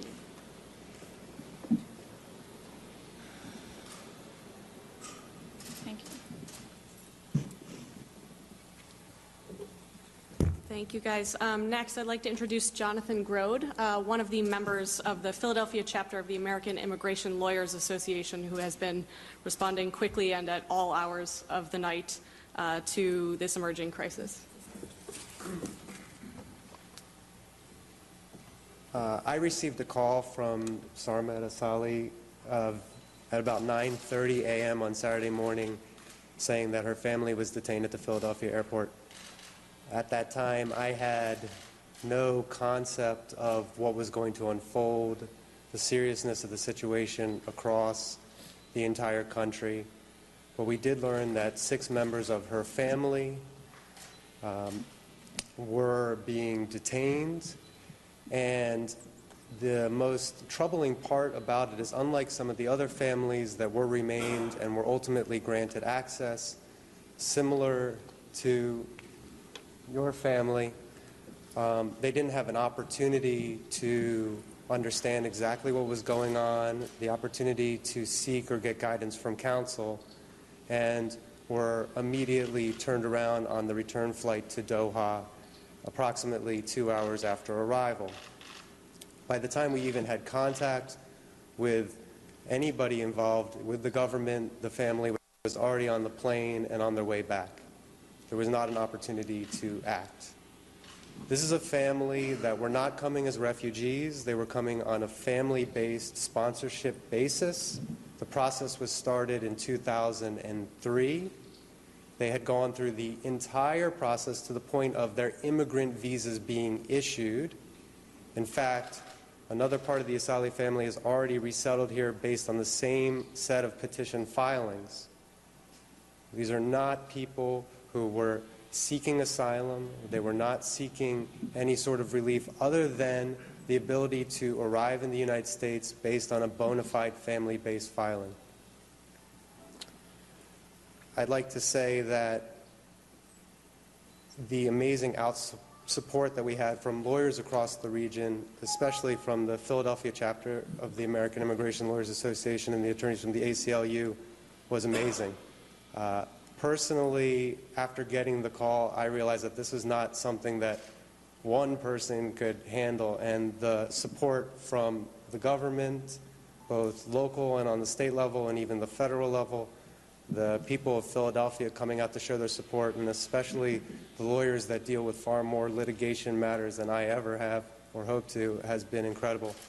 And now Sarmed and her son Joseph are going to say a few words. Hi, good morning. I came to this country back in 1978, and I know this country was built on immigrants. We're all immigrants from somewhere in the world. My brother served in the U.S. Army for 21 years. He's a retired veteran.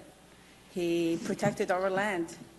What I did from 2003, I've been going through for 13 years to bring my husband's family here. It was a shock to hear that they were sent back the way they were. It's un-American and unethical not to give them a phone call or a translator or an attorney to give them that option. How they send them back so quickly was just heartbreaking. These people were on the road for over 2 days, traveling through a war zone to go to Beirut, to travel to Doha, to come to Philly. It was just a long flight to be put back. My younger brother-in-law, who was on that flight on the way back, I don't know if he got sick on the plane. He is, I hope, okay. We did get to talk to them finally. I'm glad that they still have their homes there. At least they have a roof over their head.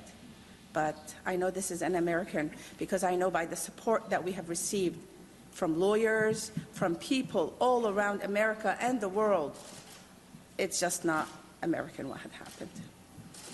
Thank you for all your support. I'd just like to say that, to say the least, this executive order is an outrage. It's, as my mother has said, it's un-American. It has been so overwhelming to know how much support we've received. We are an American people, and if you go back far enough, you'll find that we are also an immigrant people.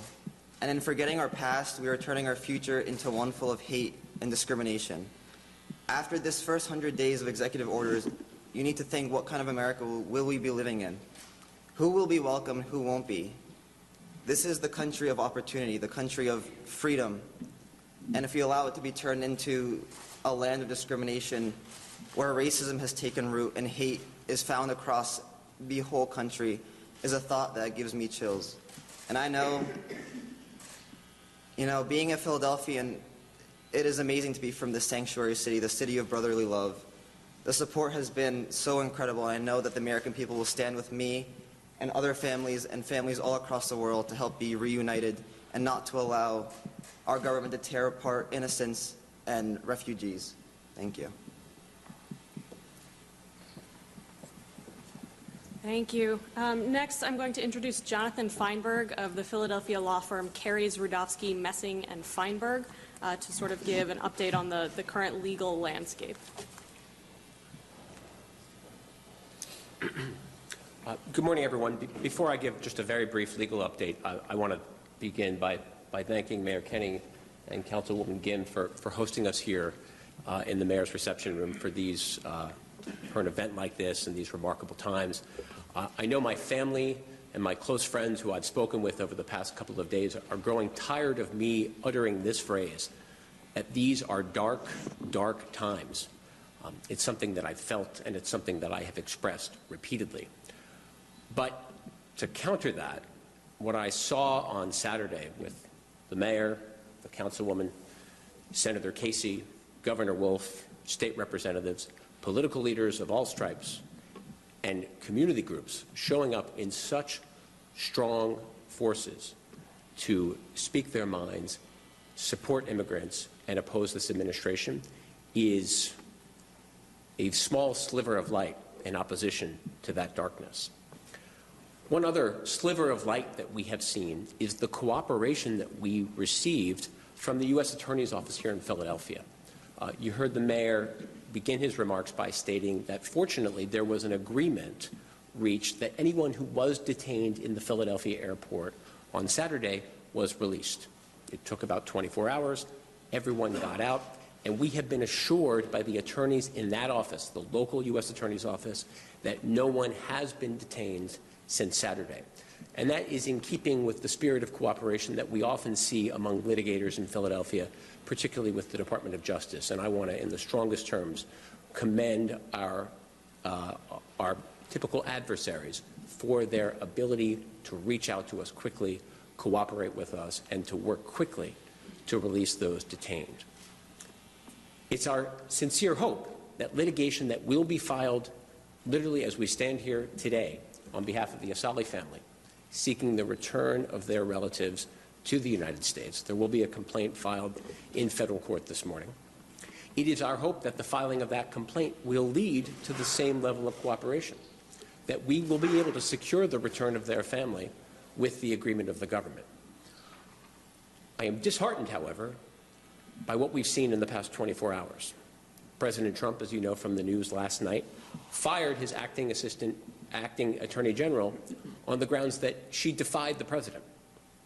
She defied the president by upholding the Constitution and federal law.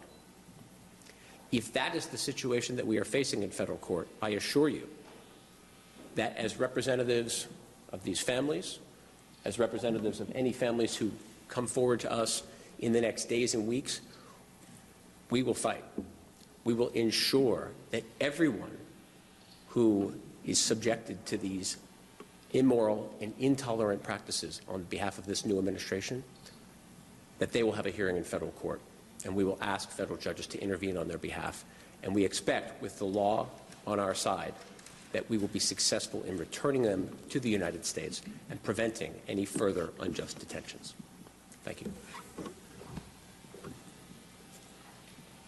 Thanks. And I just want to add that we will also be filing a similar lawsuit on behalf of Fatima Sheikhi, the Darani sisters' mother, hopefully today as well. Next up, I want to introduce Councilwoman Helen Gim. I'm sure you know her, one of the most prominent and outspoken advocates for our immigrant brothers and sisters, and one of the people who helped organize and really promote the protests at the airport all weekend. Councilwoman, thank you. First of all, I just want to acknowledge the Durrani and the Asali families for coming out today and sharing the most important stories. We know that in times of deep inhumanity, we need to bring the stories of our communities forward to bring us back to a semblance of what our most deepest commitments are to human rights, civil rights, and justice in America today. So I absolutely want to start by acknowledging our mayor and his incredible team. It's not only that he is a mayor for the people when he took that oath of office last year, but that he was deeply committed to the cause of immigrants and folks all across the city for all of his years in public service, and has been an incredible champion for this. And on Saturday afternoon, we received a notice from the mayor's team that there were attorneys and families who were being detained.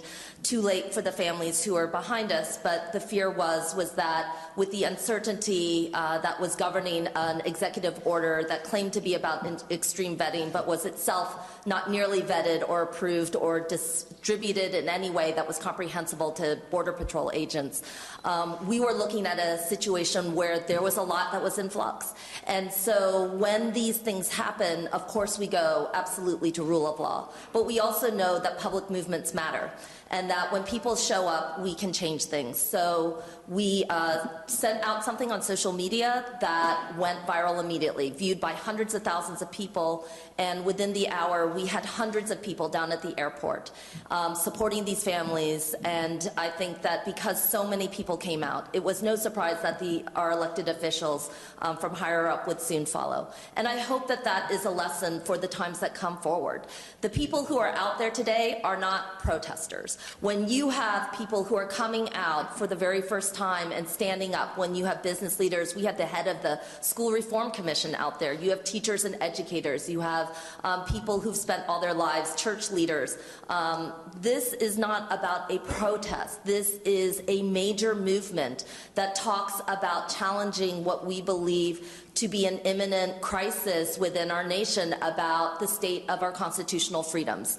And in these moments, it is going to require us to have and to be able to understand and appreciate the role in which broad-based social movements can impact the direction of courts, of our rule of law, and hopefully, at the end, our politics. Ultimately, that's what I think politics is about, that it is about the movement of broad groups of people defining the borders of what we mean to be our American values and especially our democracy. So, you know, we had thousands of people at the airport yesterday. Today, as we face a new week, it's hard to believe that it's day 11 of this administration. But the people of Philadelphia stood strong and proud this weekend, absolutely for the families and for all families across the nation who are struggling. But we do so in collaboration with a broad social movement that is building all across this nation. I especially want to acknowledge our airport officials. As a daughter of immigrants myself, airports are a place of globalism. They're a symbol of globalism and our interconnectedness with the world. They're a place of family reunions. And on Saturday and Sunday this weekend, thanks to our airport, it was a stand.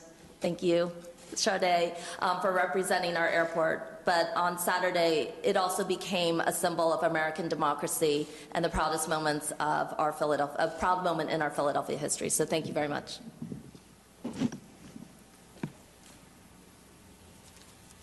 Thank you. Next, I want to introduce Ryan Holden of the Philadelphia chapter of the Council on American Islamic Relations, the nation's leading Muslim civil rights organization. Ryan?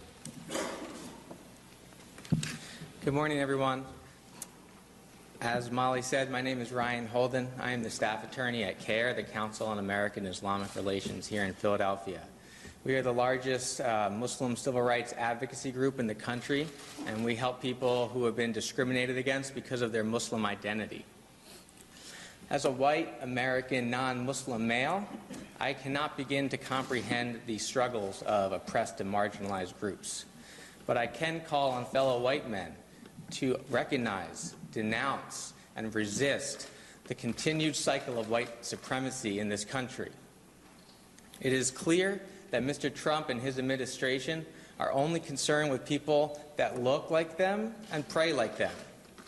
So I invite you, Mr. Trump, to sit in my office and answer our phones so that you can hear the pain of families whose dreams of reuniting with loved ones has turned into an unrealized nightmare.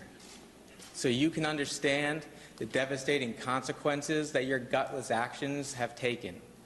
And so you can finally tell the truth and tell them that you're using the lives of innocent Muslims and immigrants for your own personal gain. Because the truth is that the people coming to this country are the ones fleeing from the terrorists. They're the ones that your ancestors sought. They also sought what your ancestors sought, the right to live in a free society, to be free from persecution and physical harm, and free to worship their own God. It's hard to fathom a more unpatriotic act than using fear and paranoia to advance an Islamophobic and xenophobic agenda. But rest assured, Mr. Trump, when you spread hate, we'll spread love. When you act in your own self-interest, we'll act in the interest of others. When you lie, we'll tell the truth. And CARE Philadelphia, along with the great lawyers and organizations here in this city, will work tirelessly to make sure that you abide by the Constitution and treat everyone with dignity and respect. Thank you. Thanks. Erika, do you want to speak? Okay. Next up, we've got Erika Almiron of Juntos. Juntos is a community-led immigrant organization based in South Philadelphia. I'm sure you've seen her at this podium many times before. She's been a key leader in building bridges between different immigrant communities here in the city, and including everyone in the struggle for justice and human dignity. Erika? That was the best introduction I think I've had in my life. So yes, my name is Erika Almiron. I'm the executive director of Juntos, and I want to thank everybody who's here with us today. Juntos works with the Latino immigrant community predominantly in Philadelphia, but across the state and nationally. And our prime focus has been human rights, and also the impact, the devastating impact of deportations. So we've been here before. Deportations are not anything new. We have seen the devastating impacts on families. Right down the block, we have a father who is in sanctuary, who is trying to stay with his family because of the fear of deportation and being separated from his family. We know very well what that does to our communities, how it impacts our children. And I think that as we stand here, we must be fighting for these families behind me here. We must be fighting for all of the families that are going to be impacted by this administration. And I'm going to be clear that I don't think that we're under an administration, but we're under a dictatorship. Day 11 of this dictatorship is how we need to be talking about what's happening. Trump has launched a full frontal attack on immigrants, on refugees, on communities of color, on black and brown people, and there are more to come. And so we must stick together. We must fight for these families. There was a moment when we thought that some of the families that were detained at the airport were going to be shipped over to Burke's Family Detention Center. How awful. How awful that we still have a family detention center that is here in the state of Pennsylvania detaining women and children for 16 months, 15 months, and they're still there. And that because of that, there was the potential that these families in these airports were going to go there. Anybody who comes here is a refugee. Anybody that comes here is fleeing something. We must protect all of them. The raids are coming. We know that. We're preparing our families for that. So let's fight for everybody. Let's stay unified. Let's beat back this hate. Let's make the city a sanctuary for everybody in this moment because we know we're going to need it. Thank you.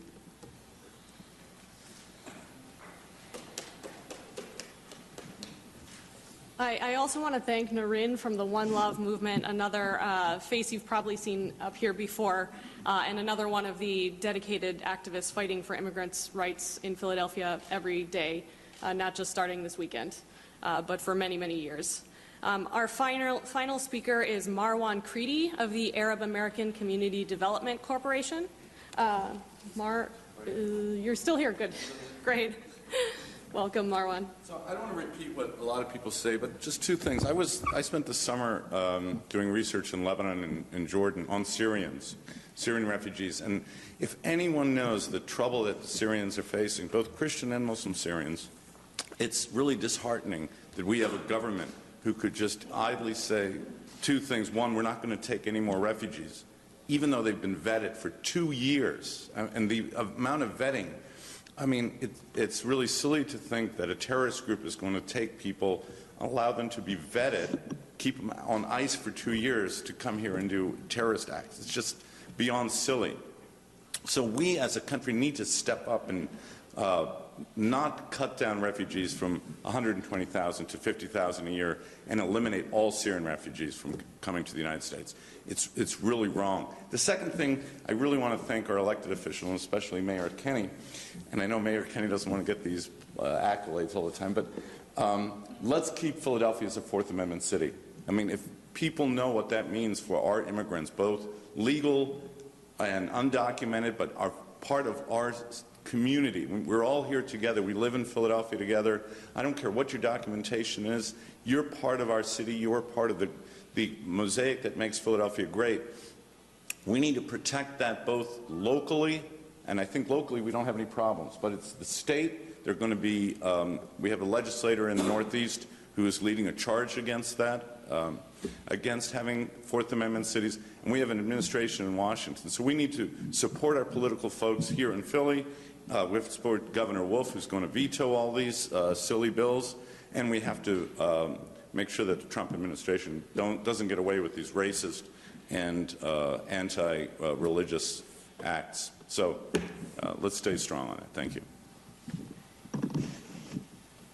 Thanks, Marwan. Thank you all for being here. My name is Andy Hoover. I'm the Communications Director for the ACLU of Pennsylvania. I do have paper copies of a statement that went out when this press conference started, so if you need a paper copy, just see me, and we can take questions at this time. Yeah, John. Question for Mr. Feinberg. If you could give us a sort of a boiled-down version of the nature of the federal complaint being filed and what remedies you are seeking, this is kind of for the layperson, what exactly is being asked for and the nature of the suit itself. Sure. Well, the suit is being filed under the federal civil rights laws. in federal court. Actually, by now it should have been filed. And the key element of the relief we're seeking is return of the Asali's family members to the United States. We expect to have a hearing sometime in the next several days in which a federal judge will address that issue. As I said at the beginning, though, it's our hope that we have the cooperation of the local U.S. Attorney's Office in securing the family's return without the need for an order. If we don't get that agreement, we will proceed with the judge. We will make the constitutional and statutory claims that we think the law supports, showing their entitlement to return to the United States. That's what I wanted to get at, though. What specifically is the claim that you're making, that what was done wrong here that you seek to right? Sure. The complaint has some 10 counts, I believe, in it, alleging various constitutional violations. There's an Establishment Clause claim that there's discrimination on the basis of religion. There's an equal protection claim in that there is a violation of the constitutional right to equal protection on the basis of national origin. There are statutory claims related specifically to the Immigration and Nationality Act, and a whole host of claims which I won't bore you with now. Let me just say as strongly as I can, there are numerous avenues to relief under the federal Constitution and under federal statutory law, which we believe entitles the family to return.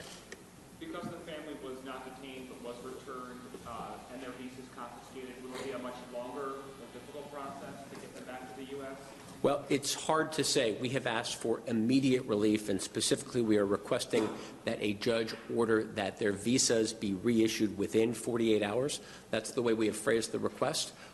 We certainly would like it in less than 48 hours. That's something that will be addressed in more specifics and with more specifics and in more detail once we get that case in front of a judge. Sure.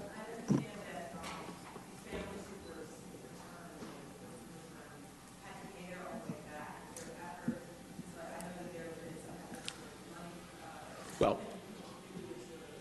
sure. Our first request is that they be returned at government expense, and we expect that that is a remedy we certainly believe that that's a remedy that's required under federal law, and that is a request we'll be pressing with a federal judge. Sure. I'll just clarify that point. It is not our understanding that anyone was charged to go back. This was arranged by Customs and Border Protection at government expense.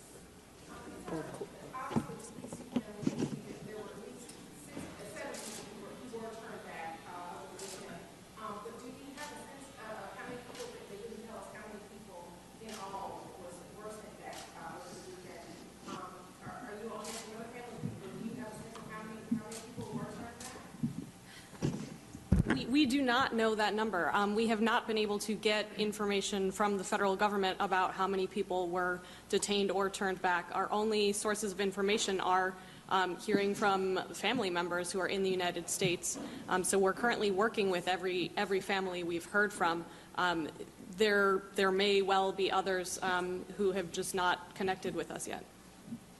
And there's also people, of course, that were prevented from boarding planes to come to the United States, or people who were simply too afraid to take the flight that had been scheduled.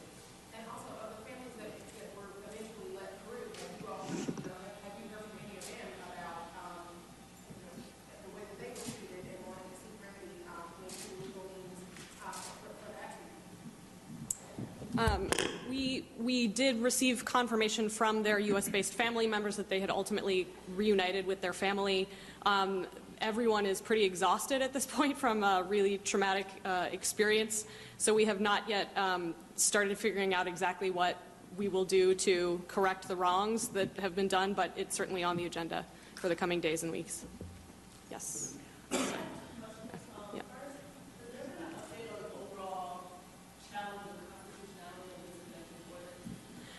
Yes, so on very early Saturday morning, like 5 a.m., the National ACLU and several other groups filed a lawsuit in Brooklyn challenging the constitutionality of the executive order and seeking relief for a nationwide class, meaning everyone across the country who is affected by it. And they got an order from the Brooklyn judge Saturday night that temporarily prohibited the federal government from deporting anyone pursuant to the executive order. That stay is still in place. That order did not secure the release of everyone who is being held at an airport, which is why there are still these other litigation efforts going on in cities around the country. It also did not guarantee that people who are being detained would have access to attorneys. So that is something that the ACLU is currently pursuing as well. So this is not the end of the lawsuits that will be filed. And I expect we'll have more updates and rulings from all the different suits being filed around the country throughout the day and the coming weeks.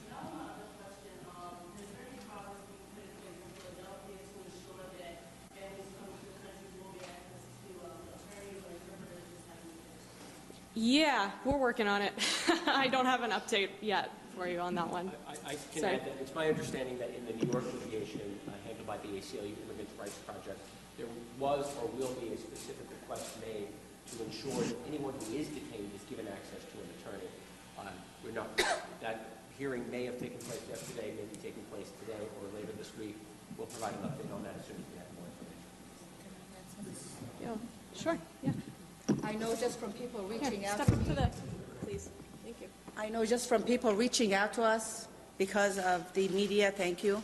I know there's some people that were sent back, didn't make it to the United States. They were sent back halfway through their trips, and all the appointments for immigration visas, a friend of mine, their relatives have been canceled, or appointments have been canceled until we see what happens and further notice. For you and the gentleman, if you can just elaborate on what the long-term resistance looks like today, and is there any role for the United Nations? Have they been in play yet? And if so, how? I can't really speak to the UN role, and I will just say that we are, the long-term plan is to challenge every unconstitutional anti-immigrant law that is rolled out and get them all struck down. We still have independent federal courts, and we're using them. But we're also, this is really an unprecedented scale emergency that we're responding to, so I think the mode we're in is still planning days ahead and not weeks and months and years. We did have some time to plan before the president took office. Everything he's done so far is entirely consistent with his campaign rhetoric. So we have been strategizing, but we're still responding to the exact details of the executive orders as they're introduced, and I can't paint the clearest picture exactly of how this is all going to go down. Let me add just one point. I want to pick up on Councilwoman Gim's point, which I think is excellent and so well taken, that this is not a fight just for lawyers. This is not a fight just for politicians. This is a fight for every American. There still are appointments that are subject to votes. To my knowledge, I think the hearing is scheduled today. Jeff Sessions is still up for Attorney General. My understanding is that Senator Sessions played a large role in ultimately formulating this executive order. If people want to know what they can do to make their voices heard, if they're not going to go into court themselves, call your representative in Congress, call your senator, make sure that they know that you strongly feel that someone like Senator Sessions, with his record and with his outspoken support of executive orders like what we've seen from President Trump. All right, everybody, we're actually going to hop out of this and switch to a Trump event. This is a cybersecurity meeting. Thing to him and to what he does, and maybe I'll ask Rudy to say a few words.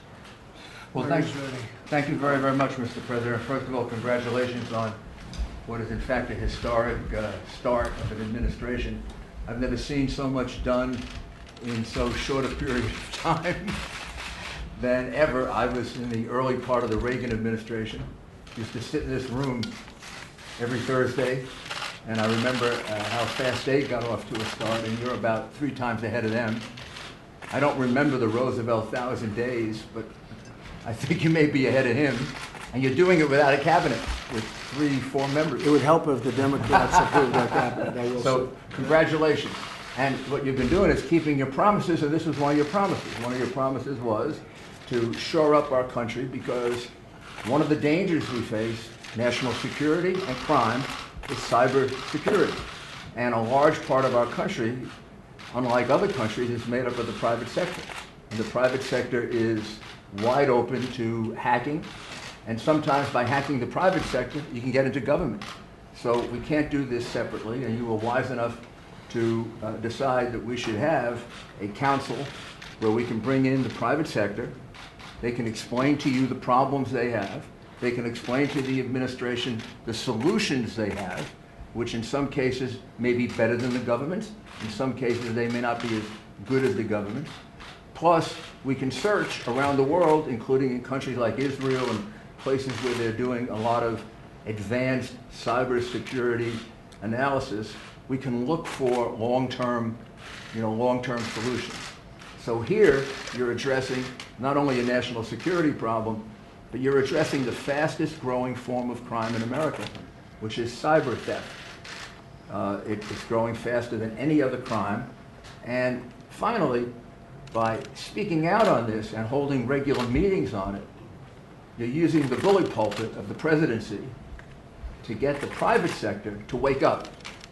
Some of the private sector has awakened to the fact that they have to do more about cybersecurity, but part of it hasn't. And as president, you are in a unique position to get the private sector to realize that they have to pitch in and help the government. And I'll work very closely with Jared and with Tom and Sebastian Gorka and all the people that you have that are working on this. And we'll take our priorities from you. If what you want to do is look at the grid, we'll bring in all the private grid companies and solution companies. If you want to look at financial institutions, we'll do financial institutions. If you want to look at hospitals, we'll bring in hospitals. But we'll let you set the priorities so we can have a very, very close working relationships. And congratulations on fulfilling another one of your campaign promises. Well, thank you very much, Rudy. I appreciate it, and I know you're going to do a great job. And you formed a committee, and we're going to go into great detail, and we'll have it up and running, and we'll be doing something very special in many ways. I want to just thank Senator Dan Coates. Thank you very much for being here, Senator. Would you have anything to say about cyber? Clearly, it's risen to top priority because of the impact that it can have. My job, if confirmed, and I'm not confirmed yet. I have a feeling you'll make it. Well, I hope so. My job is to make sure the intelligence community provides every bit of intelligence that they can so that the policies that can be affected are the right policies to deal with this. I think this is an enormous challenge, but one that is a significant threat to our country and something that needs to be, we have to get after this right away. Well, I want to thank you for your service and thank you for everything you've done, even over the last week. Your knowledge is amazing and everybody has great respect, so thank you very much. And he thought he was going to leave after many years in the Senate and have a nice, peaceful life, and I called him, Dan, how about going a little bit longer? And we really do appreciate it. Thank you very much. And Admiral, thank you very much, Mike, for being here. Would you have anything to say about cyber?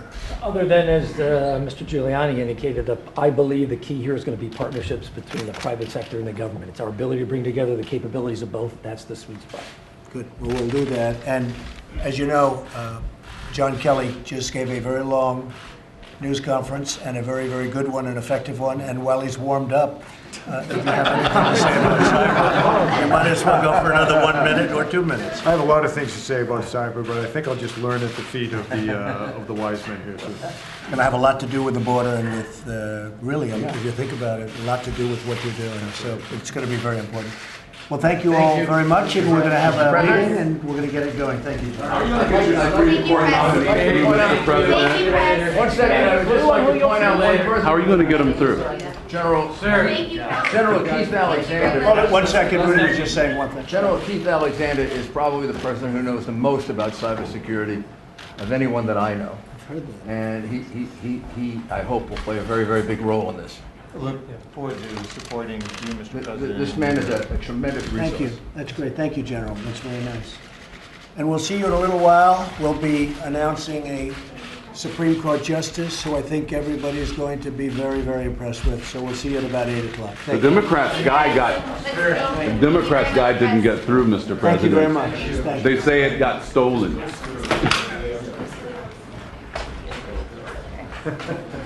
Thank you. Thank you.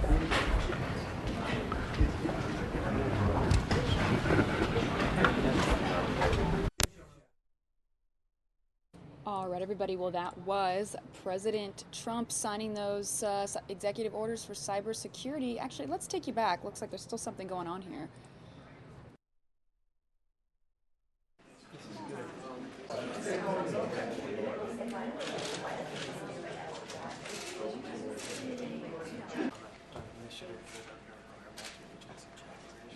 Where did you get that from?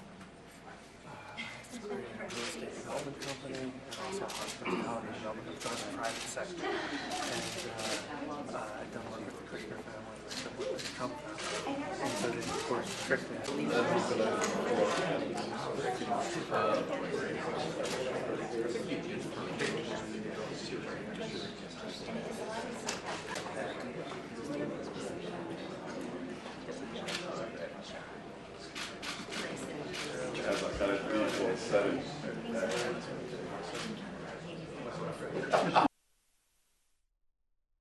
All right, you guys. Well, here is a live look of the Capitol building right now. Again, that was taped playback of President Trump earlier today signing those executive orders on cybersecurity.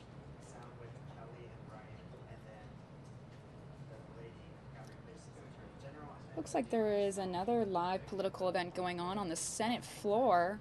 Let's take you there and see what they have to say.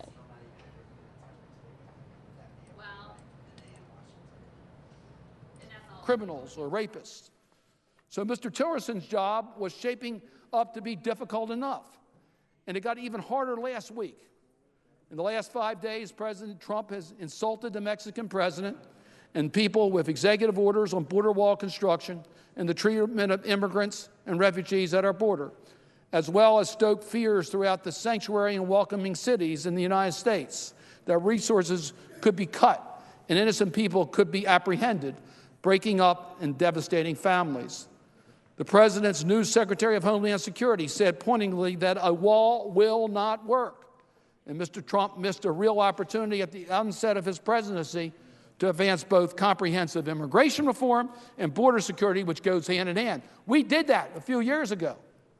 That's what the president should have come in with, use his presidency to pass comprehensive immigration reform, as we did. But instead, he wants to build a wall. Could I ask you to yield just for a second? Be glad to yield. I ask unanimous consent that the Intelligence Committee be allowed to meet during today's session of the Senate. Is there objection? That objection is ordered. Thank you, Senator Cardin. My pleasure. Turning away legitimate asylum seekers at the border or requiring mandatory detention of families and children will do nothing to make America safer. Such cruel action will inevitably bring harm and potential death to survivors of violence and torture, including many women and children, while undermining America's values and damaging our relationship with our allies. And why the president would deliberately pick a fight with the president of Mexico is truly puzzling. Not to be outdone, after embarrassed by the president of Mexico's cancellation of his visit to Washington, the president doubled down and had the audacity to suggest that the cost of constructing a border wall should be passed on to the hardworking American families, not once but twice. First, by inserting it in the budget, that's taxpayer dollars, paying to build a wall that won't work. And second, through a tax on Mexican imports, which will turn on be paid for by American consumers. All the while, he continues to blow smoke and say that we will still find a way for Mexico to ultimately pay for this dream wall. It won't happen. This is not the kind of America that the American people deserve. Lastly, Mr. President, I want to point out that this is his third day in office, just 1 day after the 44th anniversary of the landmark Roe v. Wade Supreme Court decision, President Trump reinstated the controversial global gag rule that would cut off U.S. family planning funds to any nonprofit overseas that provides any information about abortion and their health care services for women and families in need. In other words, this is not about U.S. money supporting abortion services. It's about working with organizations. Now, Republican presidents routinely reinstate this harmful rule, but President Trump's global gag order is even more extreme. It massively expands this already harmful policy to threaten all U.S. foreign aid assistance to nonprofit groups engaged in health and development work. That will significantly increase the jeopardy of cutting off U.S. funding to international health efforts. We're talking about millions of more women and families. Without funding these organizations, we will not be able to provide HIV prevention, care and treatment services to those in need, provide integrated maternal health care with contraceptive services, or counsel women on the potential risks of Zika infection, among many other activities. This is very counterproductive to U.S. goals and interests. This is not the kind of America the American people deserve.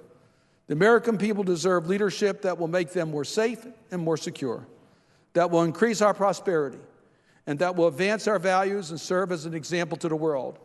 And that America, Mr. President, is also an America that can lead the world and that the world will want to work with. Mr. President, the state of world affairs has been precarious for some time now, and almost single-handedly, President Trump is inflaming previously simmering situations while creating new problems where they previously did not exist. World leaders are chastising us. Innocent people are looking at us in fear, and terrorists are gearing up to use Trump's hate-mongering in their recruitment anti-American propaganda. We will be less safe, not more safe. He will be putting Americans at risk here at home and those traveling abroad. As we debate Mr. Tillerson's nomination, we cannot lose sight of the fact that he will be carrying out the foreign policy of the most dangerous, unstable, thin-skinned, and inexperienced president we have seen on foreign policy issues and other issues. Is he up to the job? Well, he'll be a voice of reason and stability when time calls for reason and stability. Will he resist the forces of war that so easily call out rather than engage in hard but necessary work of diplomacy and negotiations? Mr. President, these are critical questions which must be asked and seek answers to as we debate and vote on the most important official in the President's cabinet. It is clear to me that, unfortunately, Mr. Tillerson will not be that voice of stability, reason, and diplomatic experience that the United States so desperately needs at this time of uncertainty and instability. Mr. President, I yield the floor. Senator from Louisiana. Mr. President, a big debate right now, as we all know in our country, is how do we repeal and replace Obamacare? Pretty clear the American people want something done. They've voted ever since the bill was passed for those who opposed Obamacare and desired to both repeal and replace, culminating in the election of President Trump. Now, I and Susan Collins, as well as others, have introduced something called the Patient Freedom Act. It is our attempt to replace Obamacare, but what I want to emphasize here is the bill's emphasis upon federalism. The key feature is that we take power from Washington, D.C., and give it back to patients and back to state capitals. We think that we find plenty of examples where Washington has done that, allowing states to be the laboratories of democracy. It's worked out well for all. First, let's look at the parameters that President Trump has laid out. President Trump says he wants to repeal the Affordable Care Act, but replace it with something which covers everyone, takes care of pre-existing conditions, does not have mandates, and lowers cost. Those are marching orders as far as I'm concerned. And with the Patient Freedom Act, we attempt to achieve President Trump's goals. Now, how do we do that? Under our bill, Congress would pass legislation this year, which next year would give states one of three options. The Patient Freedom Act has something we call the better choice. That would be one option the state could choose. But really, a state, we give them the choice to say nothing. We don't want anything from the federal government. Bye. Good guy. Get out of here. That's one option the state has. And the last option the state has is to stay with the status quo, the Affordable Care Act. We've actually gotten a little bit of criticism for that from conservatives. And I'm saying, why? This is federalism. If a state wants to we're going to repeal the Obamacare taxes and penalties. We're repealing that. But if a state in a state capital wants to reinstitute taxes and penalties upon the people in its state, upon the businesses in that state, God bless them. I think it's a mistake, but they should have that choice. In fact, they have that choice now. All we are saying is you can exercise the right which you currently possess. The states would choose in 2018 they would implement their choice in 2019, and by 2020, Obamacare would be repealed and replaced. And that is our goal, repeal and replace, while achieving President Trump's goals of ensuring all, taking care of those with pre-existing conditions without mandates and at a lower cost. Now, by the way, let's talk a little bit about the federalism. Conservatives have always thought the 10th Amendment, which grants the states every responsibility not delegated to the federal government, is an important consideration. And that's what we are embracing here. Allow the state to choose. There are some states in which the Affordable Care Act, I am told, is working well. The folks in California and New York, they swear by it. It is not working in Louisiana. A friend of mine got his quote for the renewal of he and his wife's policy. They are 60 and 61, thereabouts, $39,000 a year. $39,000 a year for the renewal of a policy, Mr. President. No one believes me, so I put it on my Facebook page, holding up the quote sheet. Their name's darkened out, but you can see $39,000 a year. Now, that is the Unaffordable Care Act. And as you look around the country, you can see states in which, for example, in Arizona, there was one county where for a while no insurance company was there. And when one came in, it raised the rates 116% in 1 year. More than doubled in 1 year, on top of increases in all the previous years. Now, if California and New York say that the Affordable Care Act is working for them, keep it. It is not working for Arizona.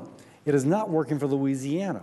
It is not working for other states in the union. Why not take power from our nation's capital and give it to the state capital and allow the state capital to come up with a solution which works for that state?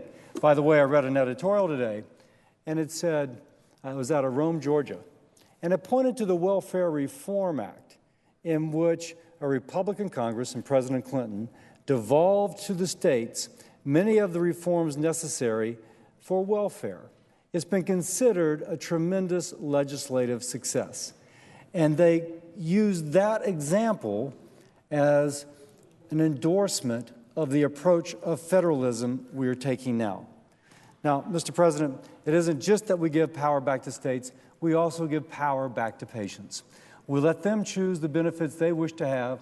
We put in things such as price transparency so that someone knows how much something costs before she has the test performed, as opposed to being surprised by a huge bill 6 months later. And with that and other means, we give power to patients. So, Mr. President, we hope all those that wish to see President Trump's mandate fulfilled to, again, cover everyone, take care of those with pre-existing conditions, lower cost without mandates, in the process, repealing and replacing Obamacare, that they will endorse the federalism of the Patient Freedom Act, as well as its other provisions. Thank you, Mr. President, and I yield back. And, Mr. President, I note the absence of a quorum. Clerk will call the roll. Mr. Alexander.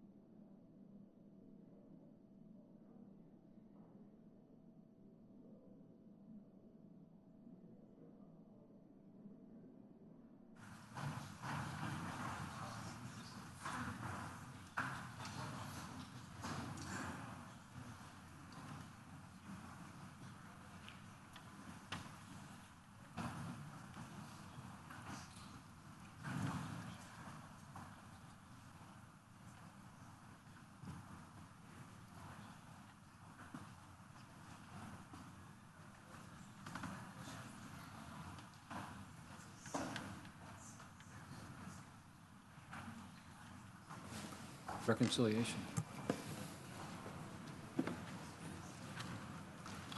Mr. President. Senator from South Dakota. Mr. President, I ask that the quorum call be suspended. That objection.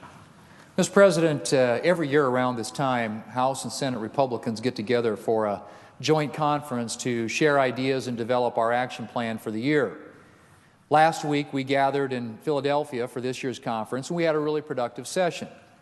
All of us came back energized and ready to achieve big things for the American people. Mr. President, in November, the American people elected Republican majorities in the House and the Senate and a Republican president. That was a tremendous show of trust, and Republicans know it. And we're committed to living up to that trust by delivering on the promises that we've made. The last few years have been tough for American workers. Job creation has been sluggish. Wages have been stagnant. Economic growth has lagged far behind the pace of other recoveries. And opportunities for workers have been few and far between. It is no surprise that so many hardworking Americans feel like they've been left behind. To the millions of American workers discouraged by the past 8 years, I want to say this. We hear you. Republicans hear you. And we're going to act. Republicans have outlined an agenda focused on growing our economy, creating jobs, increasing wages, and lifting the burdens that the Obama administration has placed on the American people. One big issue that we will tackle this year is repealing and replacing Obamacare. 7 years ago, Obamacare was sold to the American people with a lot of promises. The law was going to reduce premiums for families. It was going to fix problems with our health care system without hurting anyone who was happy with their health coverage. If you like your health plan, you'll be able to keep it, people were told. If you like your doctor, you'll be able to keep your doctor, people were told. Well, Mr. President, as everyone knows, every one of these promises was broken. Premiums for families continued to rise. Millions of Americans lost the coverage that they liked. Americans regularly discovered that they couldn't keep their doctors and that their choice of a replacement was often limited. But, Mr. President, these broken promises were just the tip of the iceberg. The law hasn't just failed to live up to its promises. It's actively collapsing, and the status quo is unsustainable. Premiums on the exchanges are soaring. Deductibles regularly run into the thousands of dollars. In fact, for 2017, the average deductible for a bronze-level Obamacare plan is rising from $5,731 to $6,092. $6,092, Mr. President. With deductibles like that, it's no wonder that some Americans can't afford to actually use their Obamacare insurance. And, Mr. President, the problems on the exchanges aren't limited to soaring costs. Insurers are pulling out of the exchanges right and left, and health care choices are rapidly dwindling. Narrow provider networks are the order of the day. And 1/3 of American counties have just one choice of health insurer on their exchange. 1/3 of American counties, Mr. President, have one option. One option. Tell me that's not a monopoly. This is not the health care reform that the American people were looking for. Republicans are committed to replacing Obamacare with real health care reform that focuses on personalized, patient-centered care. One massive problem with Obamacare is the fact that it puts Washington in charge of health care decisions that should be made at a much lower level. Any Obamacare reform that Republicans pass will focus on fixing this. We're going to move control from Washington and give it back to states and to individuals. Health care issues don't have one-size-fits-all solutions. It's time to stop acting like they do. States should have the power to innovate and embrace health care solutions that work for the individuals and employers in their state. And individuals should be able to make health care decisions in consultation with their doctors, not with Washington, D.C. Another thing that we're going to focus on is breaking down the Obamacare barriers that have artificially restricted choice. As I said earlier, Obamacare has defaulted to a one-size-fits-all solution when it comes to health care. And that means that many Americans have found themselves paying for health care that they don't need and don't want. We need much more flexibility in insurance plans. A thriving healthcare system would offer a wide variety of choices that would allow Americans to pick a plan that is tailored to their specific needs. We also need to give Americans the tools to better manage their health care and to control costs. And of course, any reform plan has to make sure that employers have the tools that they need to provide employees with affordable health coverage. Another priority, Mr. President, for the Republican-led Congress will be regulatory reform. While some government regulations are necessary, every administration has to remember that regulations have consequences.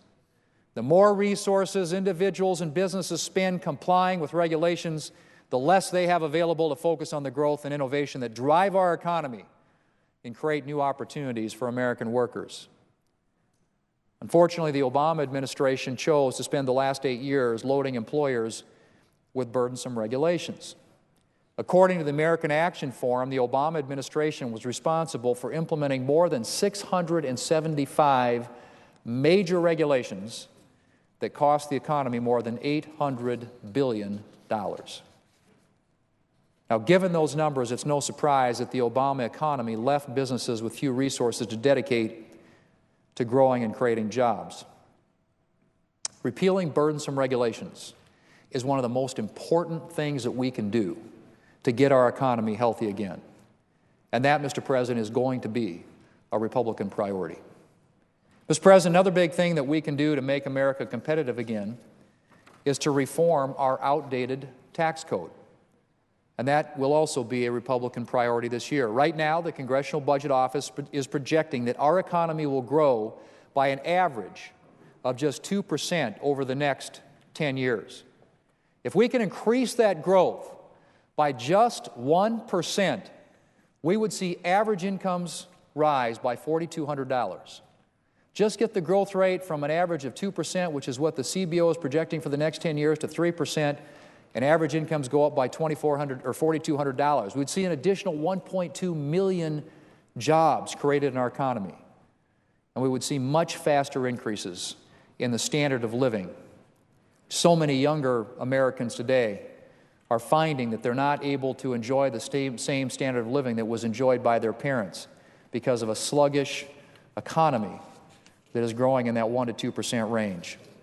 One of the most effective ways, Mr. President, to achieve that kind of growth, to get back to 3% to 4% growth in our economy, is to reform our broken tax code. Our current tax code is costly, it is complex, and it is frequently unfair. Some corporations benefit from special rules, deductions, and credits, while others are forced to pay the highest corporate tax rate in the developed world. More and more American companies are focusing their business operations overseas because the tax situation is so much better abroad. And that means that American jobs are going overseas with them. Instead of pushing employees out of the country, we should bring our nation's tax rates in line with those of other countries to keep more jobs here in the United States. And we should make our whole tax code flatter, fairer, and less complex. Our tax code should work for all taxpayers, not just a privileged few. A simpler, flatter, and fairer tax code will make U.S. businesses more competitive in the global economy, and it will help businesses create new, good-paying jobs for American workers. It will jumpstart our economy and ensure long-term economic growth. Finally, Mr. President, Republicans in the Senate have another important trust to uphold this year, and that's confirming a new Supreme Court justice. We're committed to confirming a well-qualified nominee with the right temperament to sit on the court and a proper understanding of the role of the court in our country. Supreme Court justices are umpires. They call balls and strikes. They don't write the rules of the game, and the job of Supreme Court justice is to interpret the law and the Constitution, not rewrite the law based on his or her personal opinions. Mr. President, Democrats have spent a lot of time talking about the need for 9 justices on the Supreme Court. Republicans trust that they will follow through on their statements by working with us to confirm the President's nominee. Mr. President, to every American who voted for change in November, to every American frustrated with a sluggish economy and a lack of opportunity, I want to say again, we hear you. Republicans hear you, and we're not going to let you down. We will spend the 115th Congress fighting for your priorities, and we will not rest until every American has access to a future of security, hope, and opportunity. Mr. President, I yield the floor. Mr. President. Senator from Illinois. Mr. President, what is the issue before the Senate? The Tillerson nomination. Thank you, Mr. President.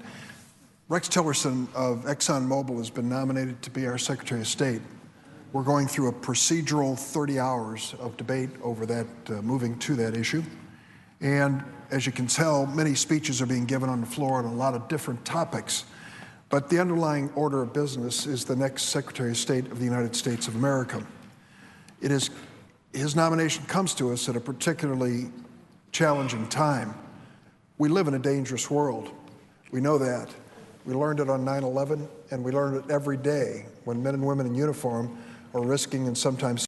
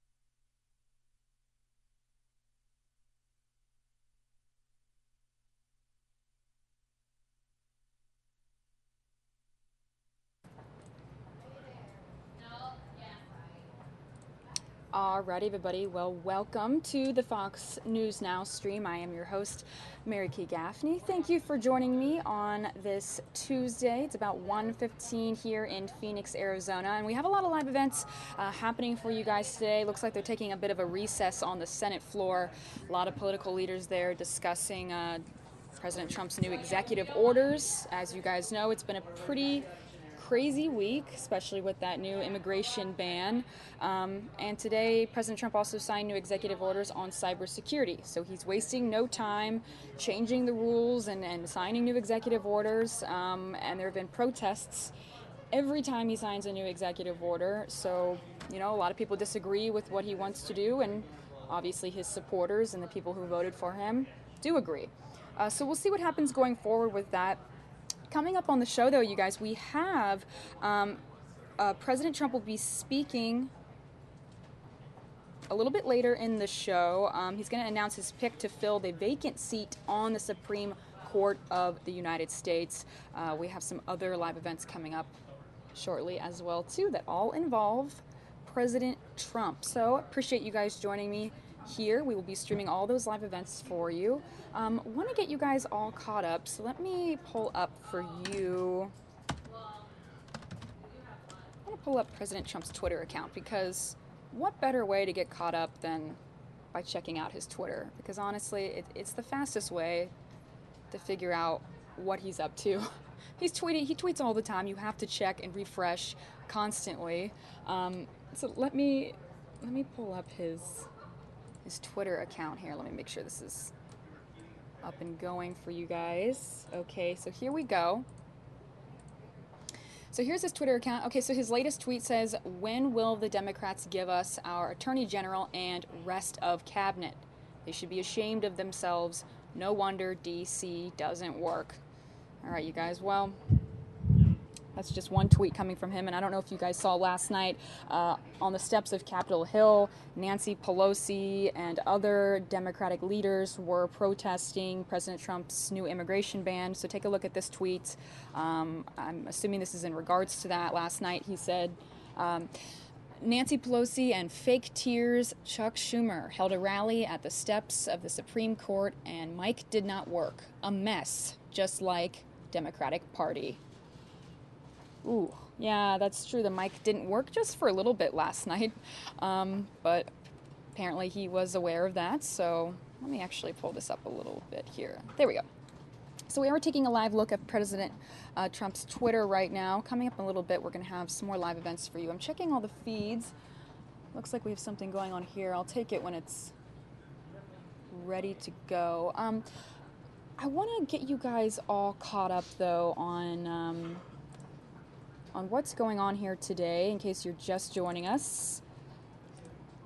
So President Trump signed an executive order today on cybersecurity that will commission a review of the federal government's capabilities and defenses, which is similar to reviews ordered by Obama when he took office. Trump's order will give the Department of Defense 60 days to conduct a review of national security systems for vulnerabilities and 60 days for the Department of Homeland Security to review, quote, protection of most critical civilian, federal government, public and private sector infrastructure. Very fancy words, but again, this is an executive order that he signed today for cybersecurity. The Director of National Intelligence will also conduct a review, and the Department of Commerce will review its efforts to encourage businesses to adopt better cybersecurity practices. Something that's interesting about this executive order, nowhere in there was mentioned about Russia's influence in the election, if they're going to be investigating that or not. So that's something that wasn't brought up. And we do have video of President Trump signing those executive orders from earlier today. We did show you a little bit earlier on the stream, but I will replay that for you guys in a little bit. Another story, kind of on a different topic here. This involves Ivanka Trump. She's taking heat right now after an Instagram post. She posted a photo of herself and her husband, Jared Kushner, at a gala during the chaos of her father, President Trump's immigration ban. Ivanka posted a picture of herself in a silver gown on Twitter and Instagram while attending the annual Alfalfa Club dinner on Sunday. Now, many critics attacked Ivanka for the, quote, insensitive post, which she shared as thousands of protesters stormed many of the nation's major airports, including New York's John F. Kennedy International Airport and Los Angeles International Airport. And they were protesting against Donald Trump's new executive order, which banned admissions for Syrian refugees and temporarily banned citizens of 7 Muslim-majority countries and suspended the U.S. refugee admissions program. Now, a source familiar with the situation told Vanity Fair in a report published yesterday that Ivanka, quote, feels terrible about the post and does not want something like this to happen again. And a second insider told the news outlet that although the post showed her, quote, not understanding her surroundings or circumstances, Ivanka can, quote, adjust her behavior accordingly, and she's open to that. Now, despite all these claims, Ivanka has not deleted the post, but, I mean, does she really need to delete the post, you guys? I mean, what do you think about this? You know, I know that she's his daughter, but I don't think, you know, she doesn't have an official role in the White House, so is it really bad that she posted this picture? She's not the one that signed the executive order. She's allowed to still go on and live her life. People are upset that she posted this picture on Sunday night during the chaos. A lot of people are commenting, you know, you can see here someone saying, you know, delete your account. People are saying, you know, we're suffering here, we're trying to make it through the airports, and you're just at another fancy gala with your husband. What do you guys think about this? I mean, do you think this really is a big deal that she posted this, or do you think, yeah, she's out of touch and it was insensitive that she posted this? Because really, in all honesty, what was she supposed to post? I mean, probably nothing is what you'll say, but she can't post something, you know, against what President Trump wants. So, you know, she was just living her life. It seems she was going to a gala, and she's getting heat right now after this post. Again, she hasn't deleted it, so I'm sure she, you know, doesn't see it as a big deal. Again, we do know that she feels terrible about posting this during all of the chaos of President Trump's new immigration ban. Rudy in the chat saying it's not a big deal, move on. yeah, I don't really see it as a really big deal. You know, I think that people are really upset at President Trump for this new immigration ban, but I don't think Ivanka posted this to show people who were protesting and stuck at the airport that, you know, haha, I'm at a fancy party and you're in misery. I don't think that's what she was thinking at all. And again, she did tell Vanity Fair that she feels terrible about it. And, you know, people were saying that she's unaware of her surroundings and what's going on in the world. I'm sure she's aware of what's going on in the world. I think that she probably just posted the picture because she liked her dress with her husband. I think the only person, if anyone's going to be getting heat, which should they even be, would be her husband, Jared Kushner, who actually works on President Trump's team. He would be even more aware of what's going on. So if anyone would be insensitive, it would probably be Jared, because he knows what's going on and this chaos is happening and he's just going to a party. But at the same time, you know, Trump signed this executive order, but they have plans to go to a party and they're posting this picture. Is it really a big deal? So again, that's just a story that's trending right now, that's coming out in the news, that, you know, it was insensitive that they posted this picture. Yeah, Steve Smith in the chat saying she's not the president. Someone else in the chat saying Ivanka got roasted. Wonder how she feels about it. She did release a statement saying she feels terrible, but she hasn't deleted the post. So she probably thinks, you know what, it's a nice picture of me and my husband. We're in a dress, or I'm in a dress and he's in a suit. Who cares? Daniel in the chat saying, no, it's not a big deal. People are overreacting to this. Yeah, people are just, it seems as though they're taking their anger out. It seems as though every time something with President Trump happens, they also turn to his daughter for answers, or for, you know, it's interesting that Melania is not more, you know, getting more backlash. It's always Ivanka, as if she's the first lady when she's not. This would be, for example, like Sasha or Malia posting a picture on Instagram dressed up to go somewhere when President Obama has signed some new executive orders. I don't think that they would receive any backlash of, you're so out of touch with reality, you know, because they're just the kids of the president. I don't know. What do you guys think? Maybe there is something wrong with it. I haven't really seen any opposing views in the chat. Chicken and Biscuits in the chat saying, what if we looked at the critics' social media photos? We'd laugh at what we'd find on them. Yeah, it's a two-way street, you're right. So I thought that was sort of interesting. Someone else saying Donald Trump is the president, so does that mean she has to never leave her house? Right. I think that people were just trying to say there's all this chaos going on with President Trump's new immigration ban. Was it the right thing to do to post a picture of you and her husband going to this fancy party while other people are suffering? But at the same time, she's not the president.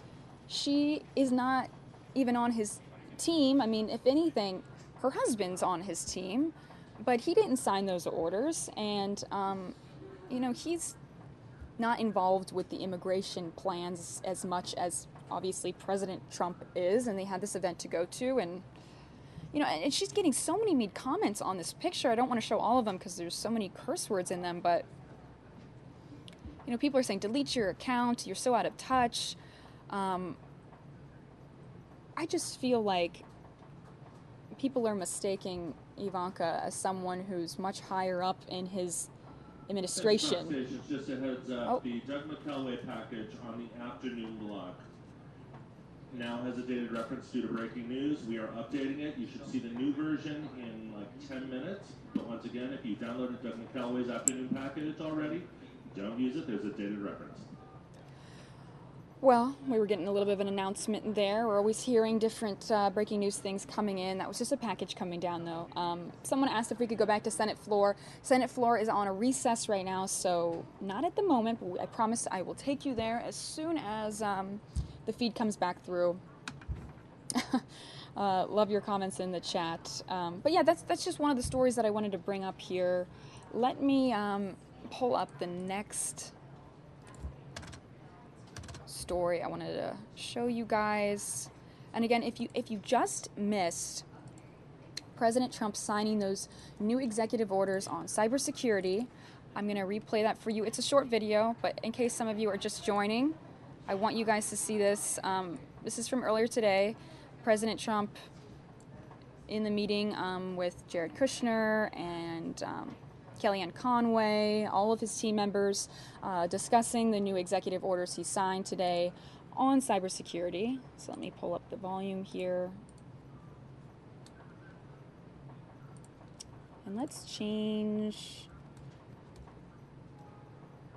I want to change this, let me change the lower third really quickly so that you guys know what we're watching here. Appreciate you guys joining me. We have a lot of live events coming up. Again, we're going to have President Trump live later on in the stream. He's going to be announcing his pick for the Supreme Court. Let me just put this lower third.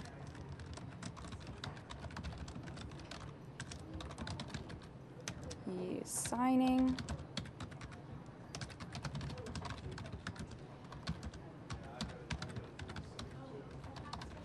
President Trump signing executive orders on cybersecurity today. Okay. Lower third is updated. Appreciate your patience, everybody. We're doing everything live here. Okay, lower third updated. So let's take you to this event. Again, this is President Trump from earlier today, signing those executive orders on cybersecurity. So here we go. General Kelly, he was spectacular today on his press conference, and we appreciate everything he said. With that, I want to introduce Rudy Giuliani, and he's going to be working with Jared Kushner and with Tom Bossert, who are also here. And Rudy's very much of an expert on cybersecurity. It's been a very important thing to him and to what he does, and maybe I'll ask Rudy to say a few words. Well, thank you very, very much, Mr. President. First of all, congratulations on what is in fact a historic start of an administration. I've never seen so much done in so short a period of time than ever. I was in the early part of the Reagan administration, used to sit in this room every Thursday, and I remember how fast they got off to a start, and you're about 3 times ahead of them.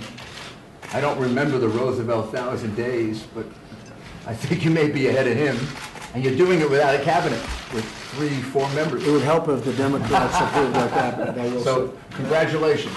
And what you've been doing is keeping your promises, and this was one of your promises. One of your promises was to shore up our country, because one of the dangers we face, national security and crime, is cyber security.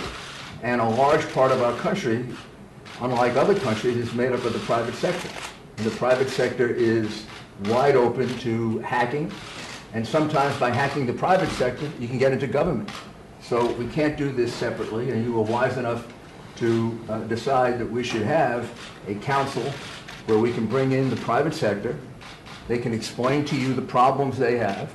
They can explain to the administration the solutions they have, which in some cases may be better than the government's. In some cases, they may not be as good as the government.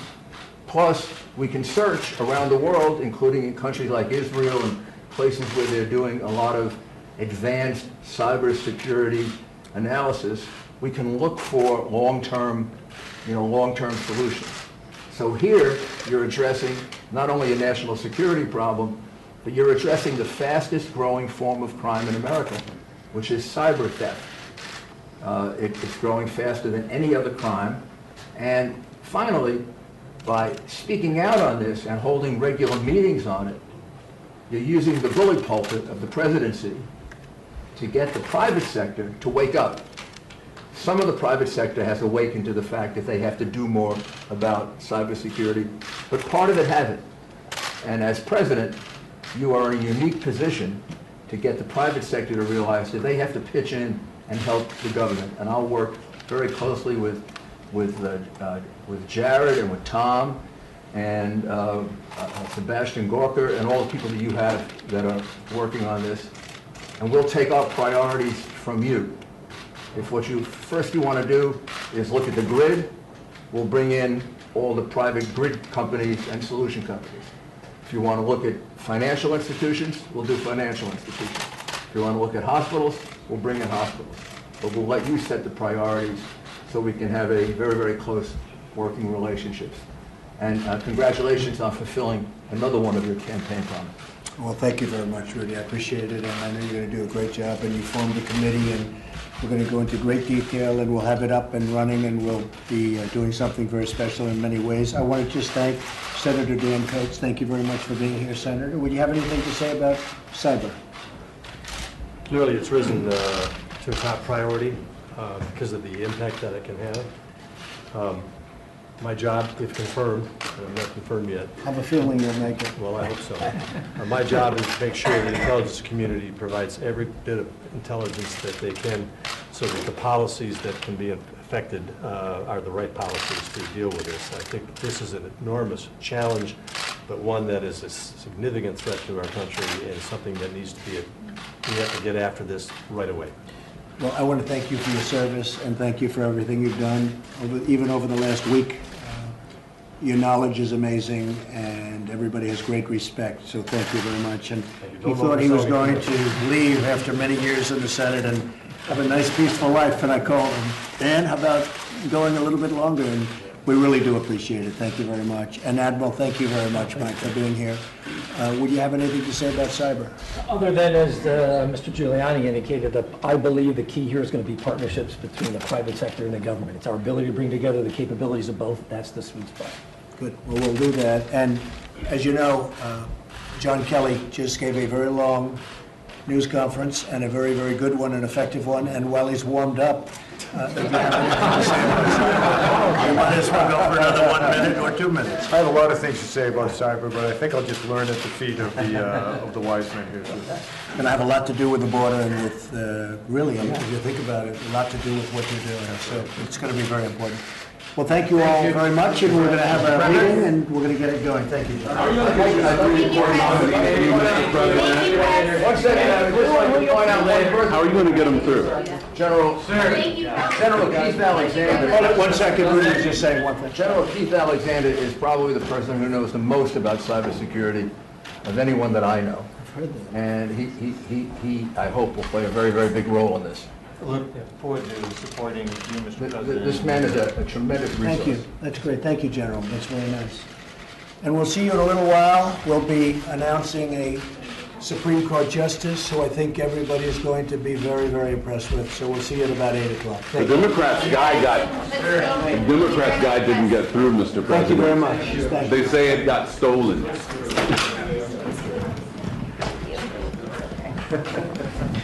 Thank you. All right, everybody. Well, that was President Trump from earlier today signing those new executive orders on cybersecurity. What do you guys think? I'm going to clip it and put it on our YouTube page. Actually, let me pull that up really quickly here. I'm going to clip that and put it on our YouTube page so that you can watch it later if you want to. Let's take it to the next top story here. Again, we have a lot coming up for you guys, coming in from the White House, a lot of live events happening. Just want to pull up this next event if I can. Should probably change the lower third since I am not President Trump. Let's change it to Mary Kate. I am your host today, going to be taking you into the next few hours here on the show. Appreciate you guys joining me. If you have any comments or opinions you want to share during the show, please feel free to tweet me at MaryKateFox10, and I can put your tweet up here on the show, and we can discuss. Let me pull this up.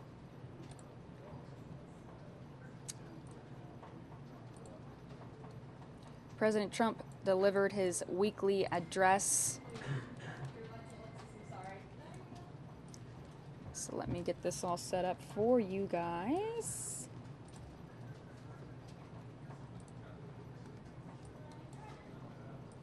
All right, President Trump's weekly address. Let's take you there and get you all caught up.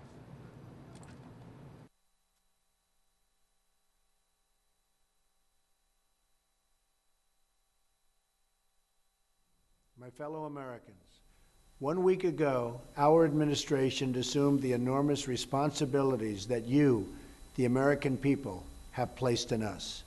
There is much work to do in the days ahead, but I wanted to give you an update on what we have accomplished already.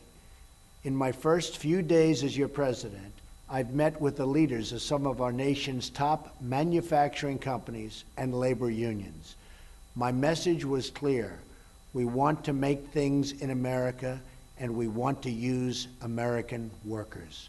Since my election, many companies have announced they are no longer moving jobs out of our country, but are instead keeping and creating jobs right here in America.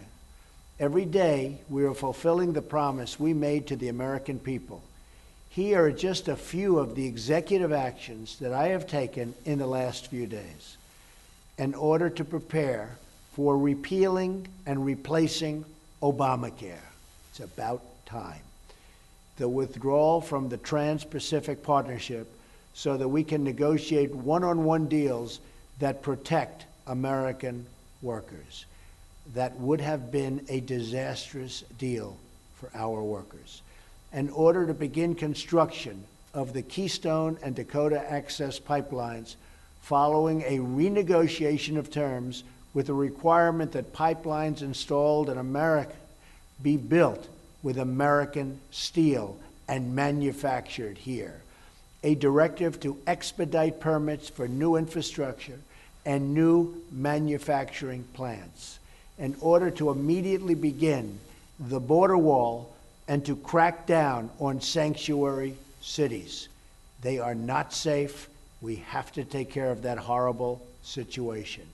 This administration has hit the ground running at a record pace. Everybody's talking about it. We're doing it with speed, and we're doing it with intelligence, and we will never, ever stop fighting on behalf of the American people. God bless you, and God bless America. All right, you guys. Well, that was President Trump's weekly address. What did you think? Very presidential. So we have some other events for you. I want to take you to. Hold on one second. Let me just get this. Okay, so I do have that clipped now. So if you missed President Trump giving his, not giving his, but signing his executive orders on cybersecurity, I have that clipped now, so you can just head to the video section on our YouTube page if you want to watch that over. I want to take you to, let me make sure this is the correct event here.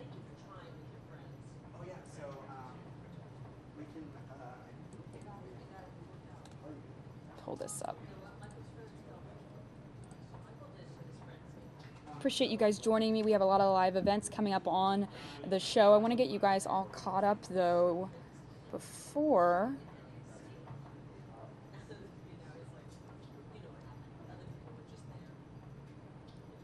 This was pretty interesting. If you missed it last night on our show, we stream all into the day and evening, so some of you come in and out, and some of you might have missed this. This was Sean Spicer, President Trump's new White House press secretary.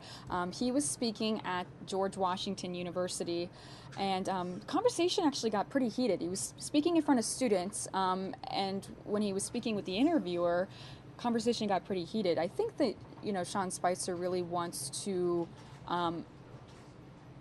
train the media to not get the facts wrong, if that's putting it correctly. He gets really upset when questions are asked that aren't true, or statements that are brought up that he believes aren't true, and conversation got pretty heated, so it's a little awkward. So I want to take you to this event, and let me know what you guys think in the chat. All right, here we go.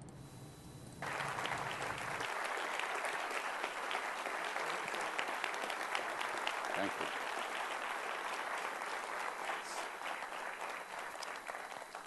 Well, thank you very much, Sean Spicer, for being here. Thanks for having me. Yeah, how's life? Real quiet. I was going to look at some kind of online courses or something to occupy my time with while I'm here. Is this fun? It is fun. If you love what you do, then it's not really a job. And I think I love doing this. I love being a communicator, and this is the pinnacle of any communicator's job. Is it fun to run right into the hurricane?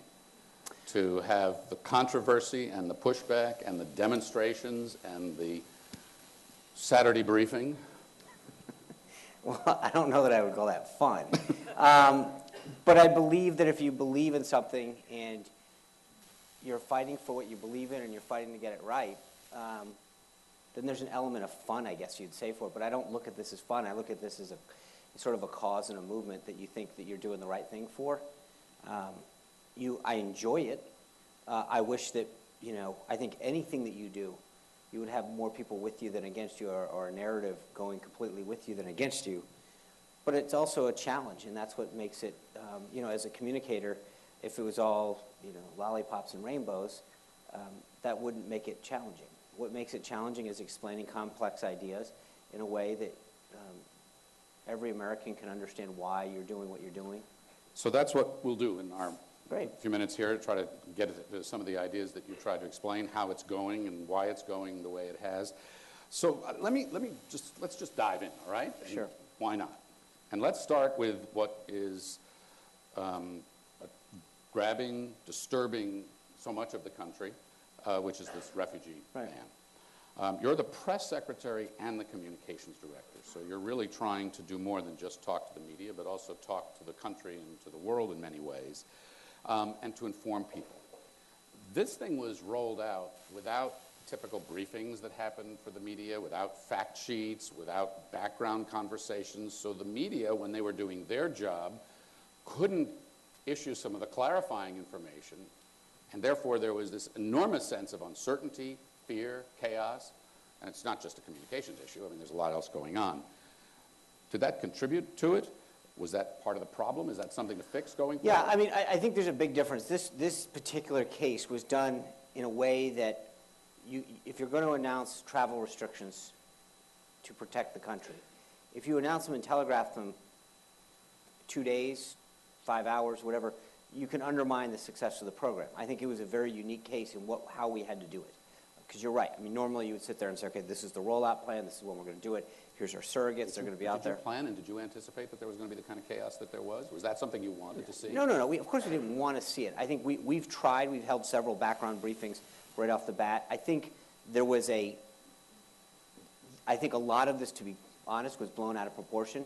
I mean, I think when people understand the statistics and what's happening, so let me just walk through the TikTok. One, the ban deals with 7 countries that the Obama administration had previously identified as needing further travel restrictions. 2, in the 24-hour period following the implementation of the executive order, 325,000 people came to this country through our airports in 24 hours. 109 of them were stopped for additional screening. 109 out of 325,000. But I can tell you. And then you look at the poll that came out today. Up to 57% of the American people believe it. So I think what happens is sometimes you can go to these airports, and frankly, it was more of a question of, remember, we're talking 109 people nationwide that came in, that were caught in the midst of the executive order. Hold on. And my point is that when you look at the proportion of that, and what that took, name me another program that you can get that level of success. I mean, you've got, in terms of its implementation. I take your point, but 109 people, or whatever the number is, for sure, but hundreds of people thousands of people were disrupted by it. Google was recalling its employees from around the world. I was at a board meeting of another school where a faculty member was was on sabbatical in Tehran, and they all worried about whether he was going to be able to get out or not. There's been retaliation now by Iran, Iraq. There's much more that happened here than what happened to 107 or 109 people. Right. And I think, as you saw, by the time that we went through a 24-hour period where the implementation process went through, it all settled down. I mean, it was an initial churn that occurred because of it. But at the end of the day, what was the other option? To rush it out quickly and to telegraph it 5 days so that people could rush into this country and undermine the safety of our nation. If this was so urgent and you needed to address so urgently keeping people out who would do us harm, and I know you've been asked this before, but for the explanation to this room, why then not Saudi Arabia, where the hijackers came from who flew into buildings? And maybe Why we not will, Pakistan, and maybe where, we will where so expand the much- list, but the bottom line is we started with the 7 countries that had previously been identified, did a 90-day review. Maybe during that 90-day review we find other countries or we take someone off or whatever, but it is a review process. And at the end of the day, it's always, everyone's saying, well, how did you have to go today? Why couldn't you have waited another day? We don't know when the next threat faces this country. We don't know when the next terrorist is going to enter this country. We don't know when the next bomb's going to go off. And the last thing that you want to do is to say, well, we could have done this Saturday, but we waited one more day, or we wanted to roll it out differently, and someone's life got lost. At that point, what do you tell those people? Why didn't you go a day earlier? What do you say, though, to that Iraqi who translated for the U.S. military for 10 years, who couldn't get in? What do you say to the mother of the Syrian child whose husband or son was murdered in Syria and was looking for refuge in this country? How do you communicate to those people who see a cold shoulder from the United States now? Well, I think there's a couple things. Number one, you saw one of those individuals was interviewed and said, I support what's going on. I mean, that just, one of the interpreters said, I understand that the United States has to protect its borders first, and I understand this, and it was an inconvenience, but I still support Donald Trump. I think that this idea that everyone's got to be offended. The second thing is, this is our number one priority as a government and as leaders is to protect the 324 million people who live in this country. And so I understand that people may be inconvenienced a little coming into the nation. But this is our nation, our country. Our first and foremost responsibility is to our people. And if people want to come to this country and visit or travel or study, then we welcome them. We've always been a welcoming country. But the idea that we should just have an open door and let people in willy-nilly is ridiculous. But it hasn't been a completely open door. I mean, there's a really interesting piece that I pulled here, and I was looking through it, on what it takes and what it has taken in the past for refugees entering the United States. And there are multiple screenings, multiple interviews, multiple fingerprints. But so it's Frank, not like I guess my point, but at some point, if I may, yeah. when you stand there as the communication director and the press secretary, when you talk about an open door and that there haven't been protected, it hasn't been an open door. I said you don't treat it like an open door. The point is that at some point you've got to look at the families who lose somebody in an attack or in a bombing and say, could we have done more to save them? Could another event be prevented through additional screening? And if the answer is yes, and you didn't do something, then that's shame on us. One of the things I asked you just a moment ago in terms of, you're rolling out a lot of stuff, whether it's the immigration ban or building the wall or possible tariffs or whatever else has been. Or bringing back jobs, or bringing cutting out back regulation, jobs, or instituting a lobbying ban. Okay. I mean, fair enough. Fair enough. But here's the thing. No, but the point is this, and this is kind of because you want to cover media. It's always the lead is always the perceived negative. How about all of the jobs that he's saving? How about all of the money that he's saving for tax dollars through negotiation with? That's a fair point. I know. It's a fair point, and I'll come back to that, and I'm going to come back to that with them. But it's never lead with the positive. It's always lead with the perceived negative. Well, that is part of the problem. I mean, I actually would agree with you on that. Thank you. You're welcome. And we need to do a better job, and maybe that's why public opinion is so low on sorts of things. But I could actually turn that back on you and say, why did Donald Trump run a campaign that was all built on the negative? I don't think it was. What? But again, you have a guy whose slogan is "Make America Great Again." He's out there talking about middle-class workers, fighting for their wages, fighting for better health care. He's talking about carnage on American streets. He's talking about, making America safer. I mean, again, it's always the negative. What about the positive? What about focusing on the jobs that he's bringing home, the workers that he's fighting for? That's fair enough, and that is the marketplace of ideas. That's where you live as a communications director and the press secretary. It's what they do as journalists and how they have to sift through it all. The question I was going to come back to, though, is with all these things, negative, positive, whatever they are, ambitious and complicated, as you roll them out, will you be communicating more completely with the media for the kinds of information they need, or do you think they're not necessary in this? Oh, no, 100%. Look, I think over the course of this weekend, we held at least 2 background briefings for reporters. We've brought them into every meeting. And I think if you ask, I know Jeff represents both Reuters and as the president of the White House Correspondents Association, I think you can ask him. You should ask him, how much access have we given them previous to the Obama administration? I think we have shown an abundance of access in trying to get the press involved. I know they always want more. That's Jeff's job. He does a great job of advocating for it. But I think that we have shown a willingness to engage with the press and to bring them, and you know, every morning the schedule or the meetings that the president have, we bring the pool in. He is engaged with them. We have shown a tremendous willingness to engage with the press. But I think that it's not this binary choice, them or not. We posted, for the first time ever, we debuted the weekly address on Facebook Live today. I think we ended up with like 11 million views right off that alone. And I think that one of the things that this president in particular is through the various social media accounts is somewhere in the 50 million plus now, where he can reach individuals and take a message directly to them. The press plays a very healthy role in a democracy, no question about it. But they're not the only game in town anymore. So I'm really glad to hear you say that, and I want to ask you. So you say the press plays a healthy role. The president says he's got a running war with the press. Steve Bannon told the New York Times the media should be embarrassed and humiliated and keep its mouth shut and just listen for a while. Do you think the media should keep its mouth shut? Is that their job? No, I think, well, they can certainly write. But I think that that was a joke. Should they keep their mouth shut? No, look, I think that what Steve...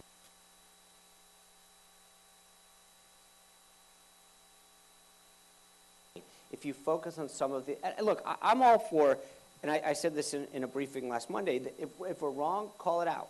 If you think that... But there is never... I mean, everything. You take this national security thing for an entire National Security Council. The identical language is in the 2017 stand-up of the National Security. I want to ask you about that. Hold on. I want to come back, but I want to stay. I want to entire headlines on one network today that talked about how we're pulling out the chairman of the Joint Chiefs of Staff and downgrading them. That is just, it's wrong, it's insulting, and it's just, I mean, the idea of calling it journalism is pathetic. Well, let me come back to that, and I will in a minute, but I want to stay on Steve Bannon. Steve said the media should feel embarrassed, humiliated, and keep its mouth shut. He said the media are the opposition party. He said the media has zero integrity, zero intelligence, and no hard work. Is that showing respect for the media? That's, you know, I think Steve's position is very clear on what he thinks of the media. Is your position Steve's position? No. I am the press secretary. I mean, Steve was sharing his view of the media, and I think after you seeing some of the things that have been covered the way they have, I understand it. And he has a right to his opinion, as all of us do. But I think that when you see, you know, Steve has worked really hard with the president, both during the campaign, the transition, to implement some really great ideas and policies that I think are helping Americans. He understands and fights for the working class Americans out there who haven't had their voices heard. And I think a lot of times when you pick up the paper or stare up at the TV and you see the headlines or the chyrons and you realize that they're not even being straight, it is unbelievably disappointing. You just shared a place where you disagree with him. I'd like to ask you about... No, I didn't say it. You asked me if my view was his view. I'm not disagreeing that he's got a point. I'm saying that that's his view. You're he has good a right at to this. this. But if that's what he believes and you don't believe it, that would... I'm not trying to create a conflict, but that my observation would be... I'm not trying to say there is one either. I see. But my point is I'm that... sure you're not. But so let me ask you this. These are really complicated issues across the board. Kellyanne Conway, in an interview with the Washington Post, observed that leaders need people around them who can say no, who can say, this is not a good idea, this isn't working. Have you said that to Donald Trump? Absolutely. About what? I'm not going to tell you about the private conversations I have with the president. About what general He'll ask topic? me my opinion all the time on whether we should do something or not. I'll share my opinion with him, and then he makes a decision. My job is to provide him with my best counsel as well as everyone else, Kellyanne, Steve, Reince Priebus, Jared Kushner, Hope Hicks. We provide our opinions with him. He's the president. He ultimately decides, and then our job is to execute his decision. Word is that you were ordered out on Saturday after the inaugural to complain or to observe or whatever verb you want to use about the size of the crowds. Did you say, no, I'm not doing that? No, if I said no, I did not say no, of course not. The president asked me to, we created a strategy on how to deal with the current media cycle that was going on, and I implemented it. Do you regret that? I'm not, I'm a forward thinker. I take that to be a yes? No, I think that you can look back on everything. I probably should have taken questions that day. You know, when we woke up that Saturday, we had had an amazing inaugural. I think the president's speech was phenomenal. I was really proud of the way that what he communicated to the American people that he wanted to do and the vision that he wanted to enact, and I think it was unbelievably disappointing to wake up and see some of the focus where it was. So that wasn't the media cycle that we wanted to have in the issue topic, because I think he had done such an amazing job, and it was such an amazing day for him and his family. But I believe, look, I look at every event that I do, and I go back. Today's briefing, the first thing I did is I go back, we gather with the team. What issues did we do well? Where do we have to clean up? What do we have to tighten up? I think that regardless of the job that you do, if you don't go back and reflect, can I do that better? It doesn't matter what you do. If you write a paper for a class and you go back, if you don't take that feedback and say, I could have constructed this better, I could have made this argument better, I should have proofread, whatever it is. But I think self-reflection and self-critique, as well as asking others to do the same, obviously I've looked at my suit choice and, made some changes there. But so, I get plenty of fashion tips now based on Saturday. So in that respect, absolutely. I have a question from a student that I'd like to share with you, Zoe Spielvogel. And she asked, if you were asked by President Trump or other members of the administration to make a statement you knew to be untrue, how would you respond to the president? Would you still make the statement? If it was demonstrably false, no. I would explain to the president that here's why this doesn't make sense. Well, weren't the inaugural crowds demonstrably false? Not the worldwide things. But that's, again, and I wish I could sit here and pull the exact phraseology up, but what I said at that time was in person and viewership. I said the audience was, and it still is. Here's the thing that's so funny about this, Frank. 16.9 million people watched it on CNN.com alone. 4.1 million people watched it on Twitter, live streamed it on Twitter, and the sites go on and on and on. Then 31 people watched it according to Nielsen. What numbers did, hold on, just let me answer the question. You weren't making that completely crystal clear in that briefing, though. Okay, I think I did. I think if you look at the statement where I said the audience size, in person and whatever it was, and then when I said it on Monday, I added it up again. Show me the numbers that show that viewership wasn't at an all-time high. I can show you that gets us to the, to a number that no one can come close to. And yet, again, this goes back to what I said at the beginning. Where's the default? It's always, no, you didn't do this, you couldn't do this. But that goes with the job. No. That goes with the job. But again, I'm fine. When I covered the White House, you cover a presidential speech and you say, here's what he said. Part of that story is, here's what he didn't say. Fair People enough. parse your words. And That's what comes with the territory, right? Understand. People parse your words. I understand that. But tell me where I was wrong. The numbers add up into the 50, 60, 70 million, depending on if you keep counting the sites, how many people watched it. Show me another number from another inauguration that is greater than that. The default that you presume and everyone else in that briefing room was, I'm wrong until I prove them otherwise. No, the default was that you were talking about the crowd on the ground. No, okay, but that's not what I said. I said audience. Look, your facial gesture, you're... No, look, shame on me for facial gestures. I won't do that again. No, but I promise. I smile. There you go. I like that one. All right. Let's try this. Let's try this. This isn't for me. That was a smile. That's a good one. I like that. I'm glad you do. There you go. It's all about, So David Axelrod wrote this piece on CNN this morning. I woke up this morning, he wrote, as an alternative fact. In justifying the appointment of Steve Bannon, he writes, the president's chief of strategist to the National Security Council, Trump spokesman Sean Spicer cited my role in the Obama White House as a precedent. Spicer said, I and Press Secretary Robert Gibbs attended classified national security meetings, quote, all the time. This is simply not true, he wrote. I was not a member of the committee.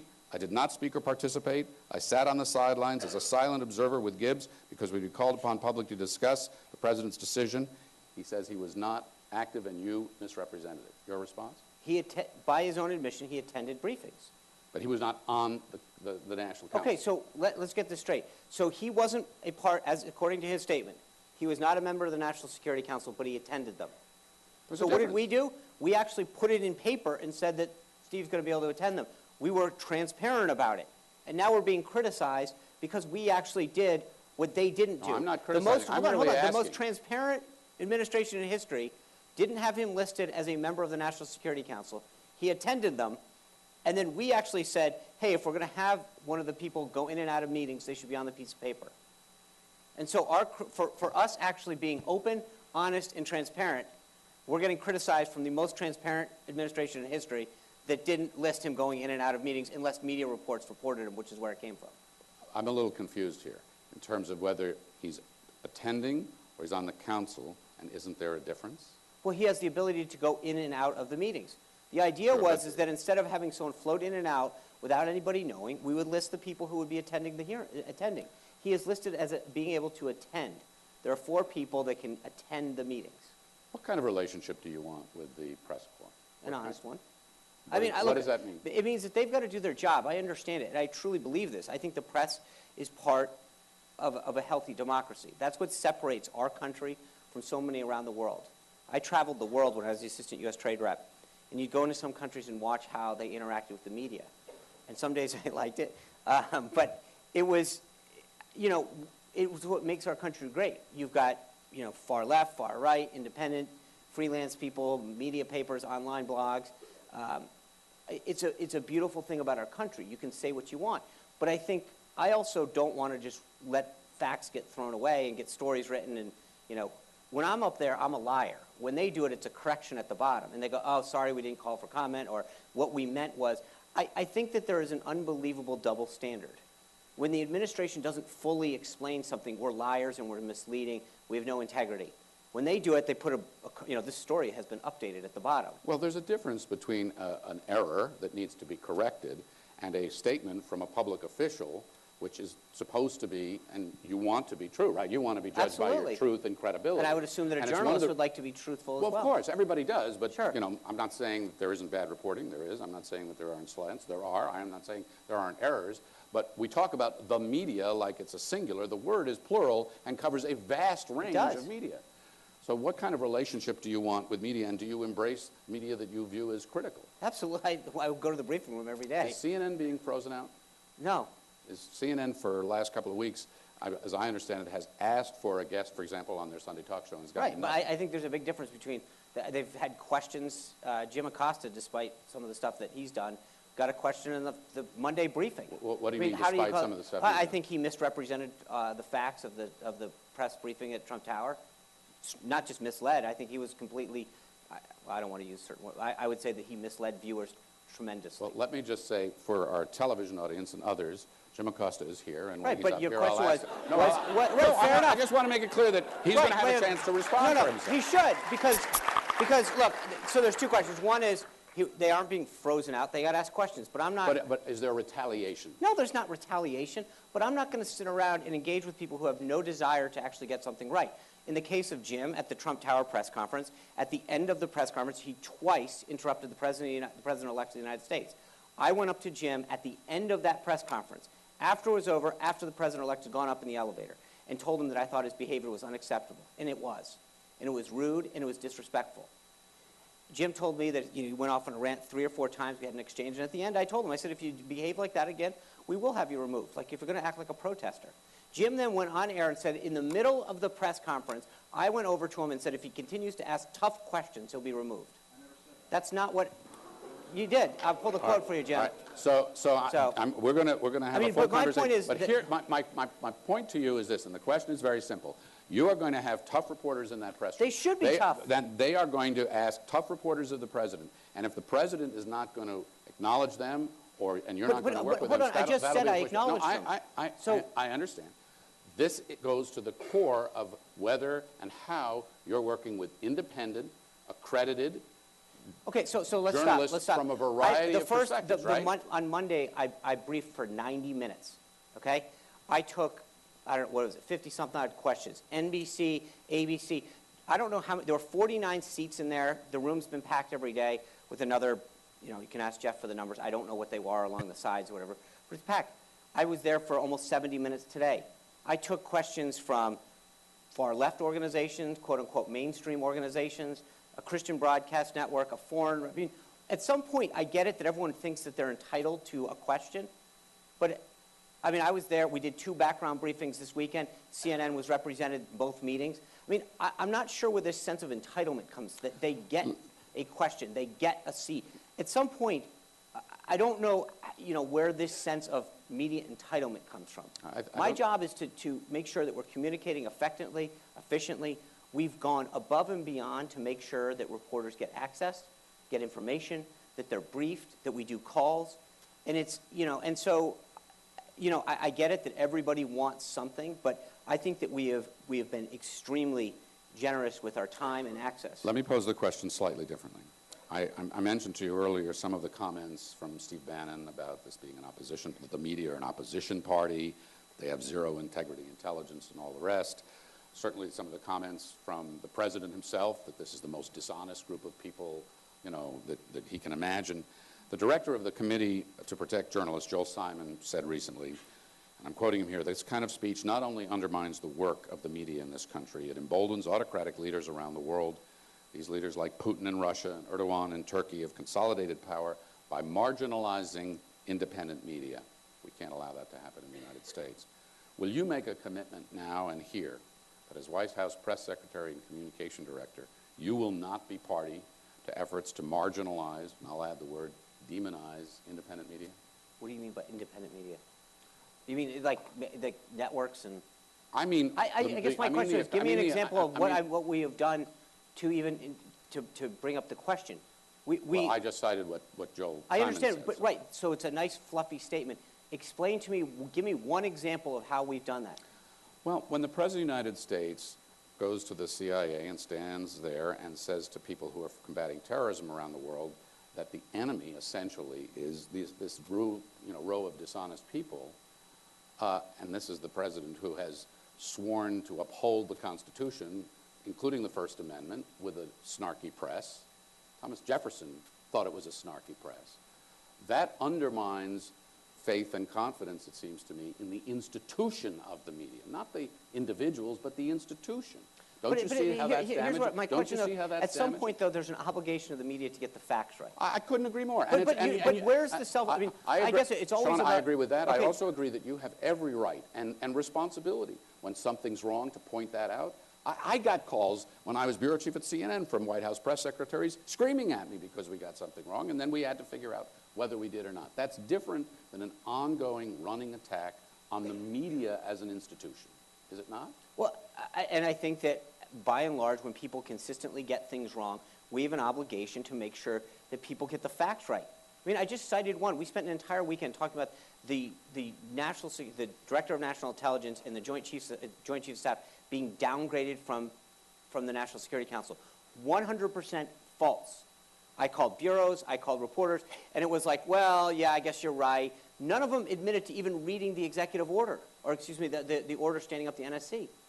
At some point, it's always what we need to do. At some point, I think there's a bit of reflection that the media needs to do to figure out if they're getting basic facts right. The other day, by the way, just to give you an example, the story that came out.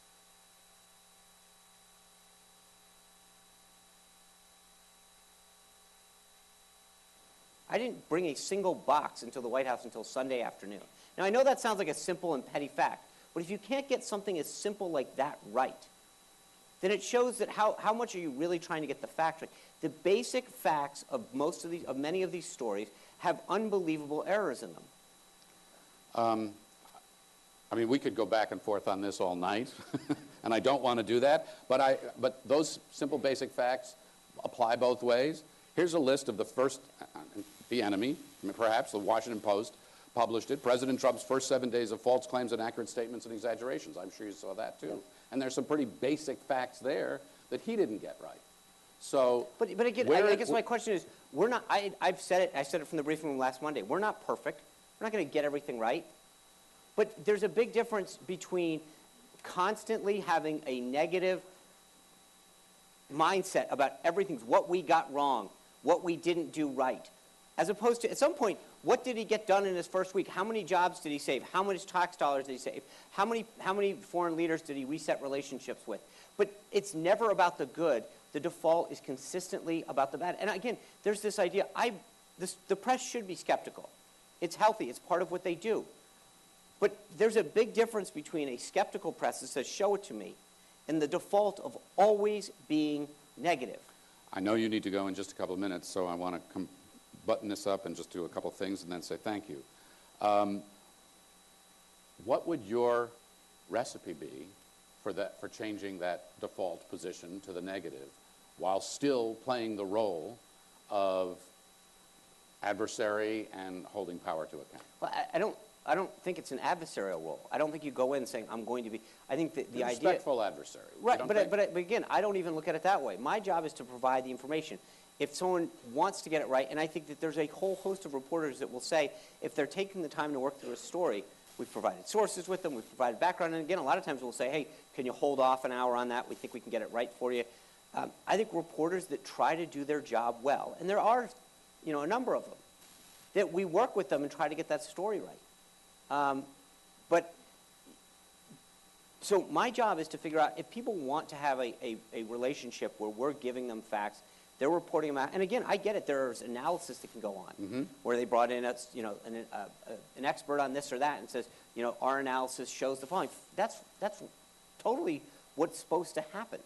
But the idea is that too many journalists have crossed the line becoming reporters to becoming opinion writers, where they start talking about facts that they, the outcomes that they assume will happen, as opposed to an analysis that has been proven or shown by an outside expert or a think tank or some kind of academia. So I look at this purely as my job is to help facilitate the flow of information out, but to make sure that that flow, once it gets through the media, is done in a way that is accurate.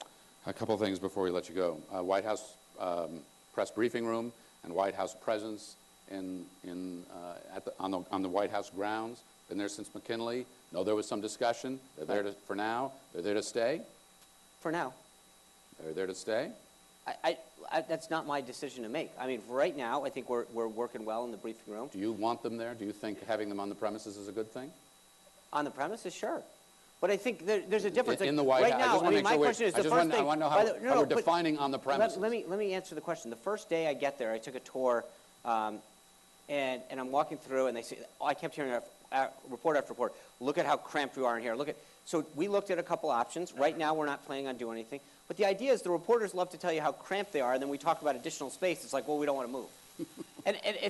Okay, well, so I get hit for talking about, hey, there's a couple potential places that we could move the briefing room to allow more seats. We can have additional space. Nothing's been decided. I have a healthy relationship with the Correspondents Association. I've told Jeff and others that we would have a meeting if we ever had ideas to do this. Nothing's changing, but we thought outside the box initially and said, hey, and I talked to Jeff and his team about potential options that we could do, ways to expand the number of journalists that get in there, ways to mix it up a little. We're trying to bring in more voices, not less. President Trump going to go to the White House Correspondents Association? I don't know. We're 6 days in. We really haven't gotten Traditions are good. I understand that, but that shouldn't, I mean, the idea that that's a priority. I'm not saying it's a priority. My God, it's not a priority given what's going on in the world. All right? It's just that we're chatting here, I know, but I just think that, of all of the things that are going on in the world, worrying about a dinner in April. Right. It's just about, and maybe this is where we conclude. That'd be great. The relationship. I don't know that I need to do a briefing tomorrow. That's okay. No, it's not. Do the briefing. That's not where I want to be on that one. What is the relationship that this president wants to have with this press corps in its range, diversity, and skepticism? Look, I think this, in terms of not just his relationship with the press, with the American people, I think this president's committed to showing people through, showing a lot of this through action, indeed. And I think when you look at how he's treated the press corps so far, we've brought them into most major meetings. We've given them access to, we brought the press up front on Air Force One, which is something that I understand isn't done that. I mean, we have tried to go above and beyond, and we're going to continue to do that. The irony of a lot of the questions you're asking me is I think when you look at the deeds that we've done the last couple of weeks, both in terms of briefings and in access, Jeff's job is to advocate for as much as possible. And as I said earlier, he does a phenomenal job of doing that on behalf of his brethren in the briefing room and as part of the association. But I think when you compare to what we've done with others in the past, I think we've done a very good job. And so it's ironic in a way that when you're asking about this, you look at what we've actually done since he's been inaugurated, and I think it's been above and beyond. What last thought would you like to leave this room and our audience with? Well, I would go back to what I just said. I think the president is deeply committed to making this country a better place, to helping lift up Americans' lives, to lowering their health care costs. He really cares deeply about this. And I think you can see already he's a man of action. You can disagree with his agenda. I get that. That's what makes this country so amazing. But at the end of the day, please don't question his motives. He truly cares about making this country better for every single American and uniting us. And I think that as we continue to watch him in the next weeks, months, and years, I hope people give him a chance to show that. Because when he brings these people in to meet with him, as he did throughout the transition in the first couple of weeks, it's amazing to watch these individuals walk out of a meeting who've never met him before, have never interacted with him before. It is usually a very, very different impression when they understand how much he cares and what's in his heart. The world that you're dealing with and the world that they're dealing with is a world of instant information, instant opinion, constant conversation through social media and all the rest. It makes communicating these things so much more difficult. I really want to thank you for coming over here and spending some time and taking my snarky questions and resolving all of this. You still got it. Categorically, yeah, right? And I hope you'll come back and join us again and engage the debate frontally like this. Thank you for having me. Thank you very much.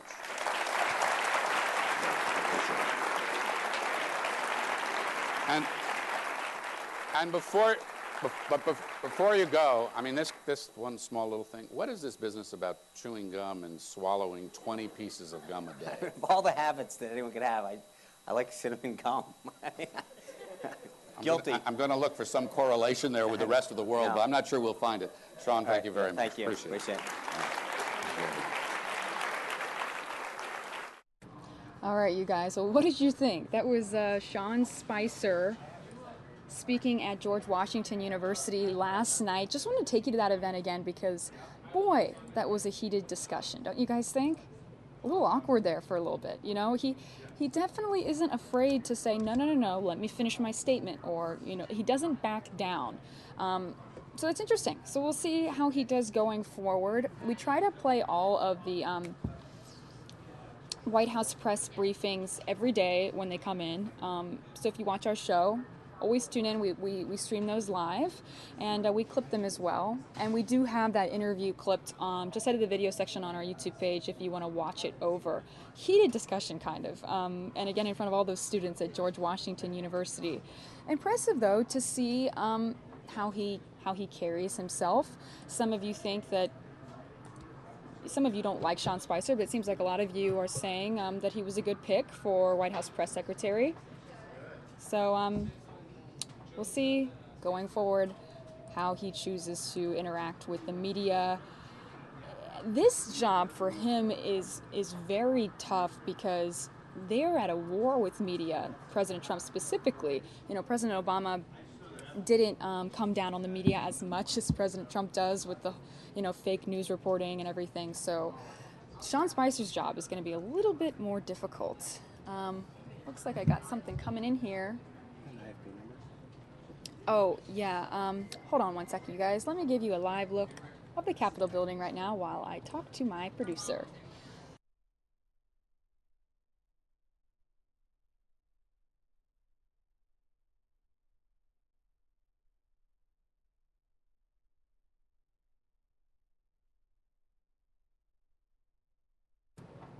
All right, you guys, we're back here. Just getting ready because we're going to have a live shot later on in the show.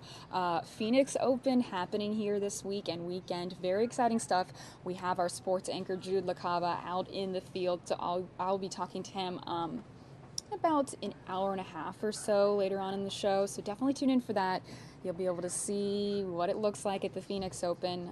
If you're a golf fan or just, you know, like outdoor events, should be very beautiful, should be fun. I spoke with Dave Muncy, our meteorologist here, and he said it's going to be a beautiful weekend. If you're flying in or have any friends that are coming to the Phoenix Open, let them know that it's not supposed to rain. It's supposed to be very nice.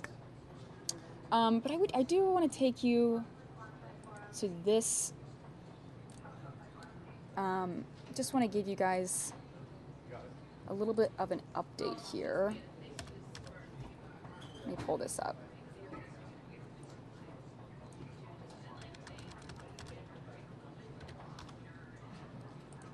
Get this up here. And let me pull up, because again, the protests were happening yesterday, but really, this is still an issue, obviously, today. People are still protesting. If we get any protests, I'll be sure to take you there live. Let me pull up the one. There was one in Florida yesterday.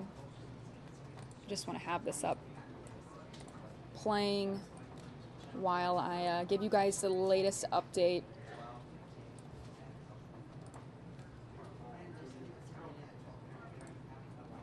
Okay.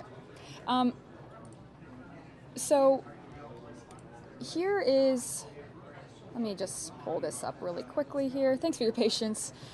Dealing with all these different computer monitors in front of me right now. I'm trying to bring up this for you guys here. All right.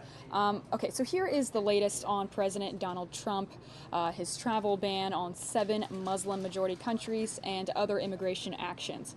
So the UN Secretary General is calling on President Donald Trump to lift his ban on travelers from those 7 Muslim countries, quote, as soon as possible. He said today that countries have the right to avoid infiltration of terrorist organizations, but not based on discrimination related to religion, ethnicity, or a person's nationality.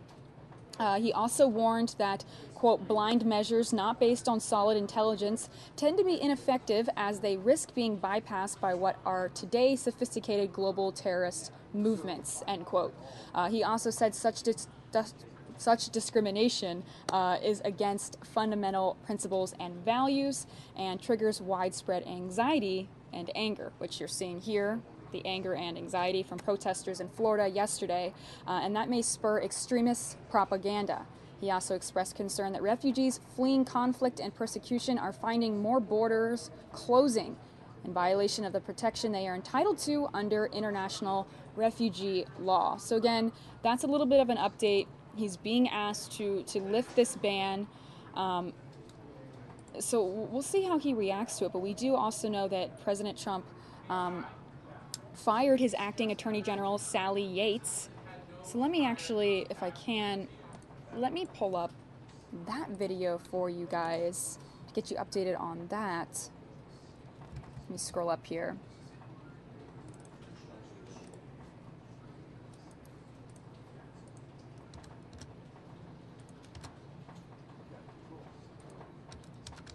Let me just get this ready for you guys. Appreciate you watching with me today. I am your host, Mary Kay Gaffney. We have a lot of other live events happening later on in the show, unedited, completely raw footage. We stream everything raw here without any commercials, which is great. Trump will be speaking live later on in the show. But I want to take you to this. Let me pull this up here.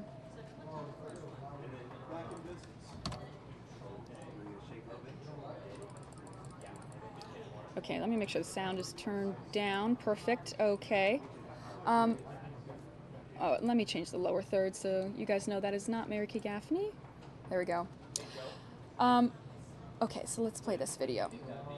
A little bit of an update here. President Trump has fired acting Attorney General Sally Yates, replacing her with someone who has pledged to defend the president's executive order on immigration and refugees. Sally Yates, as you know, she refused to defend the president's ban on immigration from 7 Muslim-majority countries.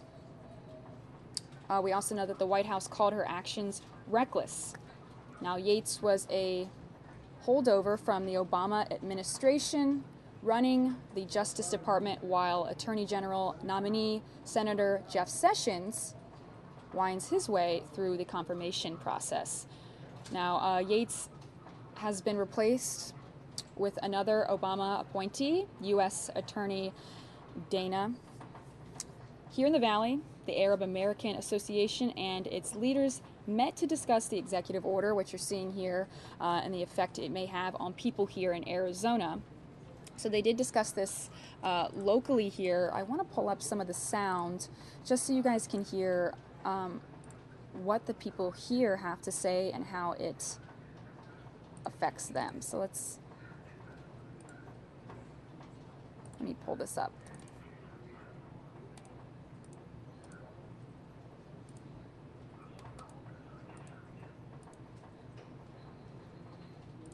Okay, so here's the sound.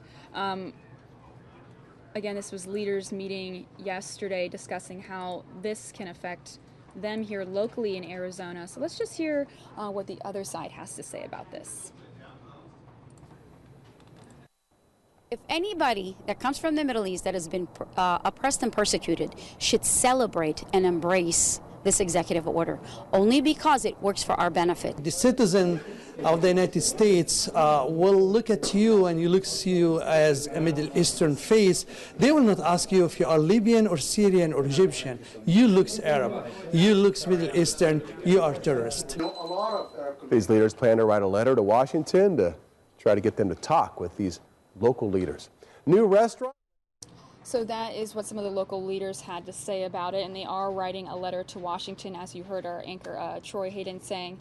So we'll see what happens with that going forward. But again, we do know that President Trump has fired his acting Attorney General, Sally Yates. She was against this immigration plan, so he fired her.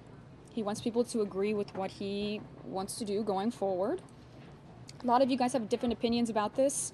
Obviously, the people that voted for him believe that it's going to keep our country safe. And then on the other side, people believe that he's being racist. He's pushing out people that haven't done anything wrong. So we will see what he does going forward, you guys. We do have him speaking later on in the show. Will he bring that up? We can expect that he will. I want to pull up the next top story for you guys. Give me 1 second here. Let me give you a live look of the White House.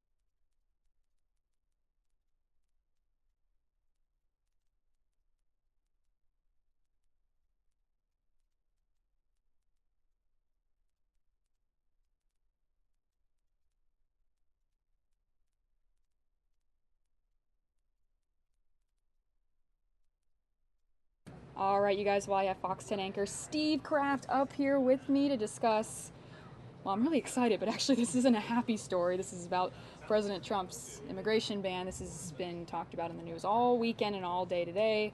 Have you seen some of the protests, obviously? I have. They've been at airports around the country, kind of spontaneously over the weekend, and now I guess straight through. So yeah, it's controversial. You know, some people like it, some people don't. Yeah, I think that obviously the people that voted for him like it. This isn't a surprise that he signed this executive order. He said this all throughout his campaign, right? So it's one of the central promises, the Muslim ban. That was, let's break down. What were the big promises Donald Trump made? One of them was build a wall. Right. A big, beautiful wall. Big, beautiful wall. Okay. Yeah, he did promise it would be beautiful. Right. Okay, walled off Mexico. Then the other one is a Muslim ban. Mm-hmm. Keep Muslim people out of the country from, if they're, until we can get a handle on this situation, whatever that means. Right, whatever that means. And the third one is bringing back high-paying industrial jobs that have been lost to Asia and to Mexico and to other places, to bring those high-paying factory-type jobs back to America. And so far, he's sort of, well, except for the wall hasn't been built yet, but... Well, I mean, he's only been in office a week and a half. Right, that's true. It does take a little bit longer to build a wall. You know, but we may not be able to really get a handle on assessing the performance of the Trump administration. I think, to be fair to him, as you should be fair to any president coming in, to me, frankly, like a year. I'd like to come back in a year and then look at what's transpired and then decide what kind of path he's on. Mm-hmm. But I'm kind of amused by people who think they've got a real handle on the administration after 9 or 10 days. I just think it's just starting. Do you think he's signing all these executive orders very quickly with only being in for a few days? Is that normal for a president to do? Not unusual. And not unusual. As much as the Republicans griped about Barack Obama signing executive orders, we have a Republican in the White House who's signing executive orders. It's part of what they do.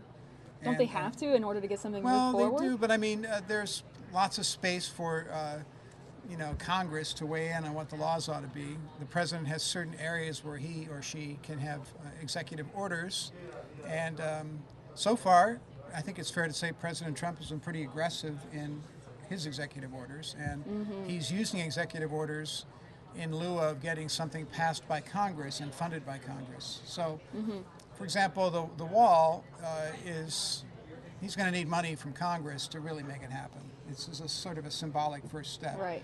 The jobs, we've had a couple of cases that we've publicized, but it's way too early to say that it actually means anything, that it's going to move the needle for millions of people or even hundreds of thousands of people. Right. It saved several hundred jobs in one place, which is great, but that's only for a couple of years until they bring in robots in the carrier factory, right? That's what I feel like we'll said. all be replaced by robots eventually, right? We will be. We robot. We are reporting live here. We are doing the news. Hey, they'll never be Why biased, do they always right? make robots to talk like that? I don't know. Why can't they be a little bit more... Maybe they can. Yeah. Maybe we're just making fun of robots. At least Suri kind of has a more human voice now, don't you think? Yeah. It still sounds just like, hello. It still sounds she's too creepy. Perfect. She's too perfect. Come on, She should Siri? have a raspy voice every once in a while or something. She should just gripe at you. I don't want to talk to you today. Right. But anyway, so getting back to the Muslim ban, what he's done, he's taken 7 countries that the administration deems as problem countries, like Somalia and Libya and Iraq, Syria most notably, and he said that temporarily we're not going to let anyone come into our country from those countries. They're majority Muslim countries. I mean, vast majority of people living in, for example, Libya or Somalia, or, these are Iraq. They're Muslim people, or whatever. So that's the idea. Now there's a couple of countries that were notably left off the list. Okay. Like Saudi Arabia which is where most of the 9/11 hijackers came from, Saudi Arabia, and Egypt's not on the list. And So why, yeah, because I know, one guy was speaking to media saying he was afraid he wouldn't be able to get through the airport, but he was from Saudi Arabia, and he was surprised. He's not on the list. okay, I guess I can go He's through. on the list. So I wonder why they Osama chose bin to Laden leave. is a Saudi, was a Saudi, and most of the hijackers who attacked our country were from Saudi Arabia. So why did they leave that off the list? Not Well, the critics say that Mr. Trump has business interests in both of those countries, which is there are Trump organization companies in both those nations. Plus, the so they need Saudis. some people to come in to do business deals. Plus, the Saudis, no matter who the president is, the Saudis have had historically a lot of influence in America because they are one of the leading oil producers in the world. They're a very wealthy country with a lot of problems, but there's a pile of money in Saudi Arabia, and it's a key ally historically for the United States in fighting other regimes in that part of the world. So I think the last thing that Mr. Trump wanted to do was to antagonize the Saudis, with whom he has existing relationships and has had as a business person. Sure. And then now that he's president, he doesn't want to jeopardize our military relationships with them. But the problem is a lot of the people who've been the most radical have come out of that country, and they're not part of this ban. So that's a little confusing to me. I'm still trying to wrap my head around the 7 Muslim majority countries that he's banning from, and it's only a 90-day ban, right? Right. And what's going to go on during Well, these 90 days? I think the idea is to, and this is up to the administration, so it's not up to me or you, it's just what they decide. But what they're working on is trying to figure out a way to determine how to let people into our country that is safe for all of us as Americans. So they're saying, okay, wait, everyone stay where they are while we figure out a better way to vet people coming in and out? That's right. Okay. So I guess we'll see what happens in those 90 days. Well, if they... and I'll give people both sides, and then you guys decide whatever you want. Okay. Because I don't care. I really don't care what your opinions are one way or the other. That's not my job. But I want to hear you. I want to hear both sides. All I can do of is this. give you guys information because I've studied this for a while. Right. We've done stories about it, and then people can do what they want, which is our tradition here. Right, yeah. But there have been no terror attacks in our country that have come from refugees from those 7 nations since 9/11. So there are no cases of Libyans who snuck into America and there's been a terrorist attack because of them, right? Right. When we have had attacks on our soil, it's typically been people who were, perhaps they were Muslim extremists, but they were born here. Like the guy in San Bernardino, he and his wife shot the people in the city building. That was a terrible, terrible case. But he was born and raised here? He was born and raised in Chicago. Okay. And his wife was from, I think, Pakistan was one of the places she was from. Pakistan and Saudi Arabia, her family. Pakistan, again, another key ally. A lot of Muslim people in Pakistan, not part of the ban. That's interesting.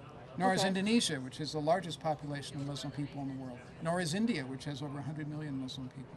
Okay. So, but anyway, that's where they were from. The Tsarnaev brothers, who did the Boston Marathon bombing. Right.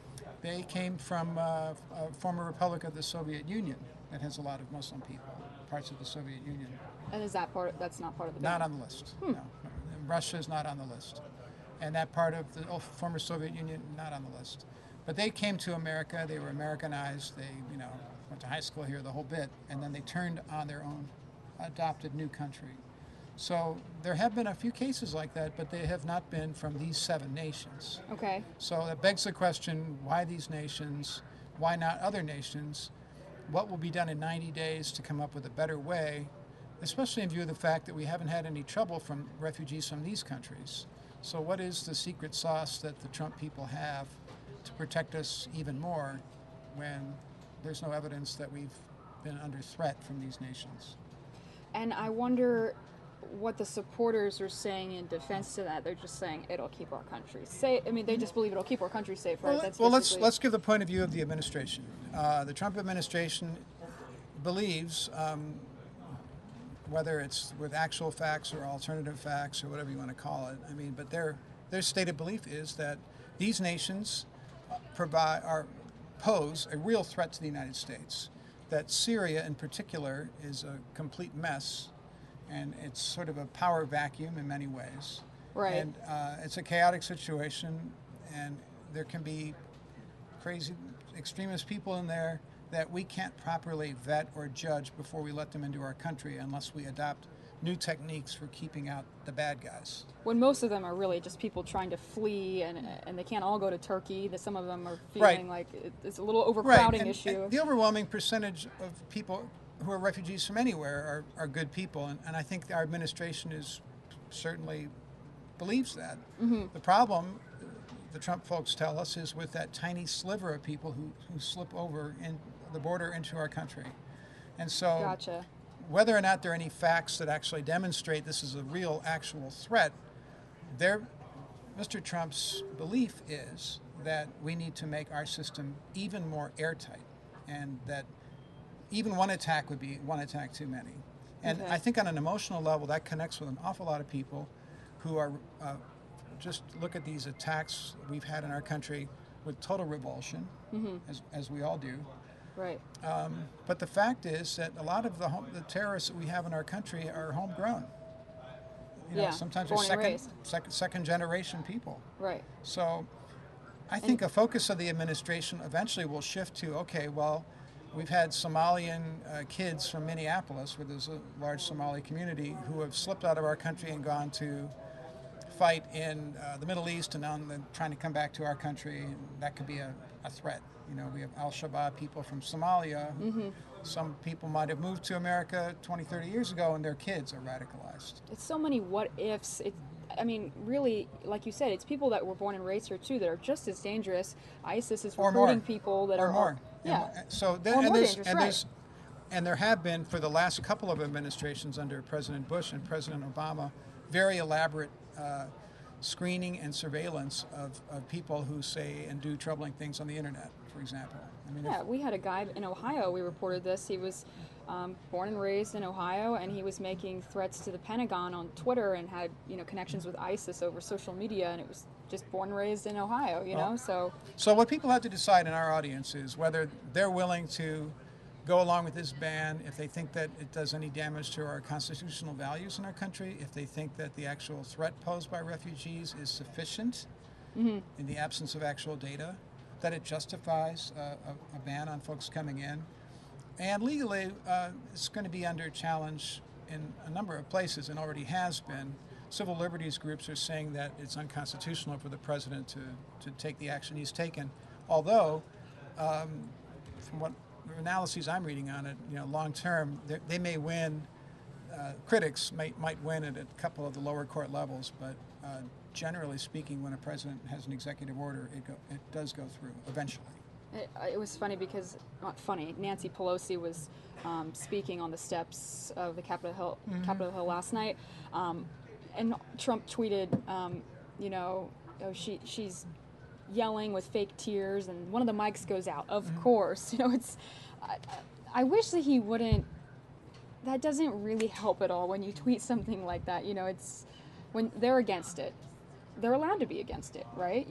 So is it fair that he would tweet something like, fake tears, and of course your mic goes out, just shows that happens at a Democratic event, and it's... I've talked to a lot of Trump supporters and Trump fans over the last year and a half, and if you're a real Trump fan, you love it. You love his tweets. Yeah. And I bet you that a lot of people who watch Fox News now are on the president's Twitter feed, that they totally enjoy it.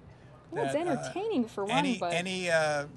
Any tears that come out of Nancy Pelosi's eyes, they probably would look askance at. So I think that the president has found his constituency, and he knows who his core supporters are. And it may be that he decides, I'm going to govern with the people that brought me here.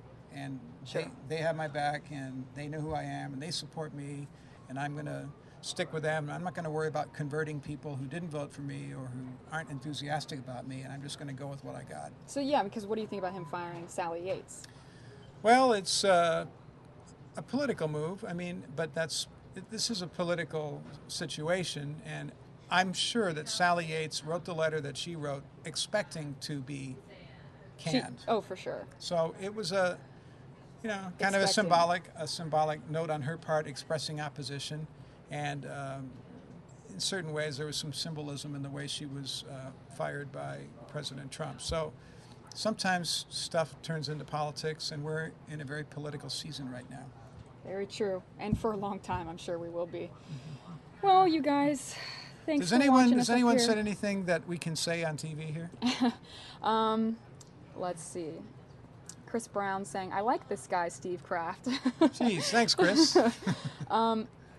Turtle Hand saying Jimmy Carter did the same type of ban on Iran. Is that... but what about President Obama with his temporary ban for 6 months? Are people saying... I know that Tim Kaine came out at the airport yesterday saying that's completely different than what President Trump was doing and that it was just a temporary ban. Well, there's a difference of opinion politically. You know, the Democrats are saying that the president's ban is a real blanket ban that, you know, excludes people from a whole nation coming over and also forms a religious test.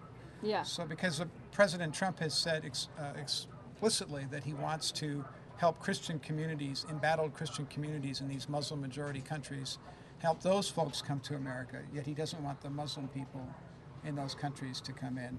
And so the argument in court is that our Constitution prohibits a religious test. Right. You know, if you're a certain religion, you can't come into America is unconstitutional. So the courts are going to have to sift through that and decide whether the president's taking a commendable security stance action or whether he's not, whether he's going overboard. Well, it makes sense that we're seeing and the since protests. we may have a new guy in the Supreme Court, maybe. Yeah, we'll see in later a period tonight. of months, we'll find out, right? We will be streaming that live later this evening. Steve, thanks for joining me up here. Well, appreciate it. Thanks for asking I me. like that you give us both sides. We're very balanced here at Fox 10. That's right. Now follow Steve on Twitter. What's your Twitter handle? SCraft Fox 10. SCraft Fox 10, you guys. Thanks, Steve. All right, later. Have a good day. Thanks. All right, you guys. Well, we are still taking you to some live events here in the show. That was Steve Kraft up here with me. We're discussing the ban, the immigration ban. Obviously, we're all still talking about it. We're going to be talking about it for a very long time here. One of the executive orders that President Trump signed that has brought the biggest impact on people. You know, he signed an executive order on the Dakota Access Pipeline. He signed one today on cybersecurity, but really the one that's made the biggest impact so far, I think, is this new immigration ban because it went into effect immediately. Obviously, people were upset as well that he signed the executive order on moving the construction forward with the wall, but we haven't seen much with that yet. But the executive order that he signed on the immigration ban, you know, that went into effect immediately, and people were affected all weekend. People were held at the airport, so I think that's why we've been covering that the most and why we have been seeing the most protests on that. But we're still seeing protests on other issues as well. We had a protest yesterday out of New York of people against the repeal of Obamacare. So it's not the only thing that people are upset about right now, but we will see going forward how President Trump decides to handle this. Looks like we have a live event going on, you guys. Let me get some more information on this. Looks like someone's going to be speaking soon. Let's take you to the event, and I'll get you guys all the details. Senator, did they satisfy your concerns here? What did they stop for a minute? No.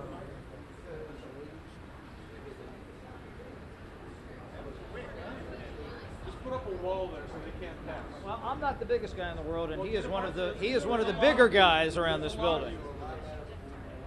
Well, it's called teamwork, but you know, I was standing here and everybody else just kind of grabbed them over, away from the you know, Dominic Hasek, you know, the great goalie, he said that everything was about positioning.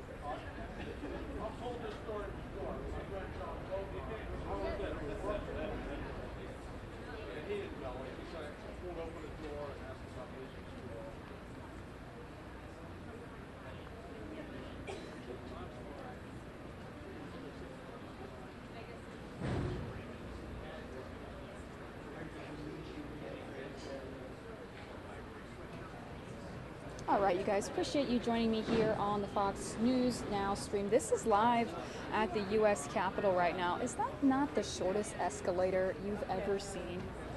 Is it even necessary? There's about 5 stairs on that. Anyway, getting to the serious stuff, you guys. U.S. Capitol, we're going to be hearing from some political leaders soon. We're streaming it live for you. Jeff coming up next, take you into the next hour, and then I will be taking you into the next few hours after that. We're going to have a live look of the Phoenix Open, a lot more events coming out throughout the show. Appreciate you guys watching with me.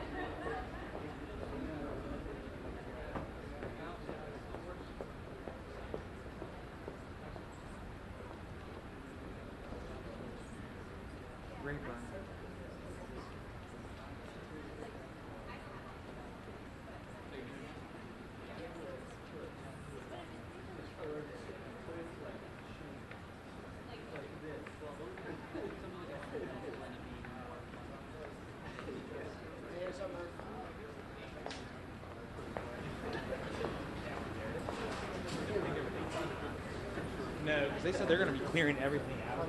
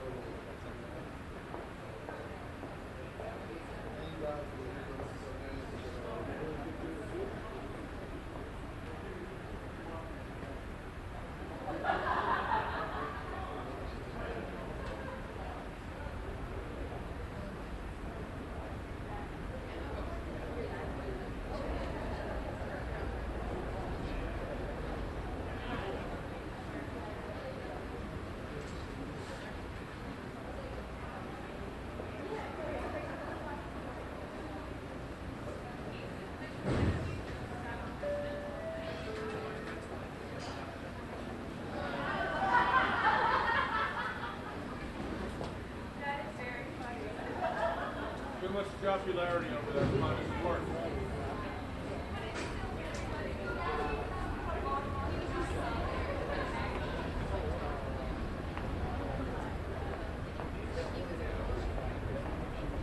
Hey, Walter, keep up the good work there, okay? Keep up the good work with the heads up. You need it. You can't see.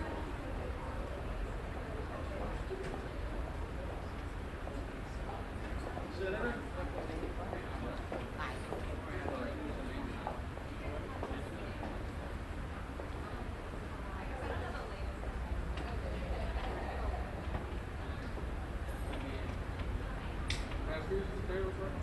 Can we focus from you there real quick? Oh, never mind. Here's the senator. Did I send it?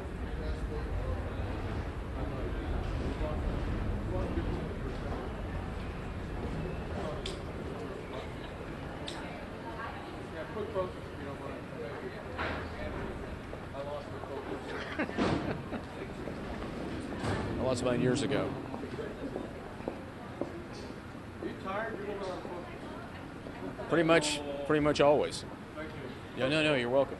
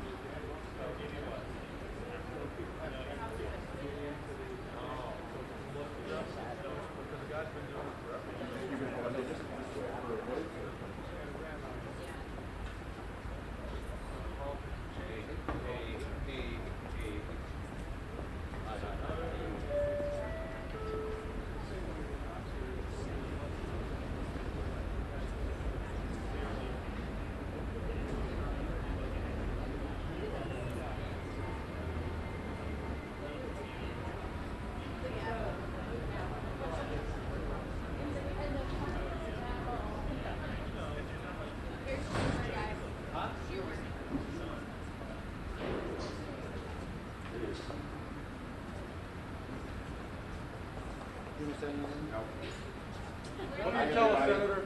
A little information. We're all here.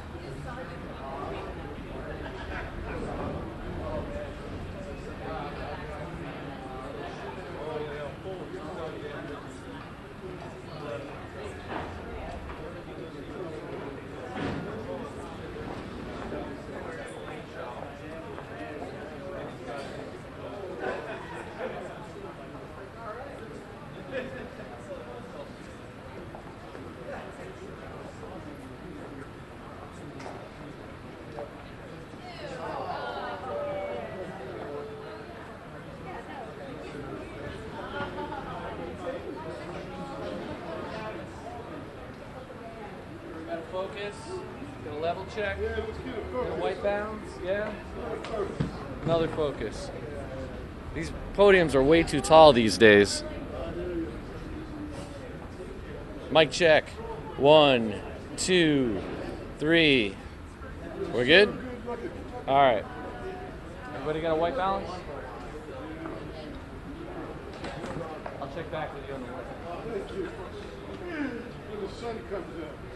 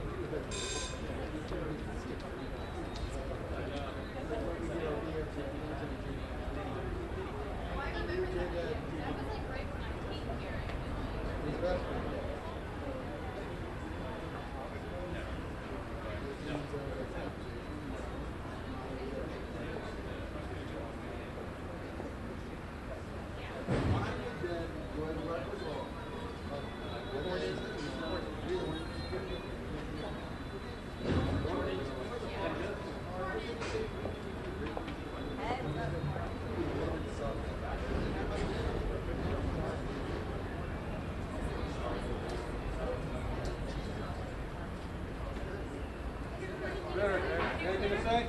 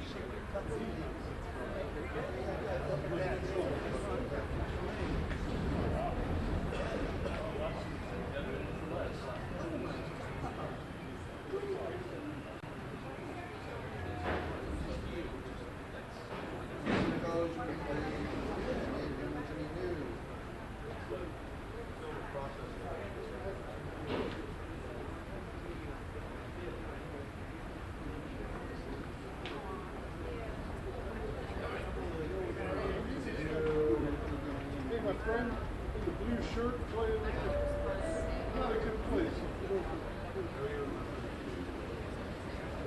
That's not so good either.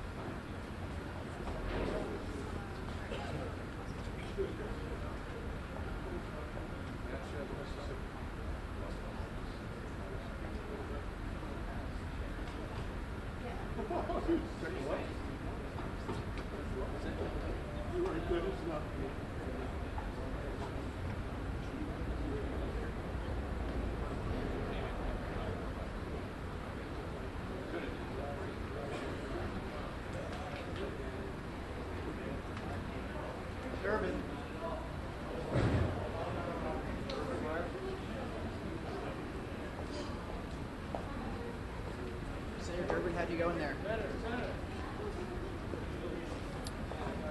We had a meeting with General Kelly of the Department of Homeland Security. The President's executive orders resulted in some serious injustice to travelers coming into and leaving the United States. It clearly was done without thought ahead of time as to the impact and without preparing the agency for doing it in a fair and smooth fashion.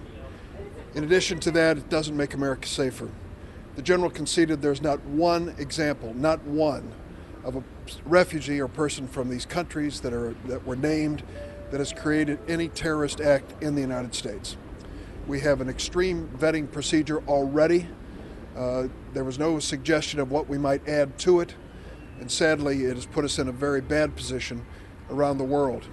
I spoke to one of our military leaders in the Middle East who said that our Iraqi allies working with us to defeat ISIS greeted the President's executive orders with surprise, anger, and disappointment. Think of that. The allies we're counting on to end ISIS's presence in the Middle East felt that the executive orders of this President did not reflect properly on what they are doing to help the United States and work with the United States. Senator, why not take the White House's invitation to be there for the Supreme Court announcement tonight? I don't want to be standing there in a crowd and they pull back the curtain and say, here's your nominee. Let's do this in an orderly fashion. I want to learn who it is. I want to learn more about them. I want to ask the right questions. I just don't think this was an appropriate rollout, if you will, of a Supreme Court nominee. You would feel like a prop? I won't say that. Senator Durbin, did General Kelly say anything in there about how much he was told by the administration in advance of the executive orders? There seemed to be some confusion between what he said yesterday and There was a press report that he wasn't briefed ahead of time, and then another statement by him later that, yes, he knew about it ahead of time. I wasn't there for any detailed discussion on that, I'm sorry. Did he make his opinion on the policy clear to you? I had to step out for a briefing. I may have missed that, so I don't want to comment on that. Did General Kelly give any sense of next steps if the order? Well, the next step is to try to clean up some of the problems that were created by rolling out this executive order without proper preparation. For example, there were people who had to surrender their green cards and surrender visas, and now they're trying to make it right by them to return them to the previous status. They realized that they overreacted, went too far, and really created a hardship on a lot of innocent people. Did he take a lot of questions in there, sir? He did. Would he go so far as to acknowledge that this went too far? He acknowledged that some of the things that happened will never happen again, which to me was an admission that some of the early decisions by Customs and Border Protection possibly went too far, and a lot of people were disadvantaged. That's all. Did you offer any details on which countries might be on the list for more than 90 days?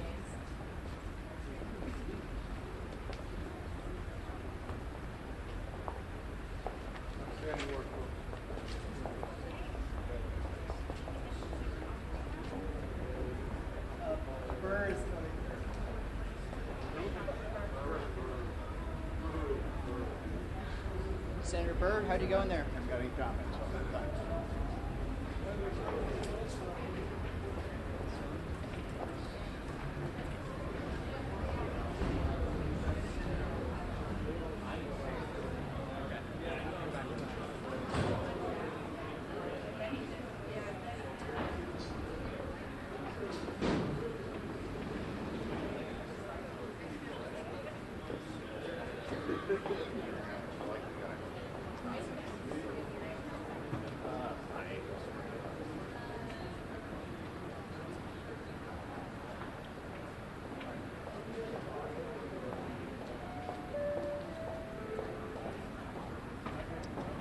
Hey, Rick, it's Billy. What's good? Yeah, what's going on with my audio on your end? 1, 2, 3, 1, 2, 3, 4, 5, 6, 7, 8, 9, 10, because it's coming in clean to me, but we're getting some complaints as far as sounding off mic. Yeah. Channel 1 should be this podium. 1, 2, 3, 4, 5, 6, 7, 8, 9, 10. 1, 2, 1, 2. And then channel 2 should be a shotgun. Channel 1 sounds fine to you. Okay.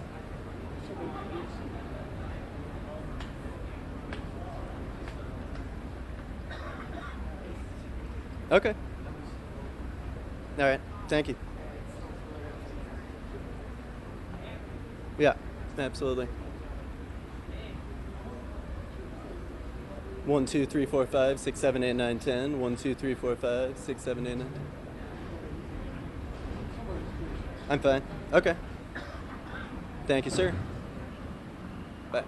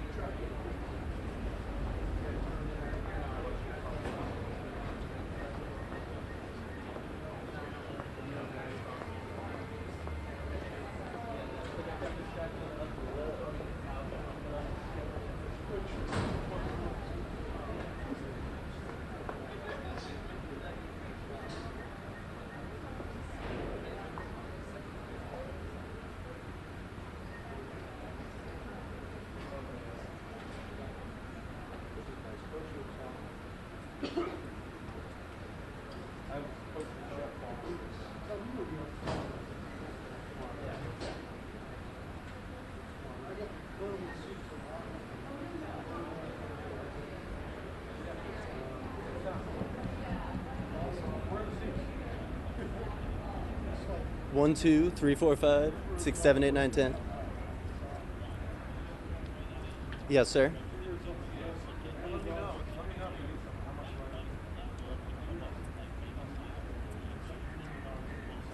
Okay. Mm-hmm. Yep. Alrighty.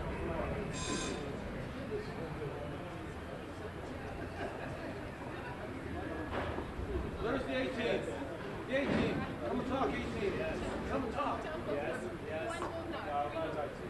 What about Muslims as well? Who's that?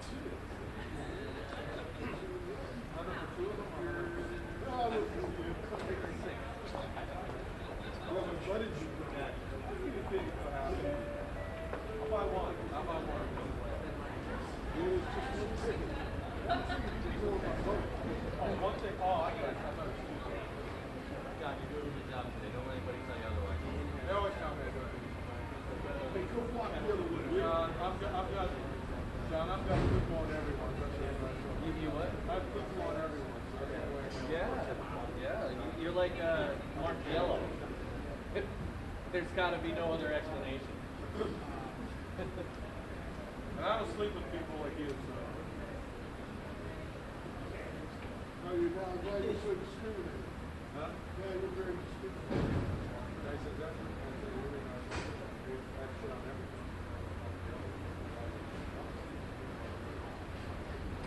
Now, one job.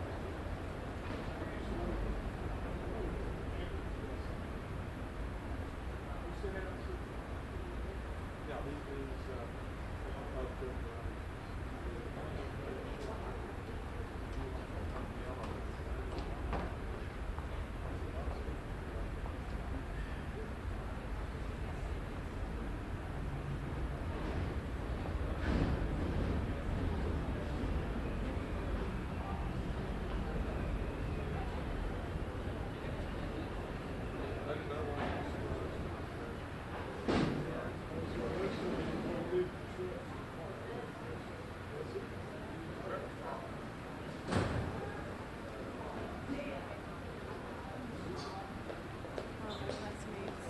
Do you know the way to...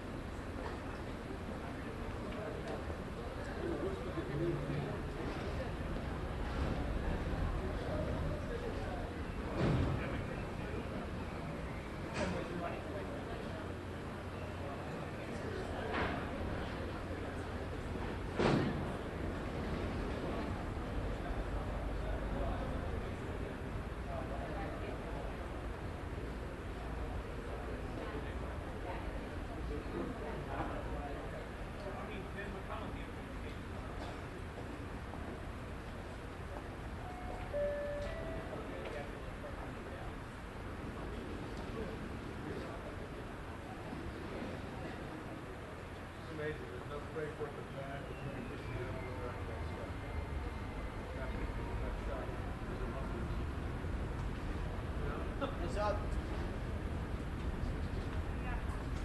Senator Reid, can you talk to the cameras?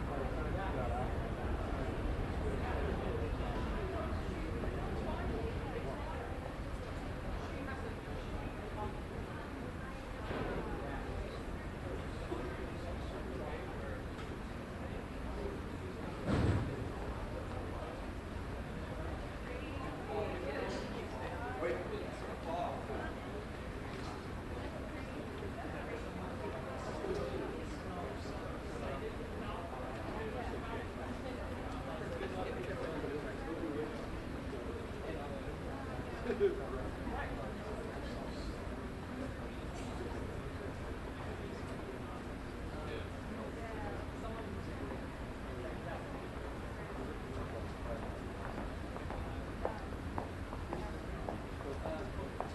nobody wants to talk to her.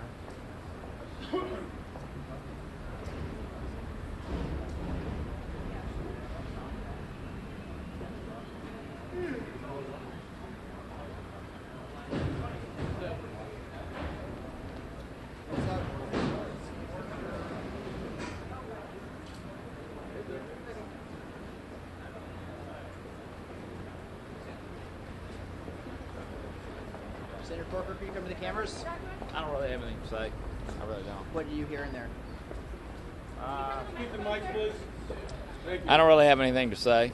Do you feel reassured after hearing something?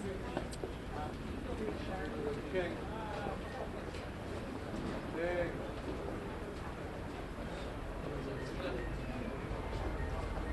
Okay, we're going to be going to some breaking news.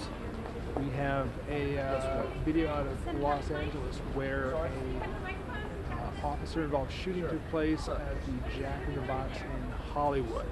We got a lot of work to do. Queued up. Even though the car's not Here. running, but the way they build things, man, it's just so cool. It's just so cool. And we're looking to bring you more on this story as we get it in. We also might have a car into a Circle K here in the Phoenix area, and we will bring that to you as well.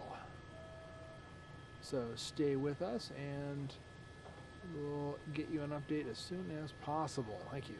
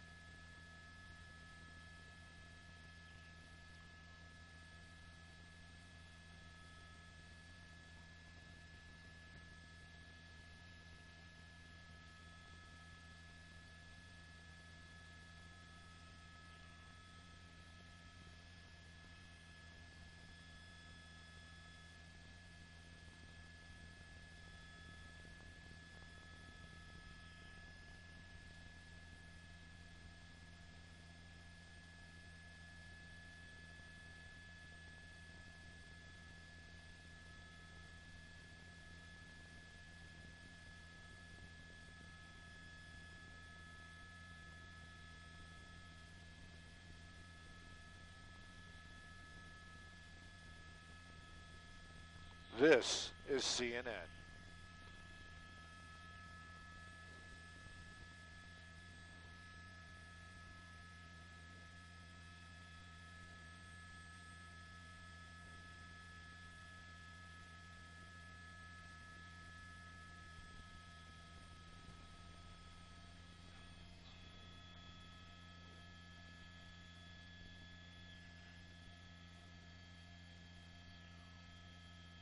That's a pretty cool battalion truck, though.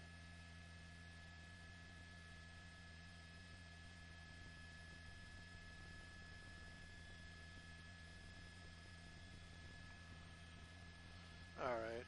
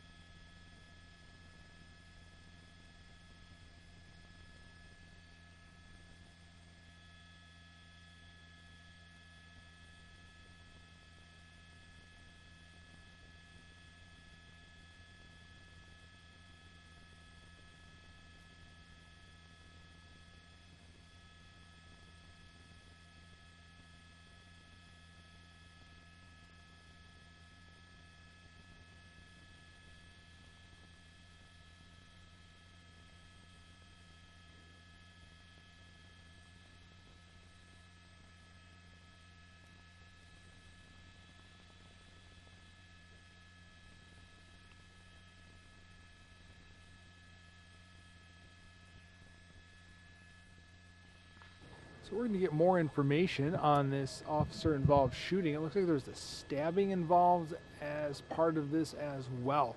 We have reports of at least 3 people stabbed in Hollywood at this Jack in the Box.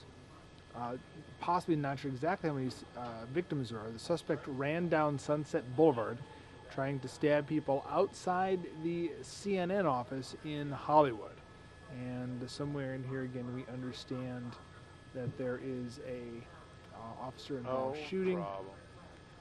Obviously one man in his 40s dead from the wounds, another man in his 60s dead from gunshot wounds. Yeah, there are. There's 2 sizes basically. There's 2 callers. Basically big and small. Shots fired.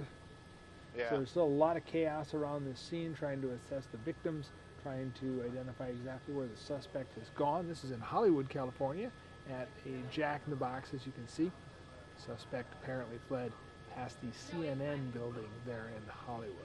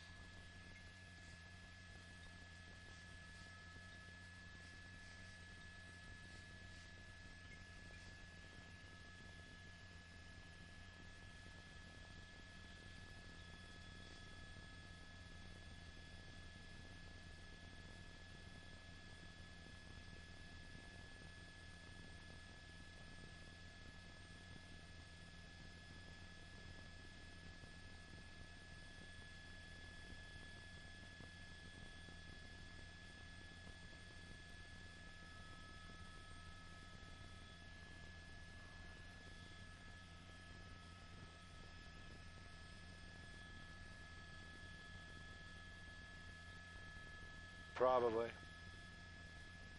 Well, probably not. We'll probably be out of here in a little bit.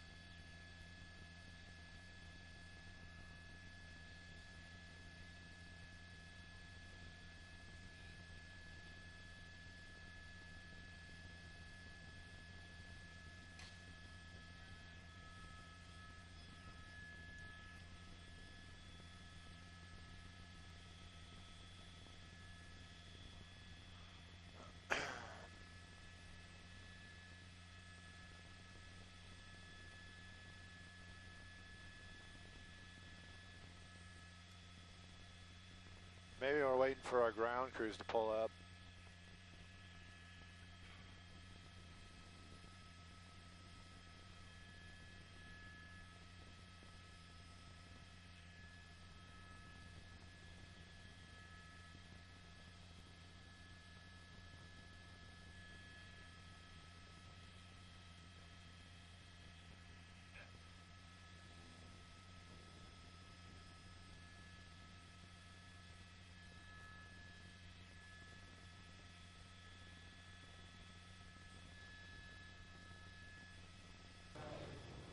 And this is the scene of a multiple stabbing, and possibly an officer-involved shooting in Hollywood. It's a little unclear how many people have been stabbed, how many victims. It looks like at least 3. The alleged assailant, apparently fled down Sunset Boulevard.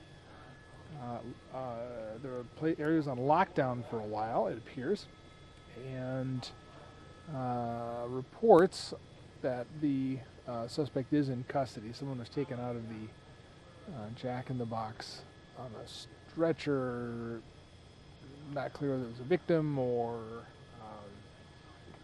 the assailant or anything else. Given what we're trying to piece together of the timeline, it was probably a victim, and the assailant apparently fled near the CNN building, which you see coming into the shower right there. So we will stick with this a while longer, and then maybe look back at the Capitol and see what else is going on in the world.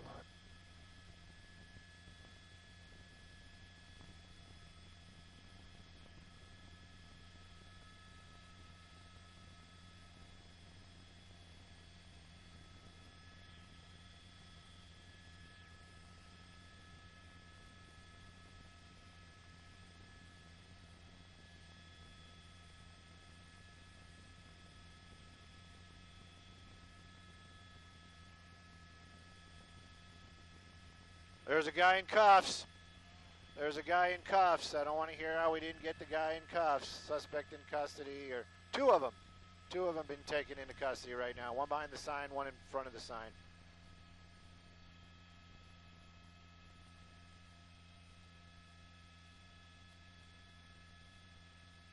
Right in there. Right there. There's one there, and there's one up here.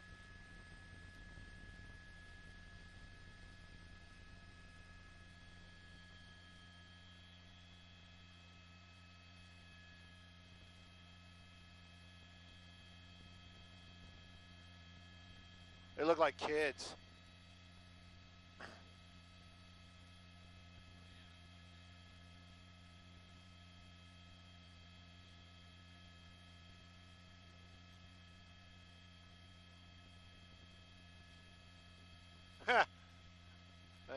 Maybe they're just bringing them in for questioning, because there's no way they would put two suspects in the same car together. Hey, you guys talk about what you saw and what your story's going to be, okay?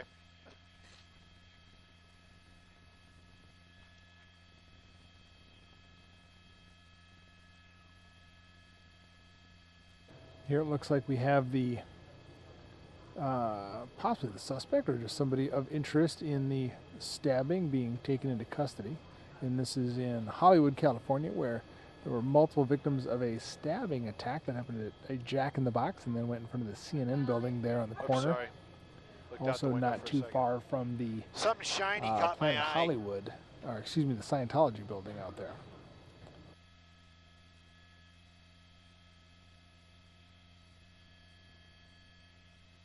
All right, I feel like I'm missing something.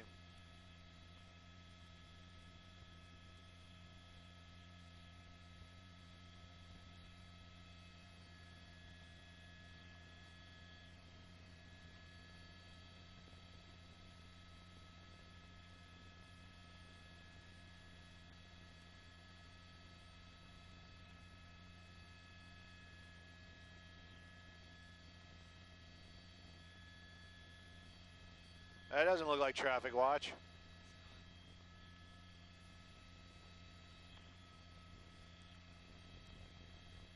Another kid. How many kids you gonna put in there?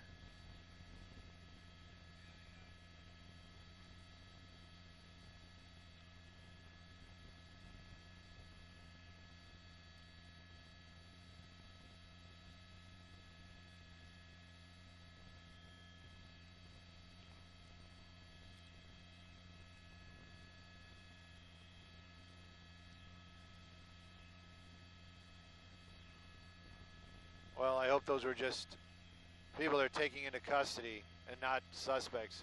They're pretty young.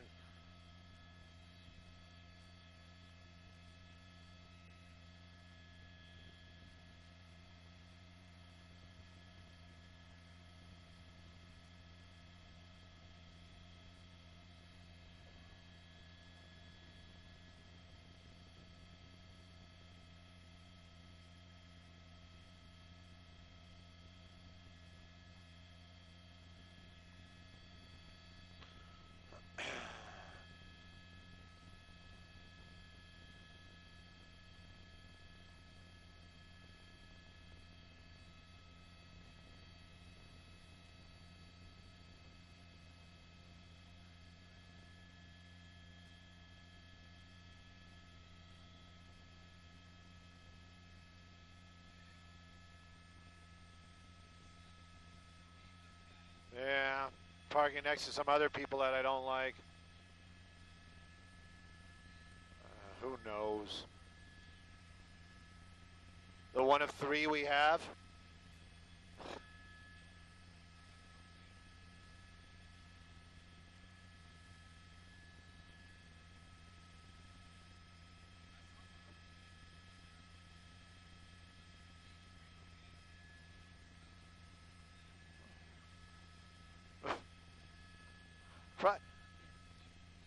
You know, maybe it was a movie prop. Maybe it wasn't even really one of, you know, a decoy.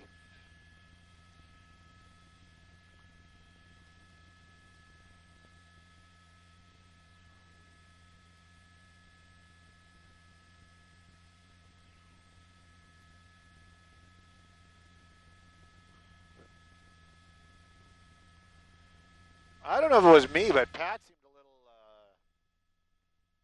upset. Oh.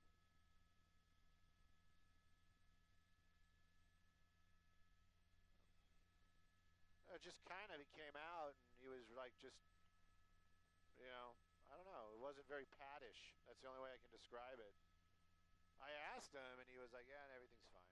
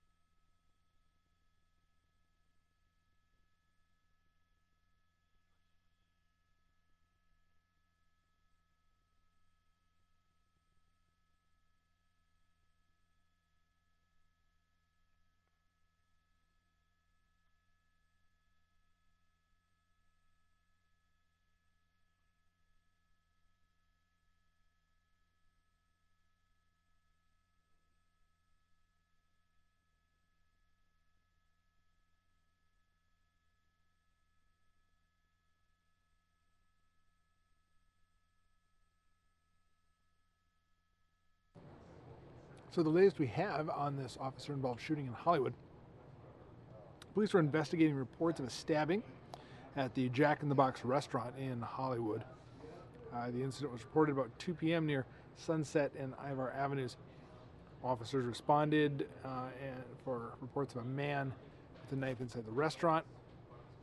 So also the officer-involved shooting report at the same time. We're not clear exactly the chain of events that happened there. However, the alleged suspect then ran towards the CNN building, which is right nearby. And we have reports of multiple victims as a result of this stabbing near a Jack in the Box, at a Jack in the Box in Hollywood, California.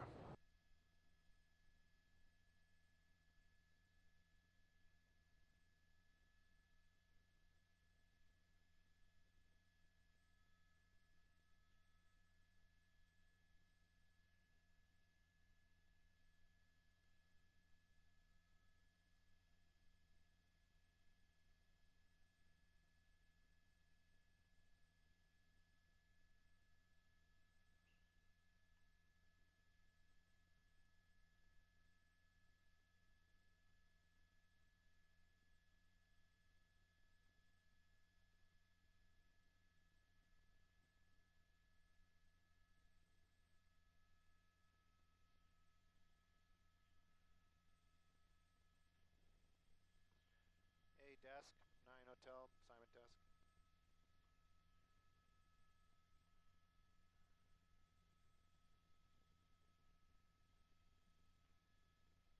Hey, I just tagged you in a tweet.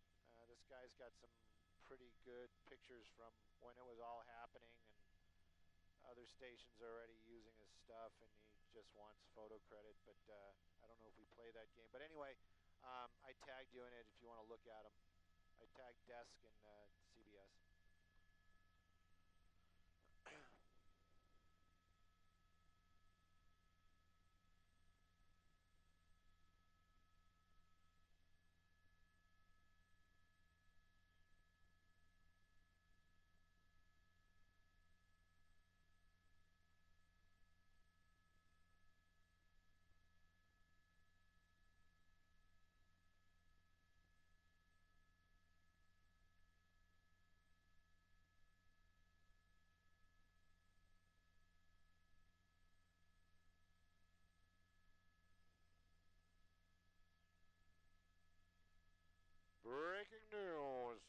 not going to pull it. I'm in a bad spot. We're in a bad spot.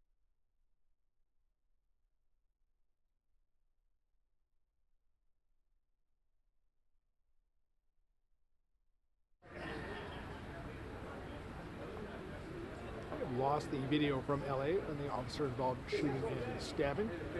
So we're going to go back to the Capitol here where the members of Congress are coming out and trying to get sound from them on the many developments in Washington.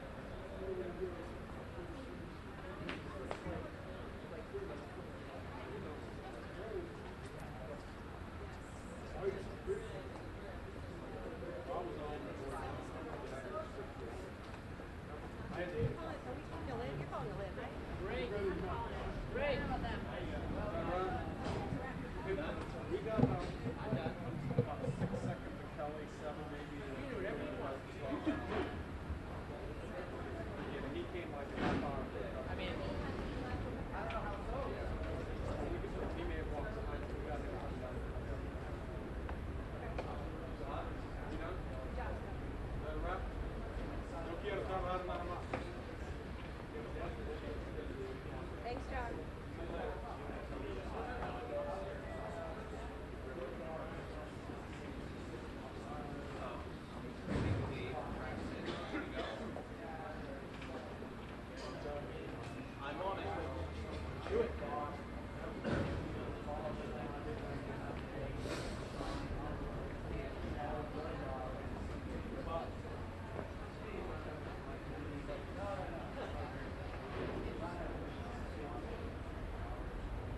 David S.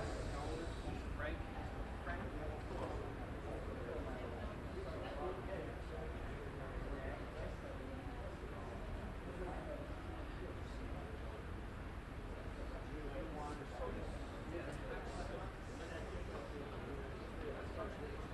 Just like the crowd and shit.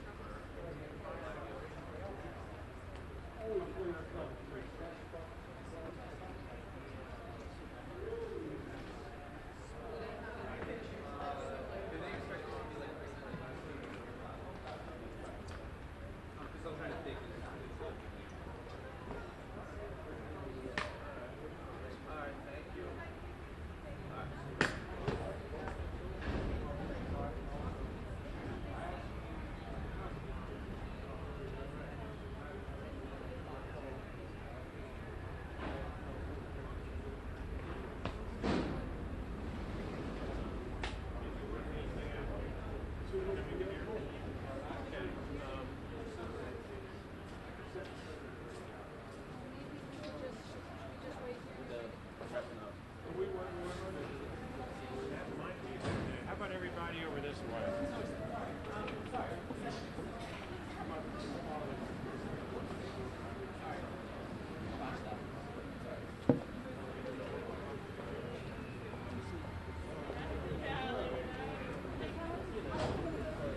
All right. Frank, this is me breaking down, so we're good?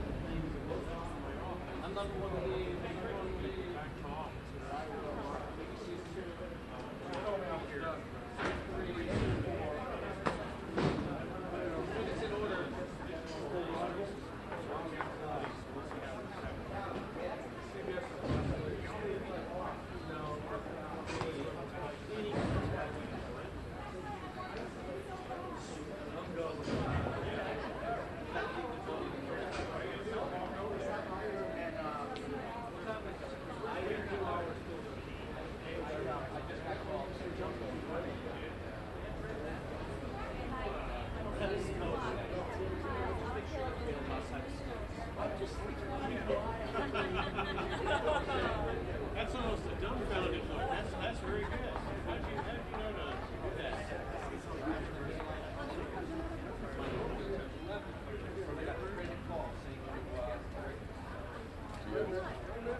know to do that? Oh, I'm sorry.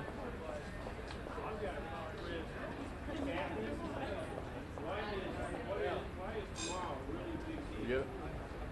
Oh.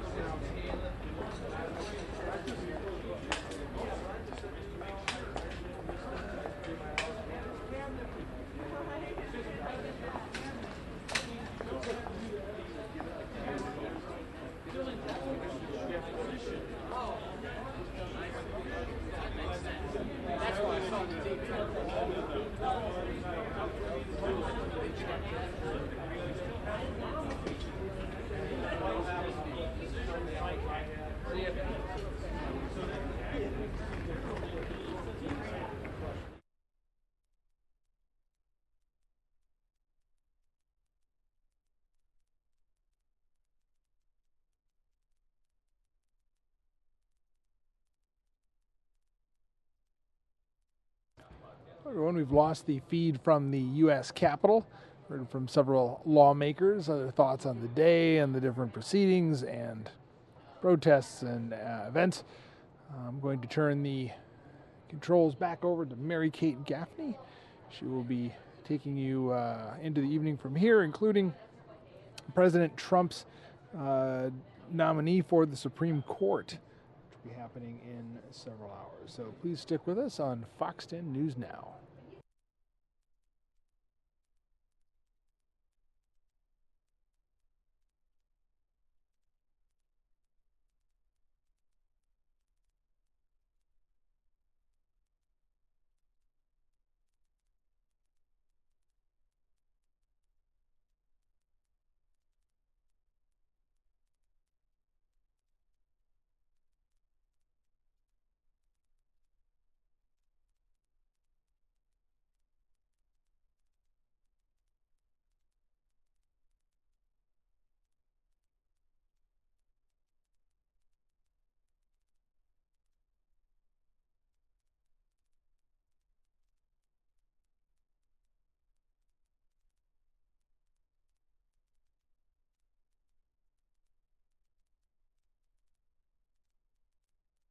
Coming up in just a minute, Mary Kate will be talking with Jude LaCava.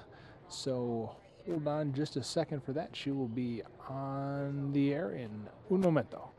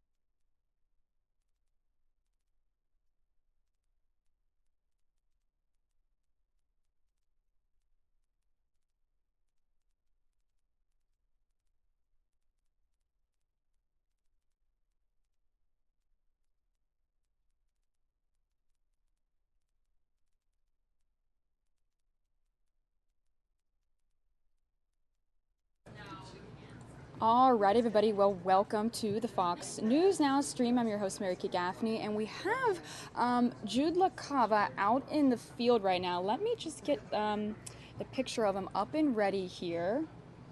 Let me make sure. Okay, so let me just pull this down. All right. All right, so we have Jude out there at the Phoenix Open right now. He is our sports anchor here at Fox 10. And Jude, tell us, what is it like there today? Well, there's been a long list of PGA players asking about you. They wanted to know when you're coming out to the course. That was the first order of business. I was surprised that News Now had that kind of reach on the PGA Tour. But, thank you. You know, that was kind of interesting to say the least. There's nothing like this event in golf. There's nothing like this event in Phoenix. You can see Brad Gass giving you a nice perusal here of the 18th green, and this is really the hub of a lot of activity here. 18 has traditionally been one of the more dynamic holes, one of the longer holes. And I think when you look at the seating, the way this whole outlay is projected, it's just kind of the calm before the storm. This is kind of a day where they have a number of charity events. Earlier in the day, they had the Special Olympics putting contest in which Bruce Arians, Larry Fitzgerald was out here, a number of Diamondback players, Phoenix Suns notables. So basically, this is kind of the warm-up day. Monday is just, have some fun out there. Tuesday, you look at some of the charity events. And then Wednesday will be the first major crowd that will attend the Pro-Am. And as you know, Mark Wahlberg will be playing in the Pro-Am. Bubba Watson by invitation here. I think he's going to be playing with Bubba Watson. I think Bo Jackson, one of the great football, baseball players, of course, of all time, a Heisman Trophy winner, he'll be here as well.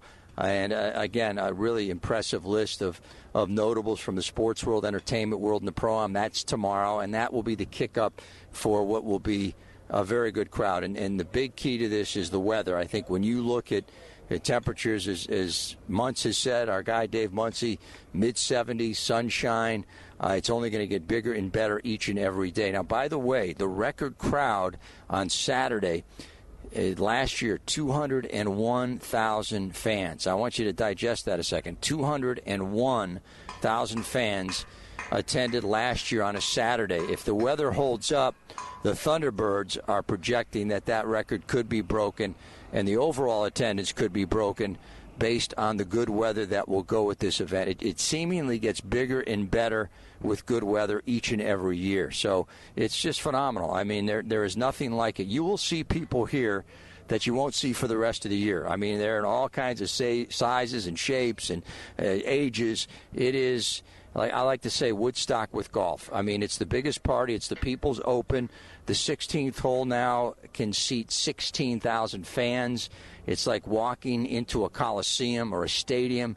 The PGA players come out of a tunnel, and it's one of the rowdiest holes. It is the rowdiest hole in all of golf. So that in and of itself is an event, is a stadium unto itself on 16. And then you have a number of fans that like to follow a particular player. Maybe it's Ricky Fowler, maybe it's Bubba Watson. Phil Mickelson, of course, is very, very popular here. But there's very few events that bring so much of Phoenix together, and this event has done that traditionally for many decades. And there, of course, is some great charity offshoots from the Thunderbirds and what they do, from everything from junior golf to a number of charities around town. So the tradition continues to get bigger and better. And it's just fun. I don't think there's anything more enjoyable at this time of year that can come close to attending the Waste Management Phoenix Open.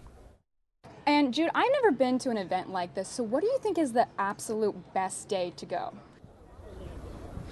I think that if you're willing to give yourself enough time, because you got to battle through the parking, because it is such a mob scene. I mean, look, you're trying to manage hundreds of thousands of fans coming and going here at the Phoenix Open. I mean, if you're looking for the lightest day, the Pro-Am's a lot of fun. I think that when you look at the Pro-Am, that's a great time. And it's not going to be, because it's a work day, it's not going to be, 100,000 fans.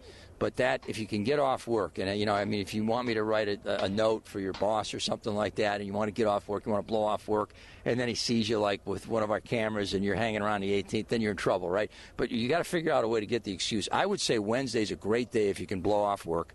Not that I'm encouraging everybody to blow off work tomorrow, but I will say this.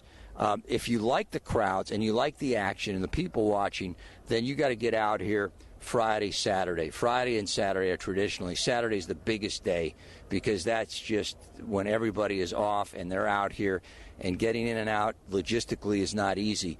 But if you're willing to weather the storm of the masses, the crowds, I would say Saturday is fabulous. I mean, it will be swarming with fans and people, and it's just a lot of fun. There's a lot of partaking of a variety of beverages out here. I'll leave it at that. But, man, you can't beat it. So if you're willing to weather the crowds, Saturday's a great day. Of course, Sunday's Super Bowl Sunday. But if you want to go a lighter day and if you can blow off work, then I'd say tomorrow's a great day because you got the Pro-Am, and you can really get. I mean, can you imagine you're a few feet away from a guy like Mark Wahlberg or Bo Jackson and some of the top names on the PGA Tour. that's really something that fans really get off on and say, man, that's cool. I watched Wahlberg tee it up. I was hanging out watching Bubba Watson or Phil Mickelson. So that's the unofficial guide here. Certainly you can't go wrong if you're willing to weather the crowds here on any one of the actual rounds. First round, of course, starts Thursday. But I would say Saturday is the day you want to target for sure. All right, Jude. Well, thank you so much for the update. Have fun out there. Yeah, again, I'm kind of amazed that a number of these touring pros, where's Mary Kate? And I don't know, what do you want me to tell a lot of these touring pros that have asked about when you're coming out? Did you set a time yet? Yeah, tell them I'll just skip work tomorrow and come out on Wednesday, like you said. Yeah, but if you need a note from me, to tell the boss, just let me know. We'll get you out of there, and you'll enjoy it. I mean, let me just say this: it beats Cincinnati this time of year. You just remember that, and you're going to have a ball. Absolutely, definitely beats Cincinnati this time of year. Jude, thank you so much. Anytime, Mary Kate. All right, you guys. Well, that was Jude live at the Phoenix Open.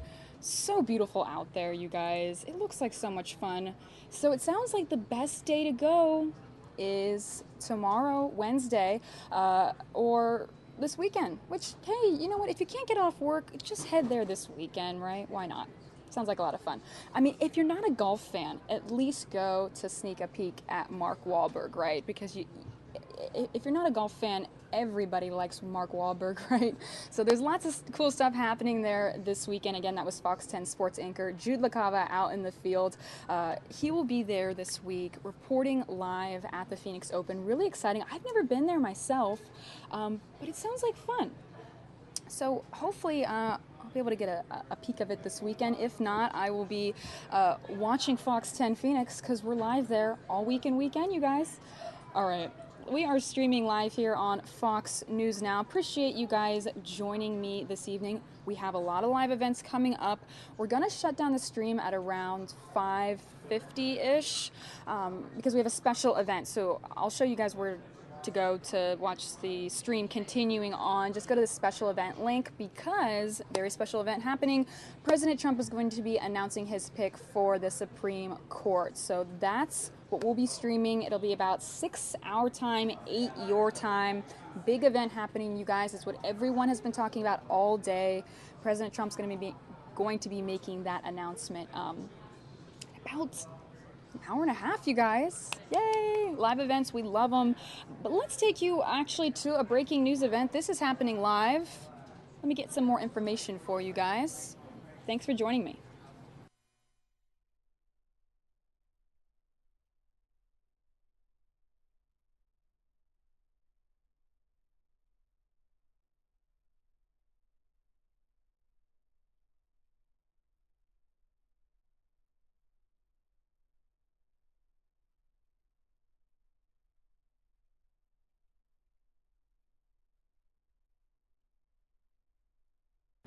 All right, you guys, well, in case you're wondering, this is an anti-immigration ban, anti-Trump protest happening in Minneapolis right now. You can see hundreds of people are out there right now. We're going to get some more information for you guys. No sounds right now because this is coming from the news chopper, but if we get a ground shot, I'll be sure to take you there.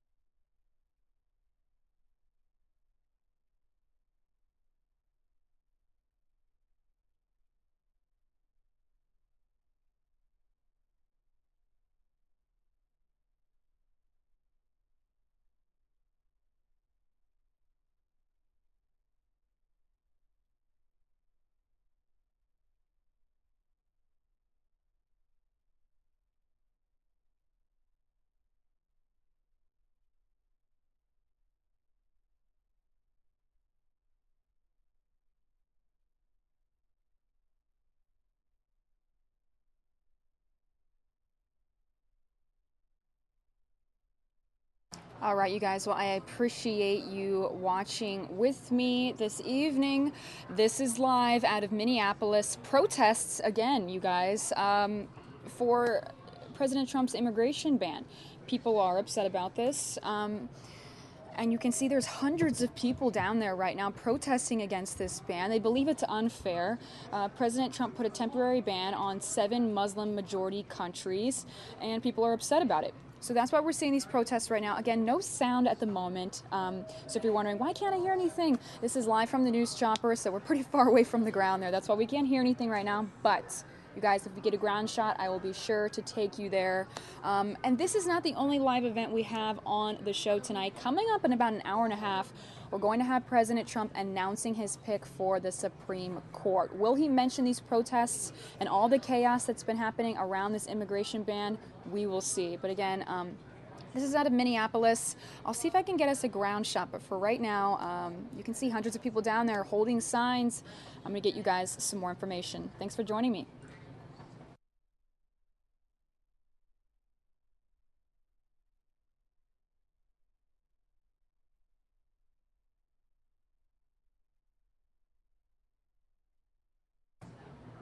And welcome to everyone that is just now joining us on Facebook Live as well. If you're just joining the stream, this is a protest happening in Minneapolis. These are people who are against President Trump's new immigration ban. This is not the first day of protests. They were happening yesterday as well. Really, the chaos started over the weekend when over 100 people were detained at the airport, and protests have been happening ever since. So you can see hundreds of people there on the ground right now in Minneapolis protesting, holding up signs. If we get a ground shot, I'll be sure to take you there. Right now we can't hear anything because this is live from the news chopper, but you are able to see this event happening live right now. Again, as I mentioned, coming up later in this stream, we're going to be having another live event, President Trump announcing his pick for the Supreme Court. Don't miss it.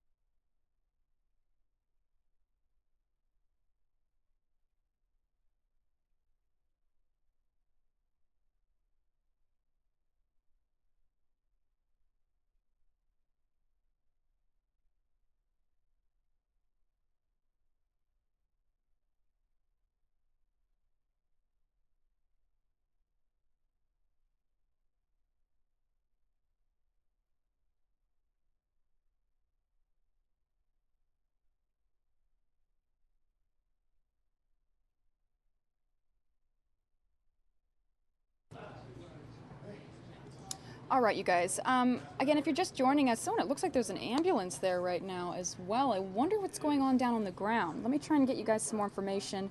Again, this is a protest happening in Minneapolis right now. People against President Trump's immigration ban. We have there is a Fox reporter on the ground right now. She's tweeting photos. Courtney, let's pull up some of her photos just so you guys can see what it looks like from the ground, because I know you're able to see that there's obviously hundreds of people down there, but I'm sure some of you are wondering, okay, what kind of signs are they holding up? What are they saying? So these tweets are coming in from Fox reporter Courtney out of Fox 9 there. Let me just pull this up for you guys.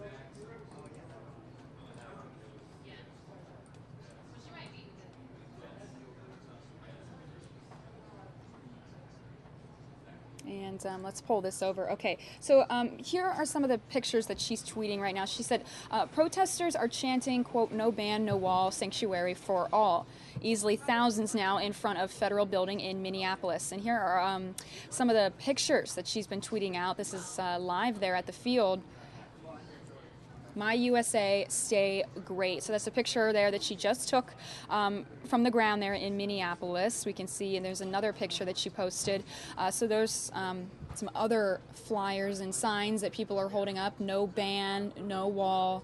Again, people are upset because of this new executive order that President Trump signed banning people from 7 Muslim-majority countries from coming into the U.S. People are also upset from the executive order that he signed last week as well, moving construction forward on that wall. Now, are people surprised? No, because they knew that he was going to do this. He mentioned this during his campaign. But people are still upset. They knew all along he was going to do this. He talked about the wall during his campaign, but people are still upset about this. Again, Courtney there, live, a Fox reporter that we have in the field, tweeting these photos out right now. She put this one up as well. She said, crowd growing by the minute in downtown Minneapolis, where thousands are expected to protest President Trump's travel ban. Here are some of the photos here. Again, this sign saying, we support our Muslim friends. Differences make us great. Let me pull this down so you guys can see a little bit better. You know, everyone out there right now holding up signs.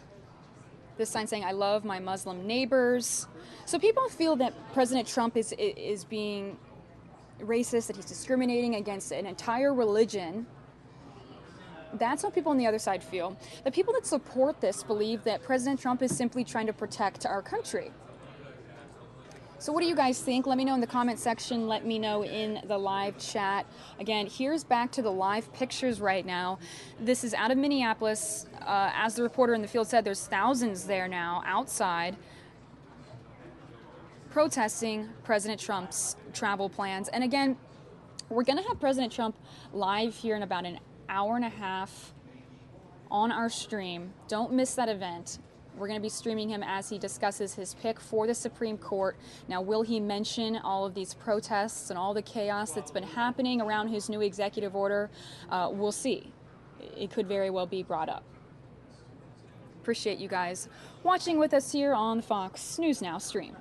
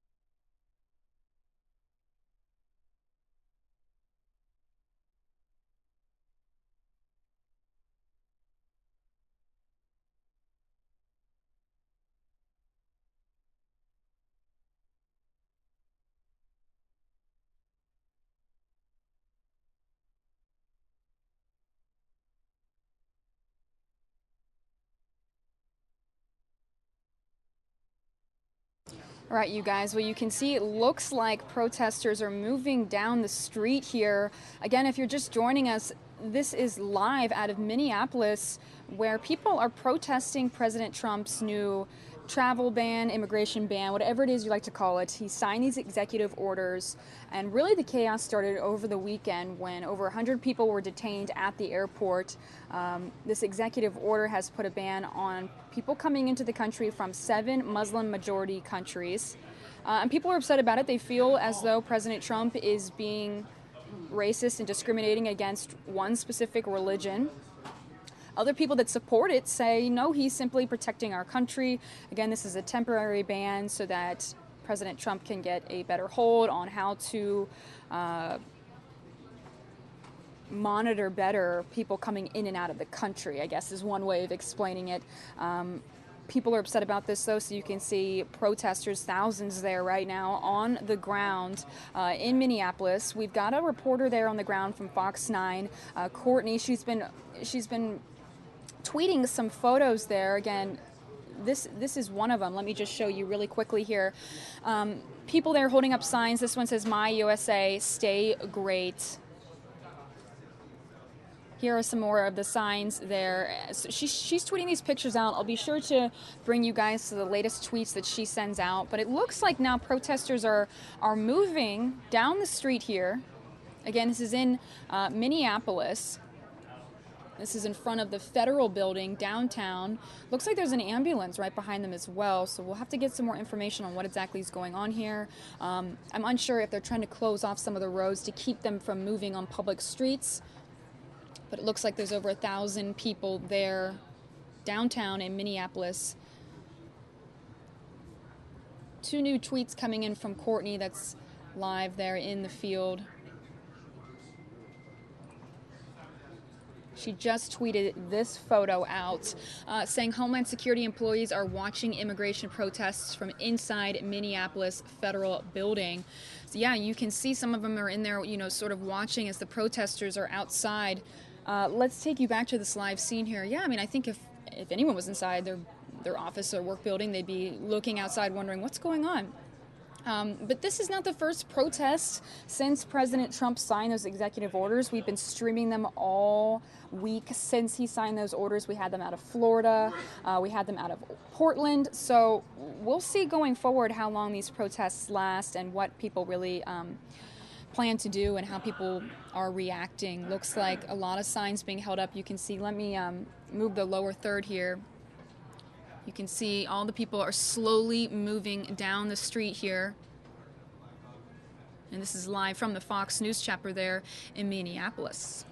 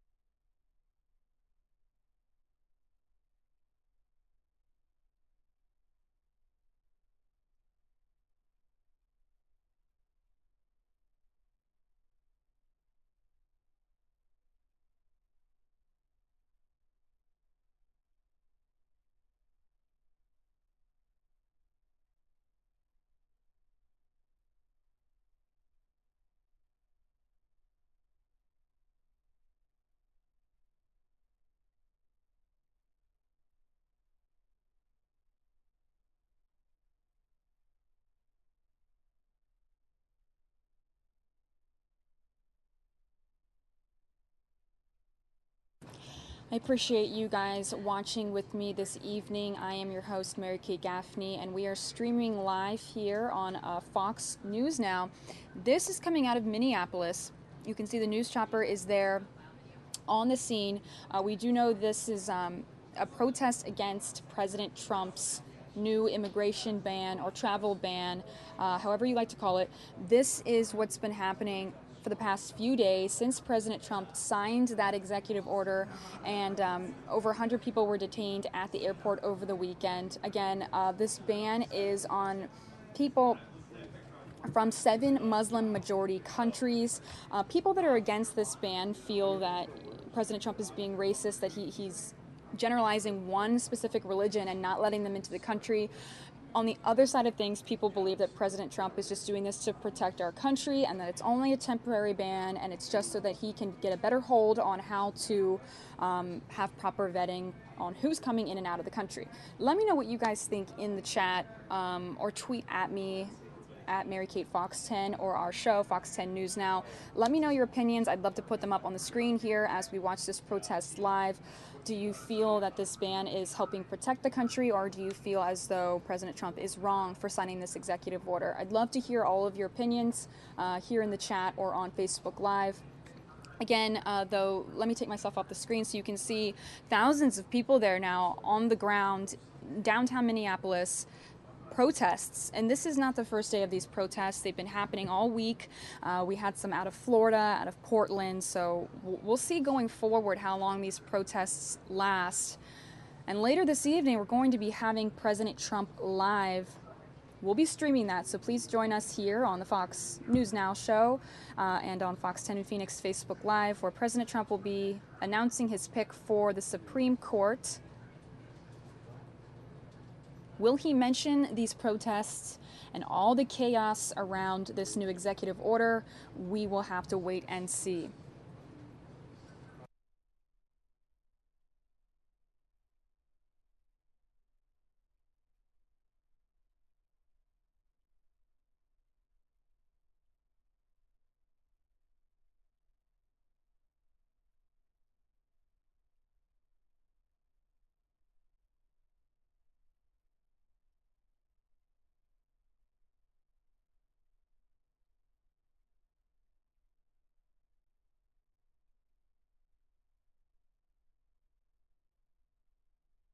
It's about 4:47 there in Minneapolis. Sun has set, getting pretty dark out there, but you're still able to see the thousands of protesters that have left that area outside the federal building and now are marching down the streets here.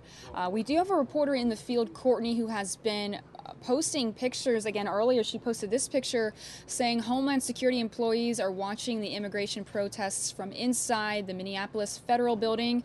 You can see in that picture there. And she's been posting some other pictures as well. You can see these are some of the photos from earlier today. She said protesters are chanting, quote, "No ban, no wall, sanctuary for all." Easily, thousands now in front of federal building in Minneapolis.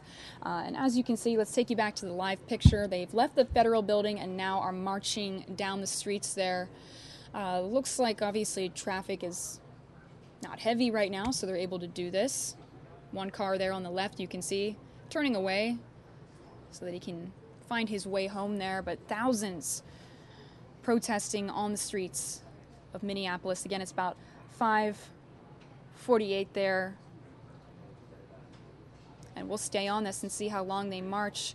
Again, these are people upset about President Trump's new executive order. Feel free to tweet at me at Mary Kate Fox 10 or our show, Fox 10 News Now. I'd love to put your tweets up here on the stream and air them live. I just want to get everyone's opinions about this. Do you feel that what President Trump has done is wrong, or do you agree? Do you feel that it's protecting our country, or do you feel as though him blocking immigration from 7 Muslim majority countries is completely out of the question, completely wrong?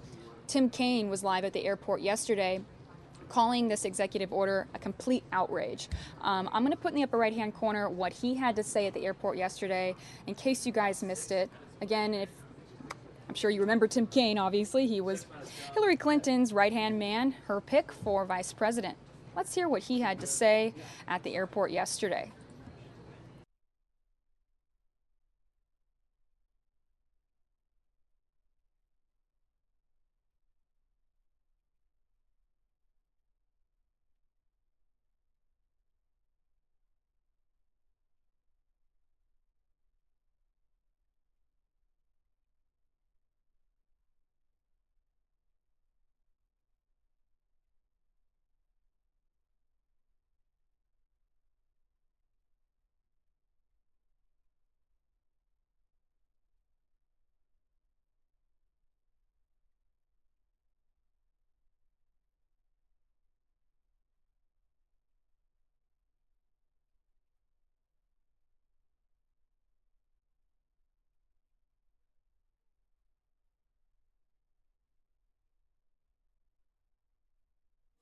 Some questions.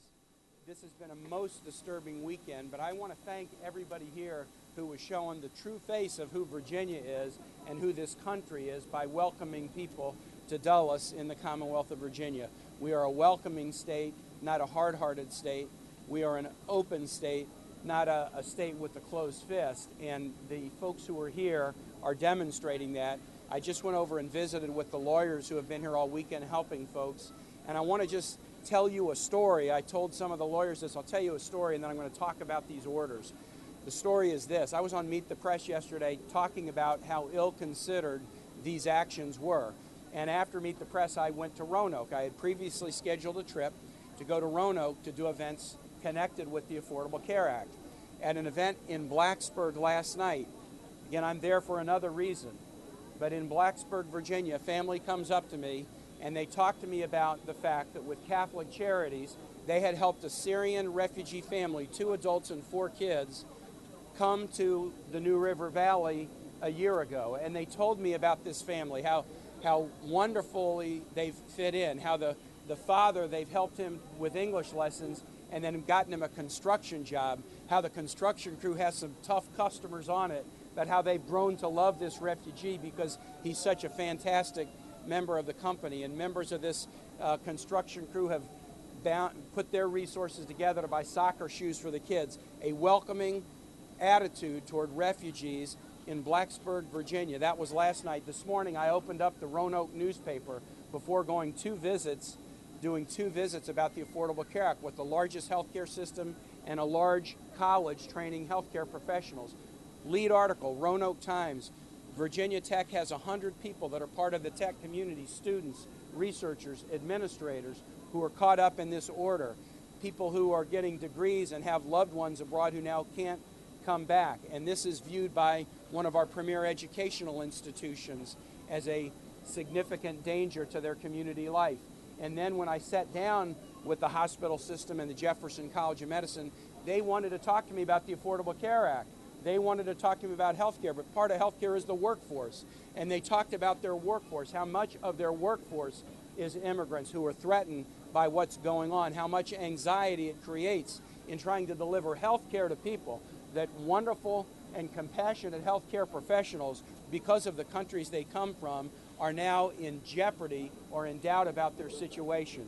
So again, I'm in Roanoke, Virginia, not Dulles, not LaGuardia, not one of the major airports, but whether it's about healthcare or the university or compassionate work being done by Catholic Charities and individuals who just want to show this welcoming face of Virginia, this executive order is an outrage to them, and it should be an outrage to all of us. There's so many things wrong with this order. I'm going to start with it was sprung with very, very little thought about consequence. The reports coming out suggest that it was drafted up by political hacks in the White House with very little effort to share it with professionals who understand our immigration system, who understand our border issues. The report suggests that when it was shared with the Department of Homeland Security, and the department suggested this should not apply to green card holders, people who have already been vetted and provided a status saying that they are permanent legal residents of this country, it should not apply to it. White House political figures overruled our Homeland Security professionals to say, no, it applies to green card holders too. This is an outrage. Do you know how many millions of Americans are working and living overseas because they're with family or they have jobs overseas, and they essentially have the foreign equivalent of a green card to live and work and pay taxes and be treated well in those countries abroad? Do we want to subject them to harassment and ill treatment by other governments by treating permanent resident aliens in this country to ill treatment? That was the first thing about it that was horrible, that the White House overruled security professionals and immigration professionals who said it should not apply to green card holders. Second, this is applied to turn away from our country people who are coming here on special immigrant visas. Senator Shaheen, McCain, and I have been very active as members of the Armed Services Committee in making sure that those who have worked with our troops, I got a kid in the military, people overseas on the field of battle who work with our troops should be able to do that and know if they help us, they will be protected, not that they will be abandoned. And that's what this is. When somebody gets this special immigrant visa status, they get it because their work with Americans puts their lives at risk. And at least a few special immigrant visas, we don't yet know the numbers, people coming in have been turned away and sent home possibly to face danger for the simple reason that they were willing to help American troops on the field of battle. That is absolutely shameful. Third, the ban on refugees perpetuates a picture of who these people are that is entirely false. Of the 16,000 Syrian refugees who were admitted into the United States last year under the refugee program, 73% are women and children under the ages of 14, just like the family that Blacksburg has embraced that they described to me last night. When they described this to me last night about the refugees, they had another question for me. We have another family coming to Roanoke that's scheduled to get here this Thursday, a mom and dad and 4 other children. This first family's resettlement has worked so well that we've worked with Catholic Charities, and we have another family now coming in. What's going to happen to them? Are they going to be allowed in? The family that is supposed to arrive in Roanoke this week, they fled Syria because of the atrocities and war crimes in April of 2013. They've been in a refugee camp supervised by the United Nations for nearly 4 years, being vetted for 4 years, first by the UN, then by the United States, and now they thought, finally, at the end of 4 years, they would be allowed to come to a community that wants them and a community that is welcoming them, this community in Southwest Virginia, only to now find that their arrival here may be in jeopardy because of this order. So the pictures of refugees that this order paints as if they're dangerous people, these are victims of the worst humanitarian crime, the worst humanitarian crisis since World War II. And when is our nation, when we've been at our best, turned a hard heart to victims of atrocities rather than try to do what we can safely to welcome them in? That's the third part of this problem. And the fourth one is this. This is a religious test, pure and simple. Singling out these countries that are Muslim majority countries and then saying an exception would be created for people coming from these countries if they're parts of religious minorities. President Trump specifically said Christians. This is a religious test of exactly the kind that President Trump said he would do when he was a candidate. I understand that Rudy Giuliani says, well, he's doing it this way because I told him this is the legal way to do a Muslim ban. There is no legal way. There is no moral way. There is no way that is in connection with Virginia values or American values to do a Muslim ban. It was Thomas Jefferson in 1780 who authored the Statute of Religious Freedom in Virginia. It was in Virginia's statute before it was in the First Amendment. We do not prefer or punish people in this country because of how they worship or whether or not they choose to worship. We don't. We don't. That was Thomas Jefferson. And when James Madison was drafting the Bill of Rights, he originally didn't think we needed a Bill of Rights. But then he saw Baptist ministers being persecuted in Orange and Culpeper counties by the Church of England, and he said, we need a Bill of Rights to protect people's ability to worship as they please. This is a Virginia value like no other, and it's in the First Amendment to the Constitution for a reason. But what Donald Trump has done with this order is contravene that deep Virginia value and put people on a different plane because of how they worship. And the fact that that was done last Friday on International Holocaust Remembrance Day, at the same time as the White House was taking out of the annual proclamation any reference to the fact that the Holocaust was about Jews. This is not a coincidence. This is not an accident. These things are connected, and we've got to stand strong for the First Amendment value. Stand strong for the First Amendment value that people are entitled to religion, and we are as a nation that respects everybody's choice of how to worship or even whether they choose not to worship. So last thing I'll say this, and I'll answer questions. We need to stand against this in the courts, thanks to the lawyers, thanks to some of these court rulings. We've got to stand against it in Congress. My colleagues and I are doing a vigil on the steps of the Supreme Court later today. And we are contemplating, we've written a number of letters, but we're now looking at what legislation we put in to retract it at the same time as we're fighting in courts. And I could not be prouder of the number of Americans like these friends in Blacksburg and Roanoke and the folks here who were saying, no, we're going to turn out to this airport because we want to show people getting off these planes that we are a welcoming people, not a hard-hearted people. Last thing, I had a conversation today with officials from the CBP to ask them a series of questions.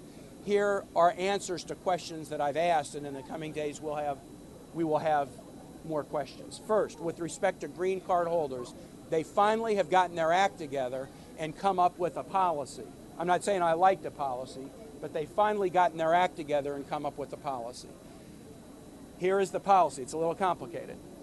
The executive order applies to green card holders, but green card holders will be allowed to board planes in other countries and come here. They will then be subject to questioning depending upon the discretion of CBP officials, and the expectation is then that they will be waived and allowed to enter. That is the policy with respect to green card holders that they finalized as of yesterday. Others will be blocked from boarding planes where they're trying to come to the United States. Green card holders can board, will have to answer questions, are subject to the order, but then are expected to be waived. The same policy now applies to special immigrant visa holders. They can board, they're subject to the order, they will be questioned, but they are expected to be waived and allowed in. As for families, like the refugee family that was prepared after 4 years of working through a tough vetting process to allow to arrive in Roanoke and be welcomed there by a community that wants them there, their status is very, very much in jeopardy. I have information about the family, and I'm going to follow up to see what we might be able to do.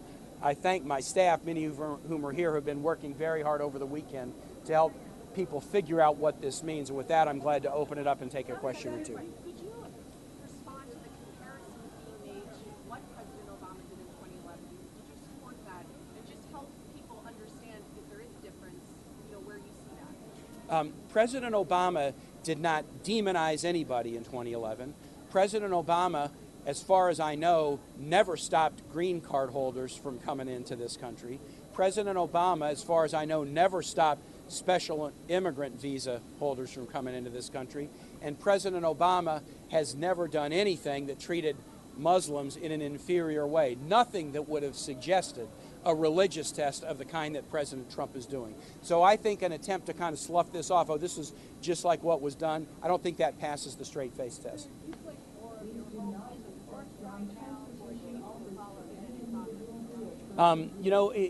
That's a great question. We are looking for hope, and we're placing our hope in a lot of people. I place my hope in these lawyers and the courts. I place my hope in my colleagues. I place my hope in these citizens. We all have to be active and engaged to rise up and speak about the improper nature of how this was done. And will it be a court battle or a legislative battle or a popular outcry that will slow this down and stop it? I'm not going to predict which one, but if we all do our part, we have a much greater likelihood of success. President Trump said that catching terrorists is messy. He said something to that effect. What did you say to Yeah. the people who say, well, we're just trying to do this? He's right, but there's a right way to do this. If you are worried about the security bona fides of people coming into the country, then you examine everybody's bona fides the same way. But you don't single people out based on where the country that they are coming from. You don't single people out based on their religion. You make it about security.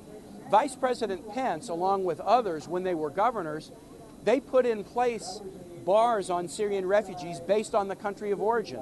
The Seventh Circuit in Chicago struck down the Indiana law. They said there's a right way to focus on security and a wrong way. You don't single people out based on their country. You instead explore what you can about who they are, and if you can answer your questions with satisfaction, they come in. If you can't, you don't. But you don't single people out based on illegitimate criteria. Lawyers here say that despite the judge's order on Saturday, they've been shut out, had no access to anyone here. They've not been able to get any information. What do you trust them to say? That is, the lawyers said the same thing to me. They said the same thing to me. CBP told me that as of yesterday morning, there has been no one detained here at Dulles. And this was a conversation that took place at maybe at about 1 o'clock this afternoon, that no one has been detained here since yesterday morning, and they did not expect anyone would be. That doesn't mean that no one was questioned, but that means that there's no one being detained right now. That is what they have told me, and we are going to do our own work to verify that, but since yesterday morning, no one has been detained here. All right, thanks everyone. All right, thank you.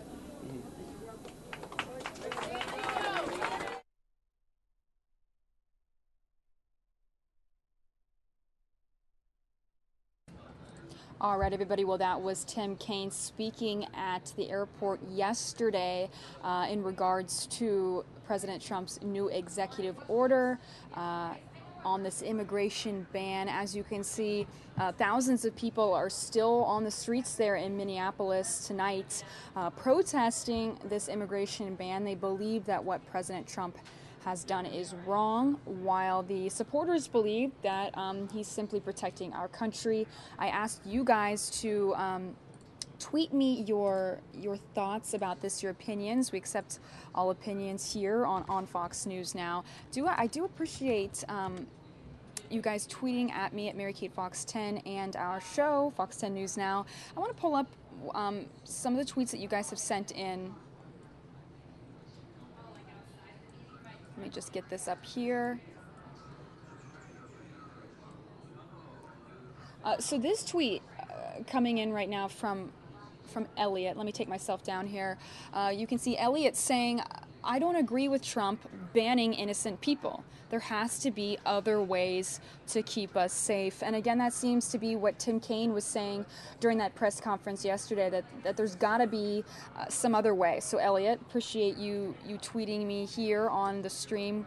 Have a couple more I want to pull up for you.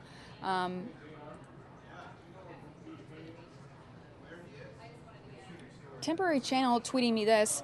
Trump has done in days what Mr. Obama could not in years. Compel thousands to exercise regularly. Why no love? Well, looks like everyone's got different opinions here. That one coming from Temporary Channel, tweeting us here while we are watching these protests live in Minneapolis this evening. This one I want to pull up. This one coming from James. I want to pull this up here. James saying, I don't see the problem. If they want to protest, fine. But polls show the majority of the country backs Trump on immigration. Oh, so there's someone supporting this. That's coming from James here. He's saying, again, problem. If they want to protest, fine. But polls show the majority of the country backs Trump on immigration. Interesting. So let me know what you guys think about this. Feel free to let me know in the chat, in the comment section on Fox 10 Phoenix, or tweet at me at Mary Kate Fox 10, and I will pull your tweets up here on the show. We want to hear your opinions on this. Again, if you're against this, but you couldn't be marching right now, you can tweet me and I can share your opinion here live on the show.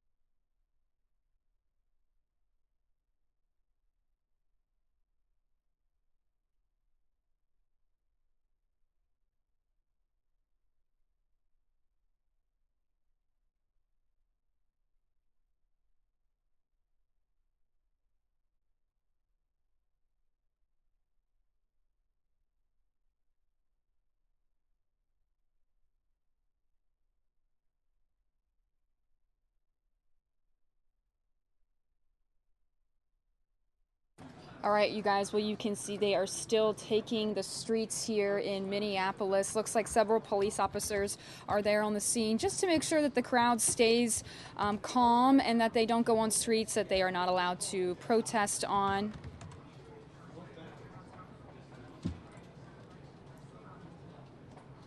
It's about 6:13 there in Minneapolis. They've been protesting for over an hour now. We do have a reporter still live there. She's been tweeting photos all evening. I want to pull up the latest one that she just tweeted. This is coming out of Fox 9 there. Let's pull up this photo. Again, coming from Fox 9, it says Minneapolis police estimate 5,000 people at the hashtag No Ban, No Wall protest downtown. Let me pull up the picture here so you guys can see. This is a picture that they just tweeted. Let's take you back to that live look now from the news chopper. So again, estimated 5,000 people. This is called the No Ban, No Wall protest in downtown Minneapolis this evening. Coming up later in the show, we're going to have President Trump speaking live, 6 p.m. our time, 8 p.m. your time, depending on where you're watching.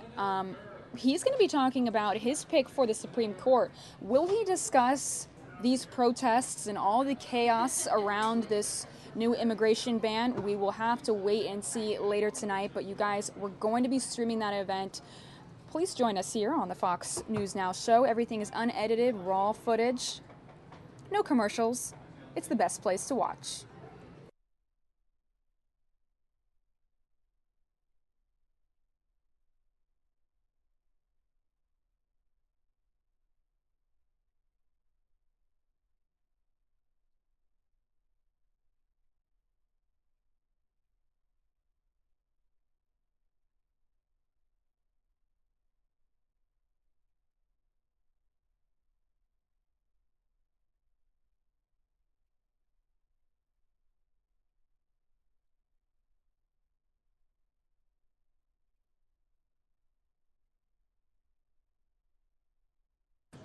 I want to, if I can, pull up some more of your tweets. I asked you guys to tweet at me, Mary Kate Fox 10, your opinions on President Trump's new immigration ban.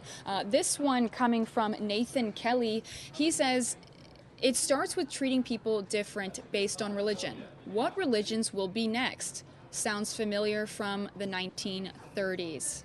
That tweet coming from Nathan Kelly.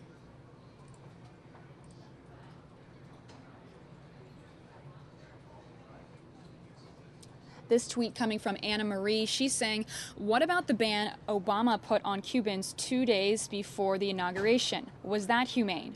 Where were the protests then? That tweet coming from Anne Marie. I asked you guys earlier if you want to share your opinions and you want them to be aired here on Fox News Now, just tweet at me at Mary Kate Fox 10 and I will pull your tweets up here throughout the show.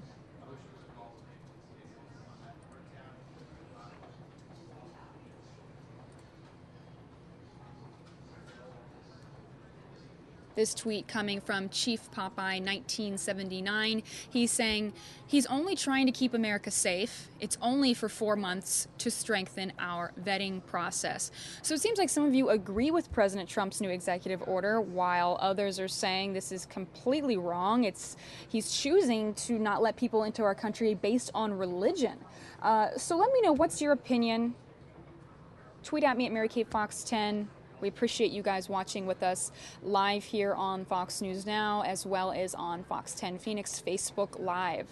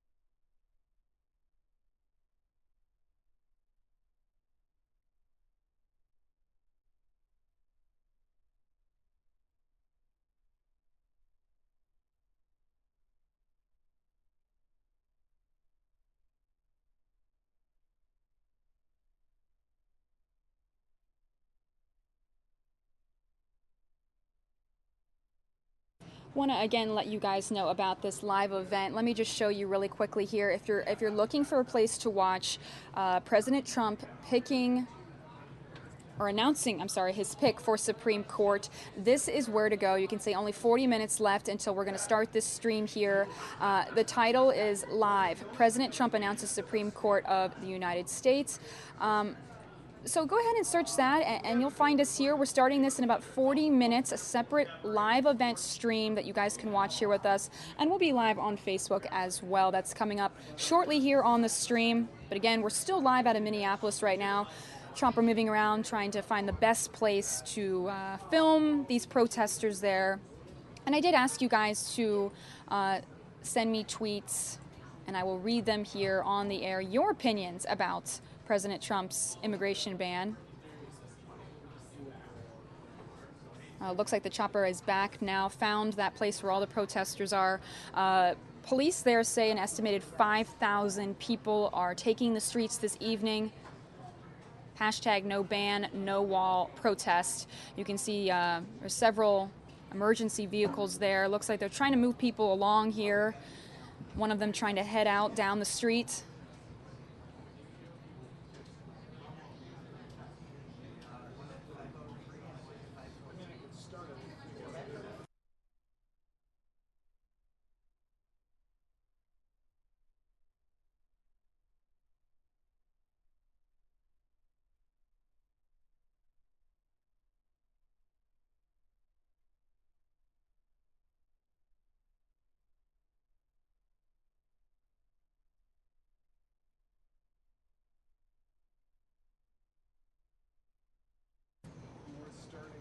I want to pull up this tweet coming from KD saying, call it what they will, it is a Muslim ban. Keep in mind, those coming in have been vetted for 2 years. Why not Saudi Arabia?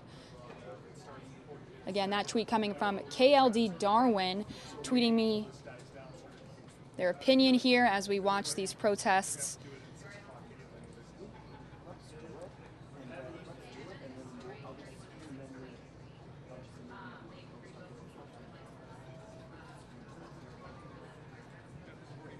This tweet coming in from Abu saying, I am a Muslim and an immigrant. Very proud to be an American.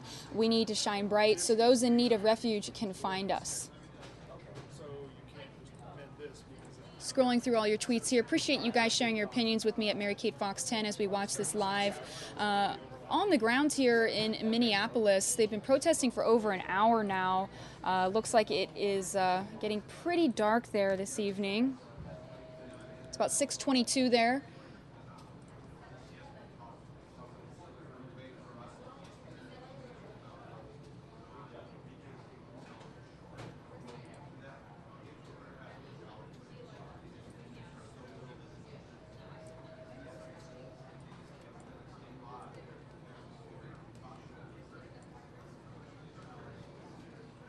Uh-oh, this tweet coming in from Trump loves you too. It says, I think Democratic voters are just looking for any excuse to protest President Trump because Hillary lost. That coming in from one of our viewers here. So it looks like everyone has different opinions. Some people feel that the protests are unnecessary. Others feel this is completely necessary and that this executive order is completely out of line. So let me know what you guys think. Appreciate you guys sharing your opinions with me live here on the Fox News Now stream.